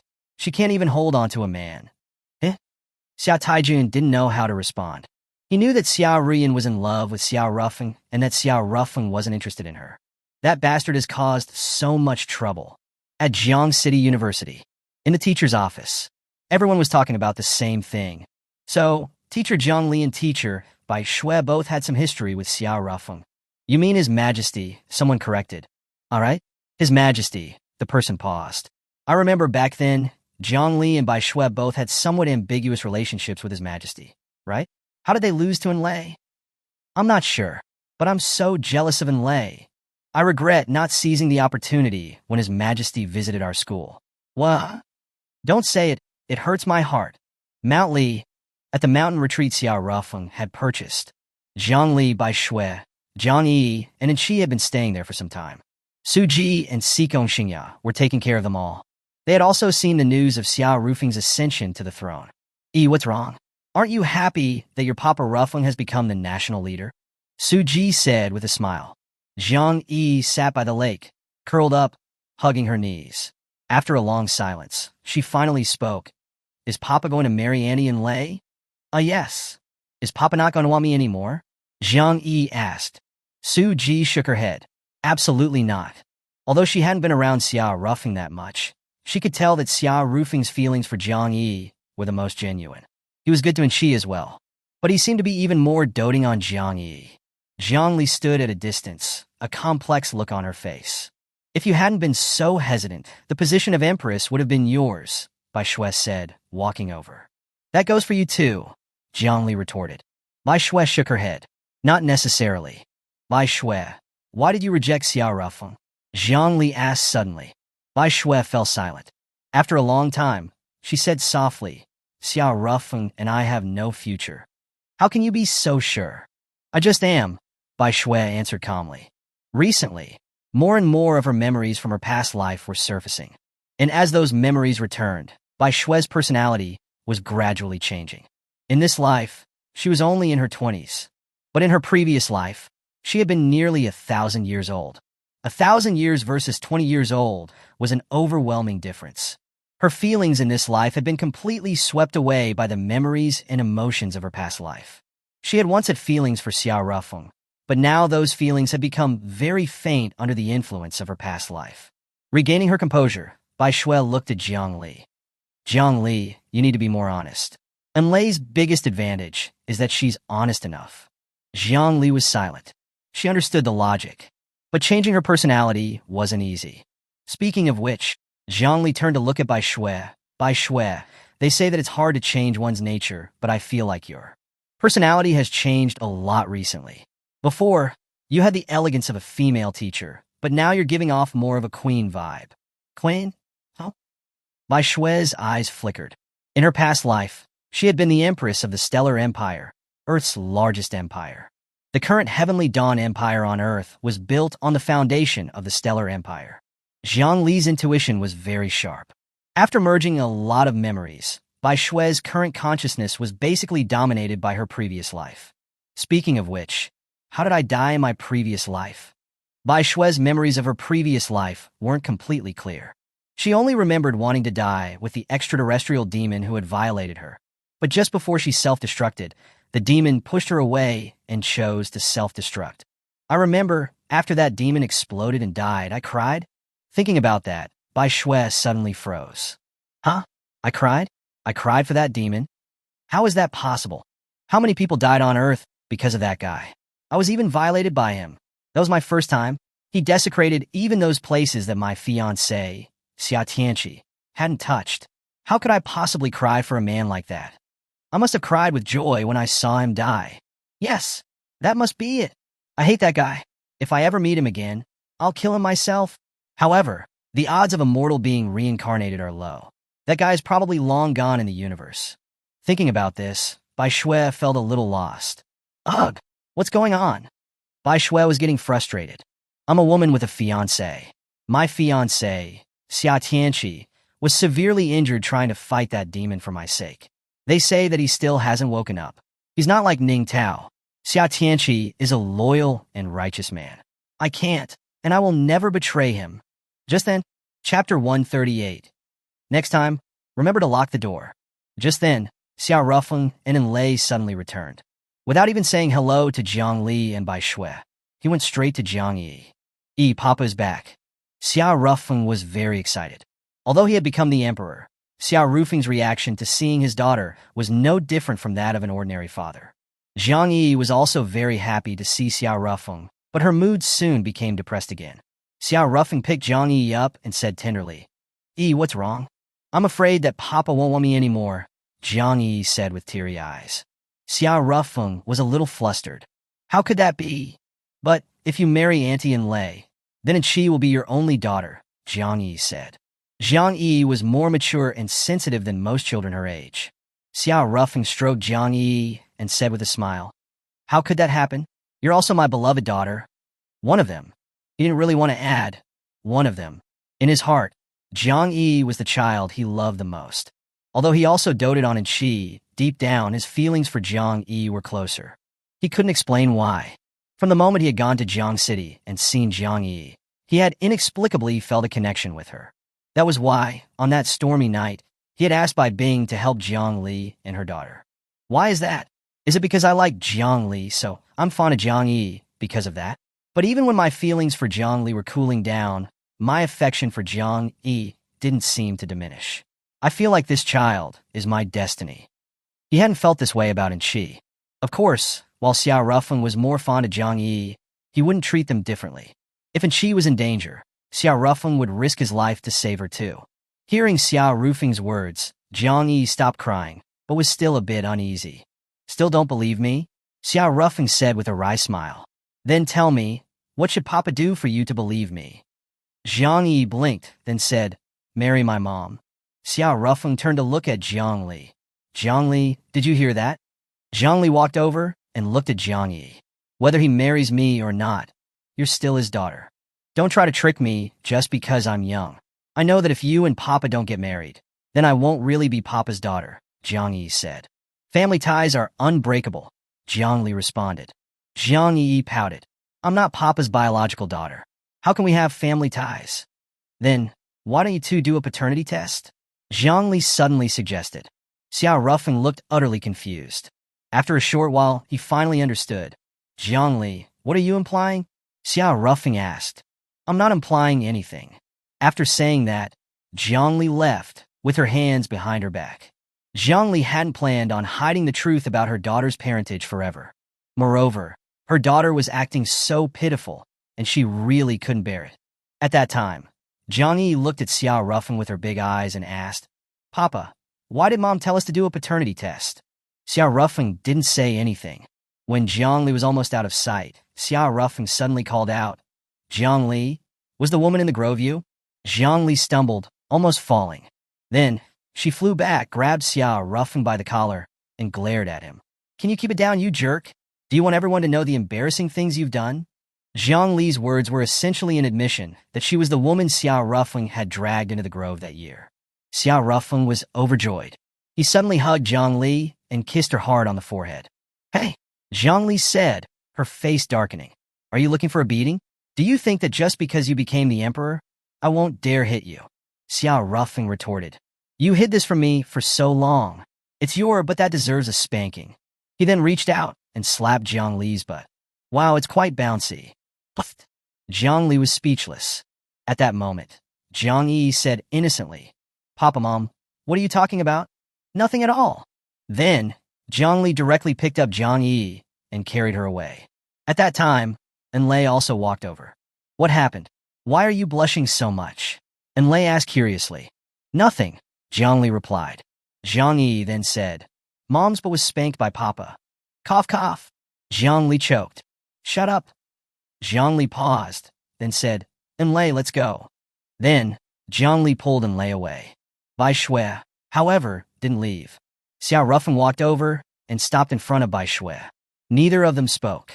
But Xiao Rufeng could clearly feel that Bai Shui's aura had changed. It had become stronger and harder to approach. Bai Bing told me that you know how to get to Earth? Bai Shui said suddenly. Yes.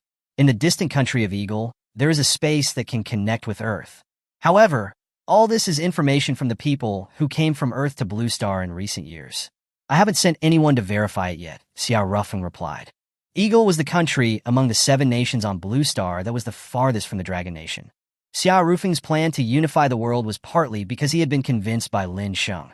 He had successfully piqued Xiao Rufeng's interest with the Imperial Seal and the mythical demons.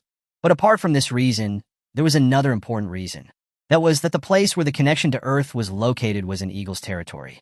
Whether it was to go to Earth or to protect Blue Star from Earth's invasion, he needed to take over Eagle. However, in order to occupy Eagle, he first had to conquer the 3 neighboring countries. I'll go to Eagle first. If fate allows, we'll meet again, Bai Shui suddenly said. Xiao Rufeng's lips moved, but in the end, he said nothing, only telling Bai Shui the location of the space connection point to Earth. Bai Shui didn't say anything else either. She then left the mountain retreat. She planned to go to Eagle, then find the spatial connection point and go to Earth. However, Bai Shui didn't leave Mount Li directly. She walked on the streets of the small town on Mount Li. An overwhelming feeling of reluctance welled up inside her. This trip to Earth could be a one-way trip. It was possible that she would never have any more contact with Xiao Rufeng in this life. Thinking about this, the feelings that had been diluted by the memories of her past life flared up again. But in the end, they returned to calm. Bai Shui took a deep breath and prepared to leave. Just then a voice rang out, Bai Shui. Bai Shui turned around. It was Ning Tao, her fiancé in this life. Ah, it really is you. Ning Tao was very excited. I never thought we'd meet here. Maybe this is our fate. Bai Shui didn't say anything. There were no fluctuations of emotion in the way she looked at Ning Tao. It was as if she was an ice mountain. Ning Tao's excited heart gradually cooled down. He even felt a little scared. He couldn't feel any familiar aura from Bai Shui. Ning Tao even began to wonder if he had mistaken her for someone else. At that time, Bai Shui turned around and left. She didn't say a single word to Ning Tao. After Bai Shui left, Ning Tao slumped onto the ground, sweating profusely. Was that really Bai Shui? Why was her presence so oppressive? And she felt so unfamiliar. Thinking of Bai Shui's cold gaze, Ning Tao couldn't help but shiver. When he regained his senses, Bai Shui had completely disappeared from sight, nowhere to be found. At the mountain retreat, Bai Shui left. Jiang Li said, then looking at Xiao Rufeng, "Do you miss her?" "No. I just feel that Bai Shui has been acting strangely recently." "Yeah, I have that feeling too. It's like she's been possessed," Sikong Xinglu said. She paused, then continued. "Before, Sister Bai Shui was very gentle, but recently she's become more and more indifferent." Sikong Xinglu then looked at Xiao Rufeng. It must be because Xiao Rufeng angered Sister Bai Shui. Slap. Without hesitation, Xiao Rufeng smacked Sikong Xinglu's head and said, annoyed, "Call me Papa." Sikong Xinglu covered her head and protested. "Never." Xiao Rufeng directly took out a brocade box from his pocket, then said with regret, "Okay, I was originally thinking that if you called me Papa, I would give this to you as a reward." "What's this?" Sikong Xinglu asked curiously. "A magical spell technique. According to Earth standards, it should be at least an A-level spell," Xiao Rufeng said. Actually, Xiao Rufeng had higher-level spells in his possession. But the higher the spell, the harder it was to learn. Also, the principle of possessing a treasure will bring trouble was applicable no matter which world one was in. Possessing high-level spells would make one a target, and low-level spells were not worth giving as gifts. Therefore, A-level spells were just right. When Sikong Xinglu heard this, her eyes instantly lit up. In her eyes, an A-level spell was already extremely precious. "Papa!" Sikong Xinglu shouted without hesitation and with great enthusiasm. Everyone else was speechless.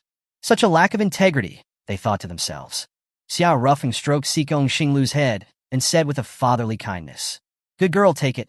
Sikong Xinglu immediately grabbed the brocade box, as if afraid that Xiao Rufeng would change his mind. At that time, Su Ji and Sikong Xingya also walked over. "Husband, this gift is too valuable. Giving her such a valuable gift just for calling you Papa will make her overconfident," Su Ji said. "I agree," Sikong Xingya said as well.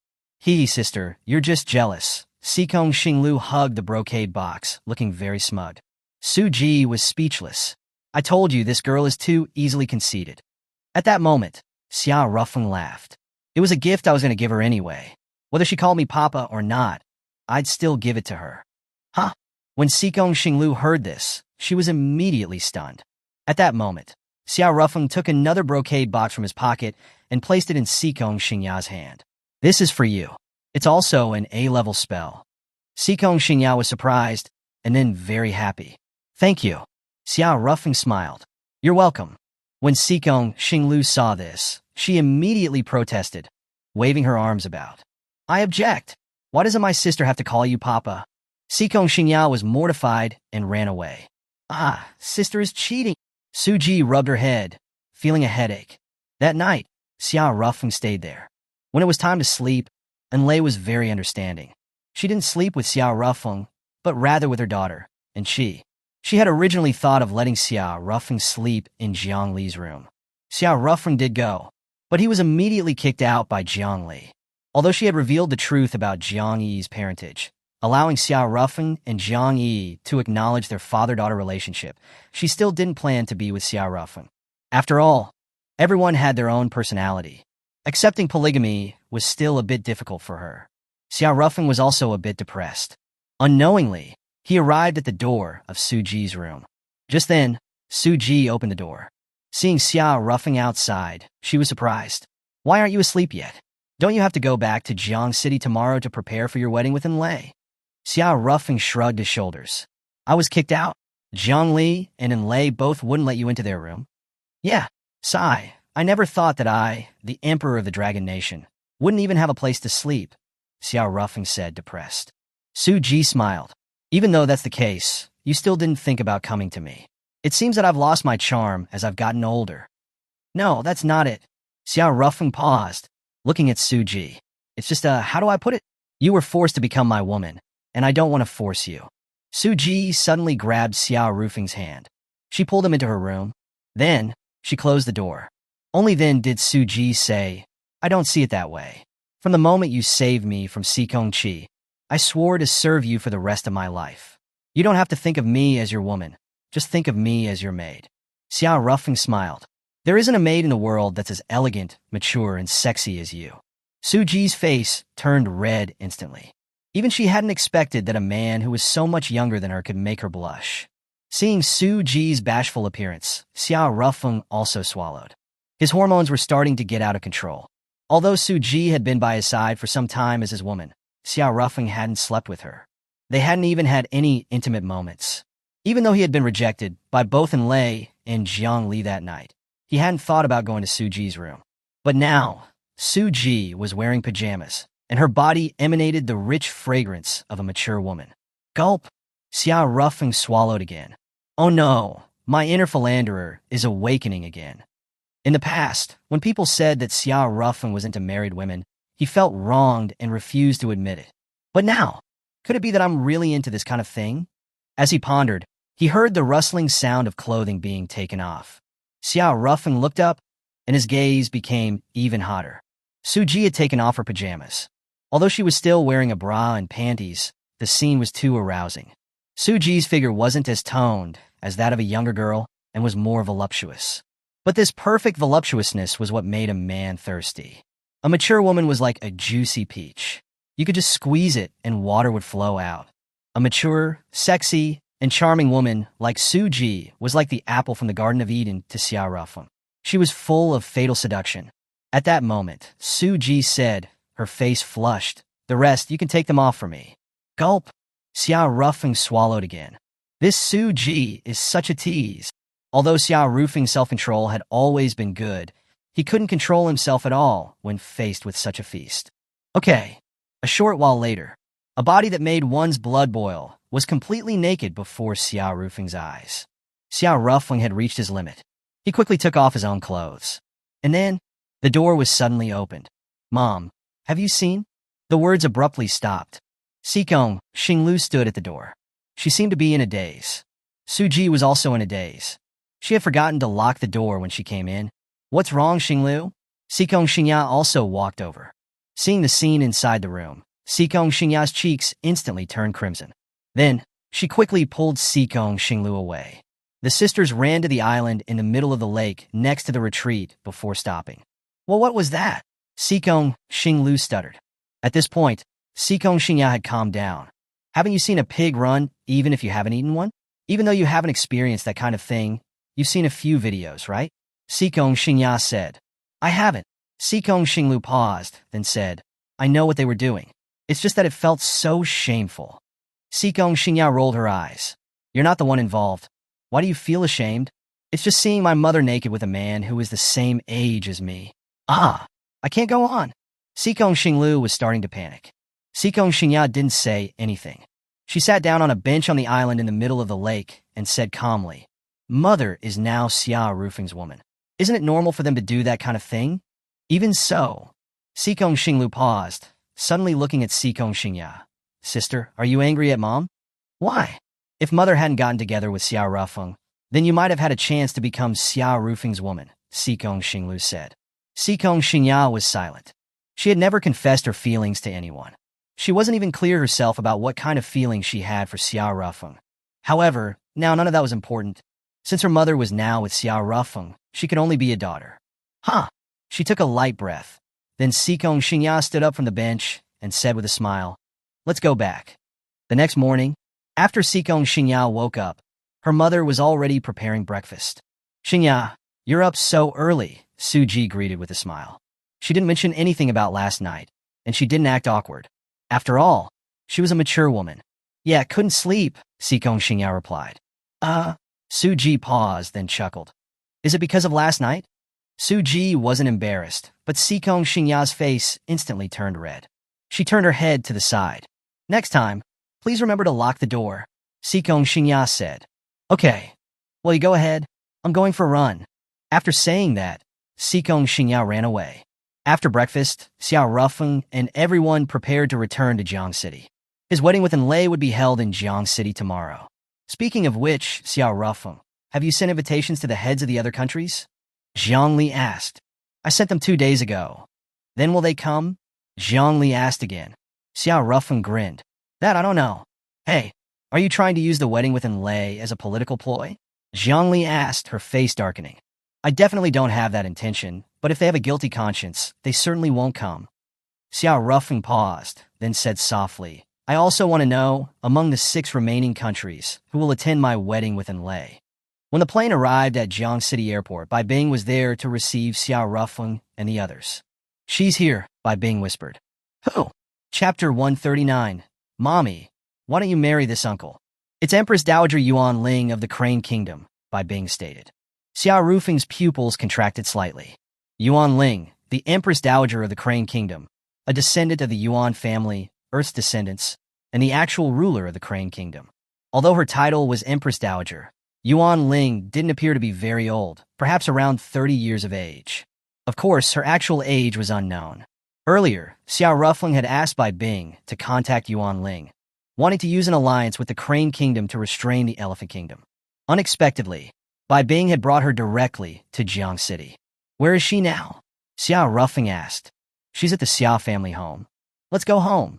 At this time, at the Xiao family home, a woman of unparalleled beauty and extraordinary temperament was sitting in the Xiao family living room. Her long hair was draped over her shoulders, as smooth as silk, sometimes casually styled into a bun, and sometimes falling lightly beside her shoulders. She wore a light blue dress, highlighting her graceful and slender figure. Her white high heels were as pristine as snowflakes. A simple diamond ring adorned her slender finger, further emphasizing her elegant aura. It was Yuan Ling. Although Dugu Lihua could be considered a young mistress from the reclusive Dugu family, she still had to admit that the refined elegance that this woman possessed was something she could never attain. When Yuan Ling had arrived at the Xiao family home, Dugu Lihua had mistakenly thought that she was an old flame of Xiao Tiejuan's and had become jealous on the spot. Later, she found out that this woman was actually the Empress Dowager of the Crane Kingdom and had come specifically to attend Xiao Rufeng and Enlay's wedding celebration. It had been a misunderstanding. Accompanying Yuan Ling was a young boy of 3 or 4 years old named Luming, who was the young emperor of the Crane Kingdom. In previous years, the emperor of the Crane Kingdom had suddenly died, and his young son, Luming, had ascended the throne. Because he was too young, his regency was taken up by Empress Dowager Yuan Ling. Initially, there were many high-ranking officials in the Crane Kingdom who opposed Empress Dowager Yuan Ling taking over the government. But those people had later died inexplicably. No one dared to oppose Yuan Ling taking over the government after that. And Yuan Ling was truly capable. Under her rule, the Crane Kingdom's power had greatly increased in recent years. Among the 7 countries of Blue Star, the Crane Kingdom was the weakest and didn't even have any presence. But in just a few years, the Crane Kingdom's presence on Blue Star skyrocketed. In particular, Empress Dowager Yuan Ling, who held absolute power, not only frequently appeared on the front pages of political news, but also frequently became the cover of entertainment magazines. An all-powerful widowed Empress Dowager was a hot topic. This time, Yuan Ling didn't seem to be trying to hide her presence in Jiang City, although no one knew when she had arrived in Jiang City. Once she arrived in Jiang City, Yuan Ling stopped hiding, allowing reporters to photograph and even follow her every move. At this moment, the outside of the Xiao family home suddenly became noisy. Then Xiao Rufeng and his group entered. In the courtyard, the Dragon Nation guards immediately knelt on one knee upon seeing Xiao Rufeng. Yuan Ling didn't kneel, but she bowed slightly. Greetings, Your Majesty Rufeng. It was a gesture of courtesy, not subservience. Xiao Rufeng looked at Yuan Ling surprised. Although he had heard before that this Empress Dowager of the Crane Kingdom was an enchanting beauty, and had seen her videos and photos, she seemed even more attractive in person. Just then, Zhongli stepped on Xiao Rufeng's foot. Oops, sorry, I couldn't see, Zhongli said. Xiao Rufeng's lips twitched slightly, but he didn't say anything. Enlay smiled, covering her mouth. Only you, Zhongli, dare to step on Xiao Rufeng now. Zhongli rolled her eyes. That's because you guys are too useless. At that moment, Yuan Ling walked over, looked at Zhongli, and smiled. Are you the bride? I'm not. Zhongli then pulled Enlay forward. She is. Yuan Ling was a little surprised. A woman's intuition told her that Xiao Rufeng clearly preferred Zhongli. At this point, Dugu Lihua came over. This beauty is the Empress Dowager of the Crane Kingdom, Dugu Lihua said. Oh, Zhangli said with a hint of surprise. So young. After all, my son is still young. Yuan Ling turned to look at the little boy by her side. Looming, say hello to everyone. But the little boy was completely deaf to her. His eyes were fixed on Jiang Yi, who was next to Xiao Rufeng. He suddenly pointed at Jiang Yi and said, Mother, I want to marry this little girl. As soon as he said this, Xiao Rufeng and Jiang Yi's faces darkened. If it weren't for Yuan Ling being there, Xiao Rufeng would have already thrown this kid into the river. Do you want to become family with me? Jiang Yi no longer had a dark face and said with a smile, Yes. The little boy nodded his head vigorously. Then, Jiang Yi smiled slightly. Just make your mommy marry my daddy. Everyone was speechless. Xiao Rufeng's lips twitched slightly, but he didn't say anything. Then he was stepped on by Jiang Li again, angrily. Yuan Ling, on the other hand, didn't lose her composure. She looked at Jiang Yi with a rather surprised expression. This child is so mature. Compared to her, my son is nothing but an idiot. Jiang Li wiped away cold sweat. How is my daughter so cunning? Who did she learn from? At that moment, the little boy tugged at Yuan Ling's clothes, his face expectant. Mommy, why don't you marry this uncle? Yuan Ling rubbed her head, feeling a headache. This child is making me lose face in front of everyone. At that point, Xiao Rufeng smiled. Shall we go inside and chat? Okay. Then, Xiao Rufeng and Yuan Ling walked side by side into the house. The others didn't follow, because everyone knew that they, as heads of state of two countries, had matters to discuss. Back in the living room, after closing the curtains, Xiao Rufeng said, Sorry, my daughter was talking nonsense. No, it was my son who started it. Yuan Ling paused, then said helplessly, My son is so childish. How will he manage the country in the future? He's still young. What does a 4-year-old kid know? But your daughter understands everything. Compared to your daughter, my son is practically an idiot. Yuan Ling replied. Xiao Rufeng chuckled. My daughter is unusually precocious. She's an exception. After a somewhat meaningless conversation, Xiao Rufeng looked at Yuan Ling and said, Empress Dowager Yuan, I don't like beating around the bush, so I'll just be direct. How are you considering the alliance? Have you confirmed the method of reaching Earth? Yuan Ling asked. No. The spatial connection point is an eagle, and our Dragon Nation forces have no way of penetrating there. But it should be real. Xiao Rufeng answered. Yuan Ling smiled. Your Majesty Rufeng, it's not appropriate for you to use shit in a deal, is it? So, are you willing to gamble? Xiao Rufeng looked at Yuan Ling calmly. As Xiao Rufeng looked at Yuan Ling was also looking at Xiao Rufeng. After a short while, Yuan Ling withdrew her gaze. Since the spatial connection point is an eagle, what do you plan to do? Yuan Ling asked again. Conquer the world, that's all, Xiao Rufeng said calmly. Yuan Ling's pupils constricted slightly. Including our Crane Kingdom? You're wholeheartedly aiming to go to Earth. You just said that your son isn't suitable to manage the country. If you leave him on Blue Star, it will only lead to the destruction of your family and country. Xiao Rufeng said calmly. A terrifying pressure suddenly emanated from Yuan Ling, instantly striking at Xiao Rufeng. Xiao Rufeng shook his head. It's useless. His soul in his first life had been at the Immortal King level. Although he had lost a lot of his soul realm due to his 2 reincarnations, he still had an immortal level soul.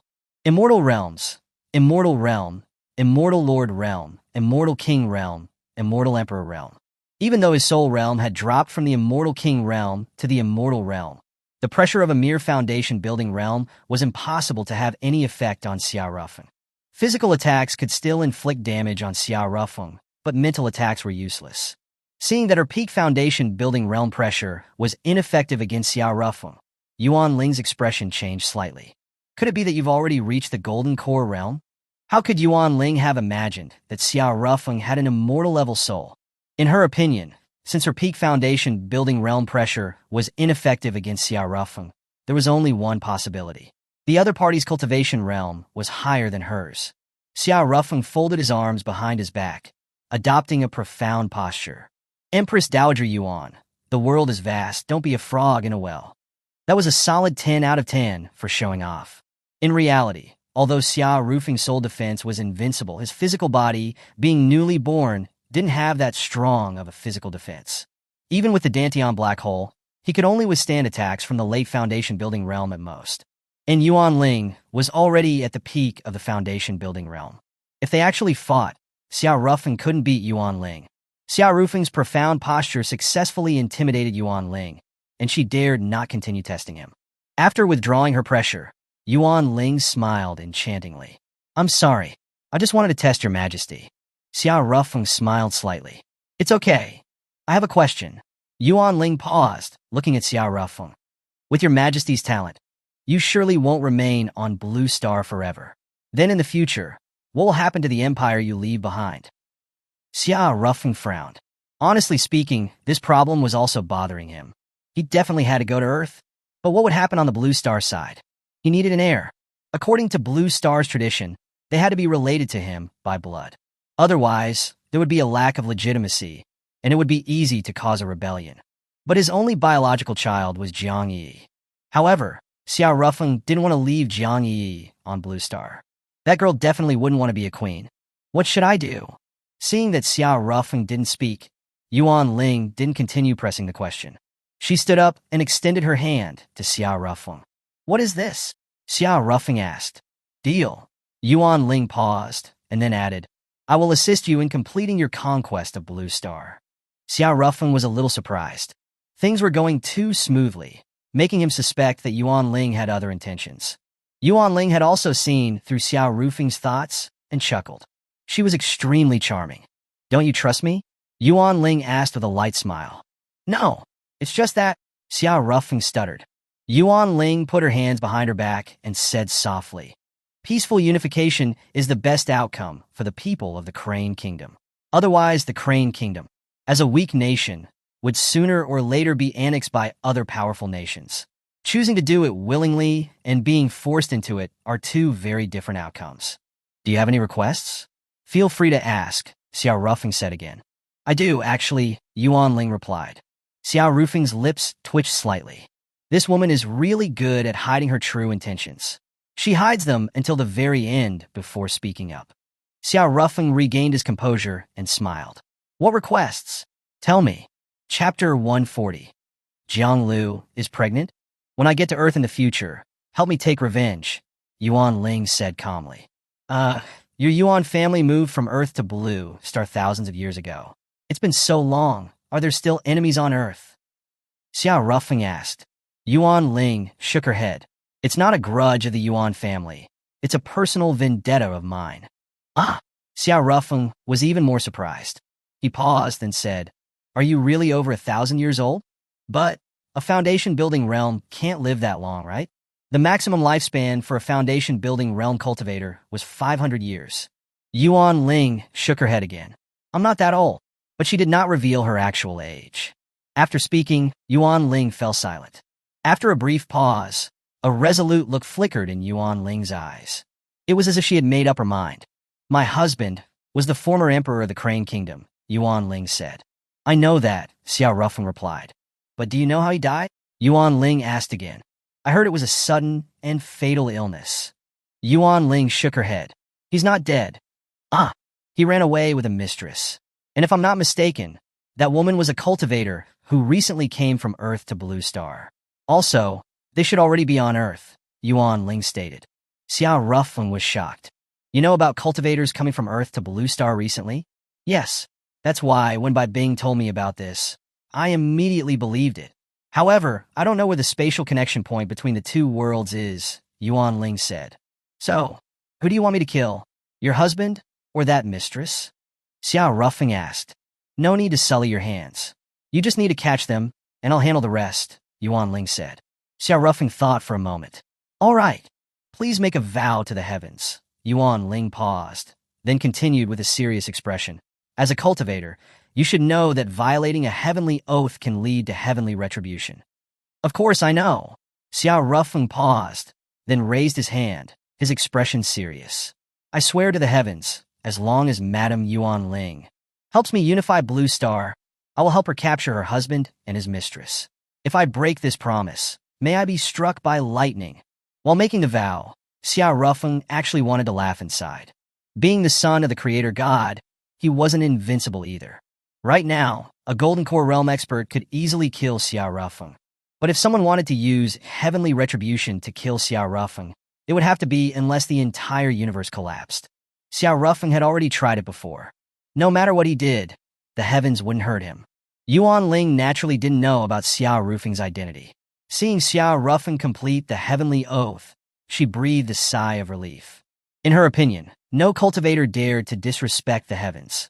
Although not everyone who broke a heavenly oath would be punished by heavenly judgment, everyone was afraid of the heavenly lightning falling on their heads.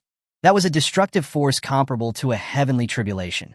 Good. Yuan Ling took a deep breath after seeing Xiao Rufeng complete his heavenly vow, her expression grave. I, Yuan Ling, also vow to the heavens, I will do my best to help Xiao Rufeng complete the unification of the world. If I break this promise, may I be struck by lightning.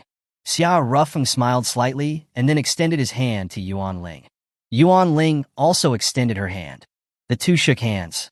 The alliance was made. At that moment, at the Xia family villa's courtyard, the reporters outside had been driven away.